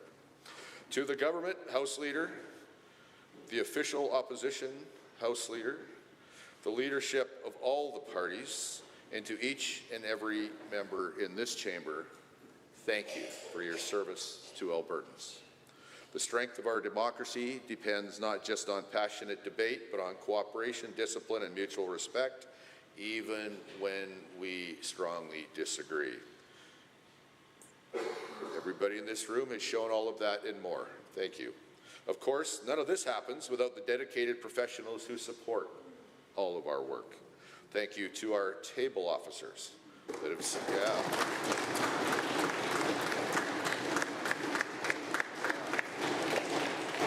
who have saved my bacon numerous times in the last couple days, our security staff, and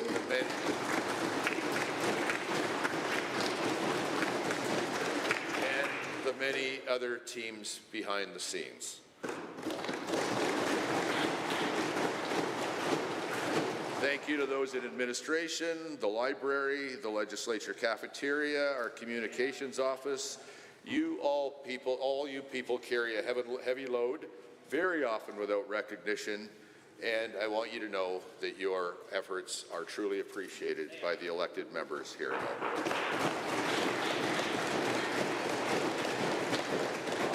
A special thanks as well to the Speaker's office staff who managed to keep things moving even as the office was in transition this week. Your guidance has been invaluable.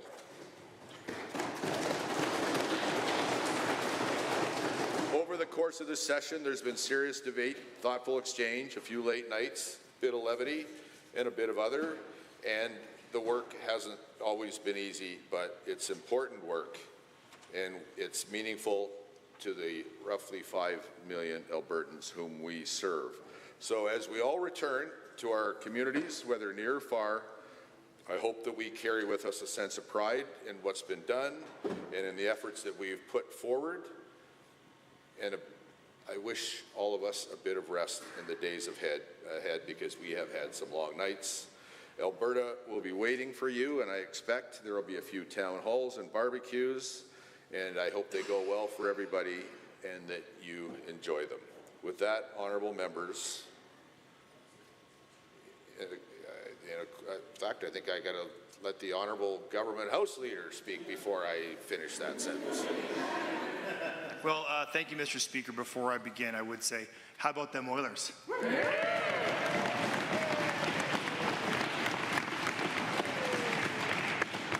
I didn't see you clapping, Mr. Speaker. What's that all about?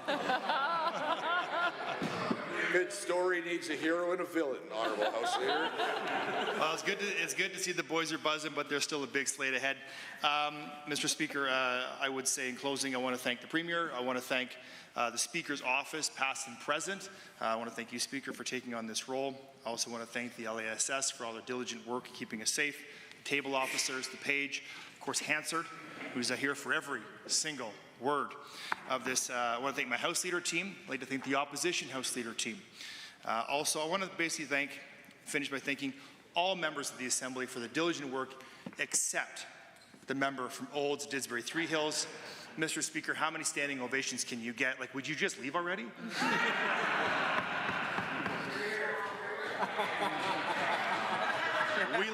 We love you, Coop.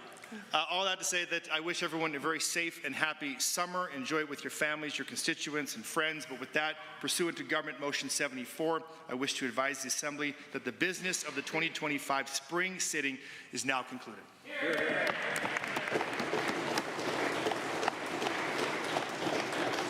Honourable members, in accordance with the standing orders and the declaration of the Government House Leader just now, I now declare the 2025 spring session of the Legislative Assembly of Alberta adjourned.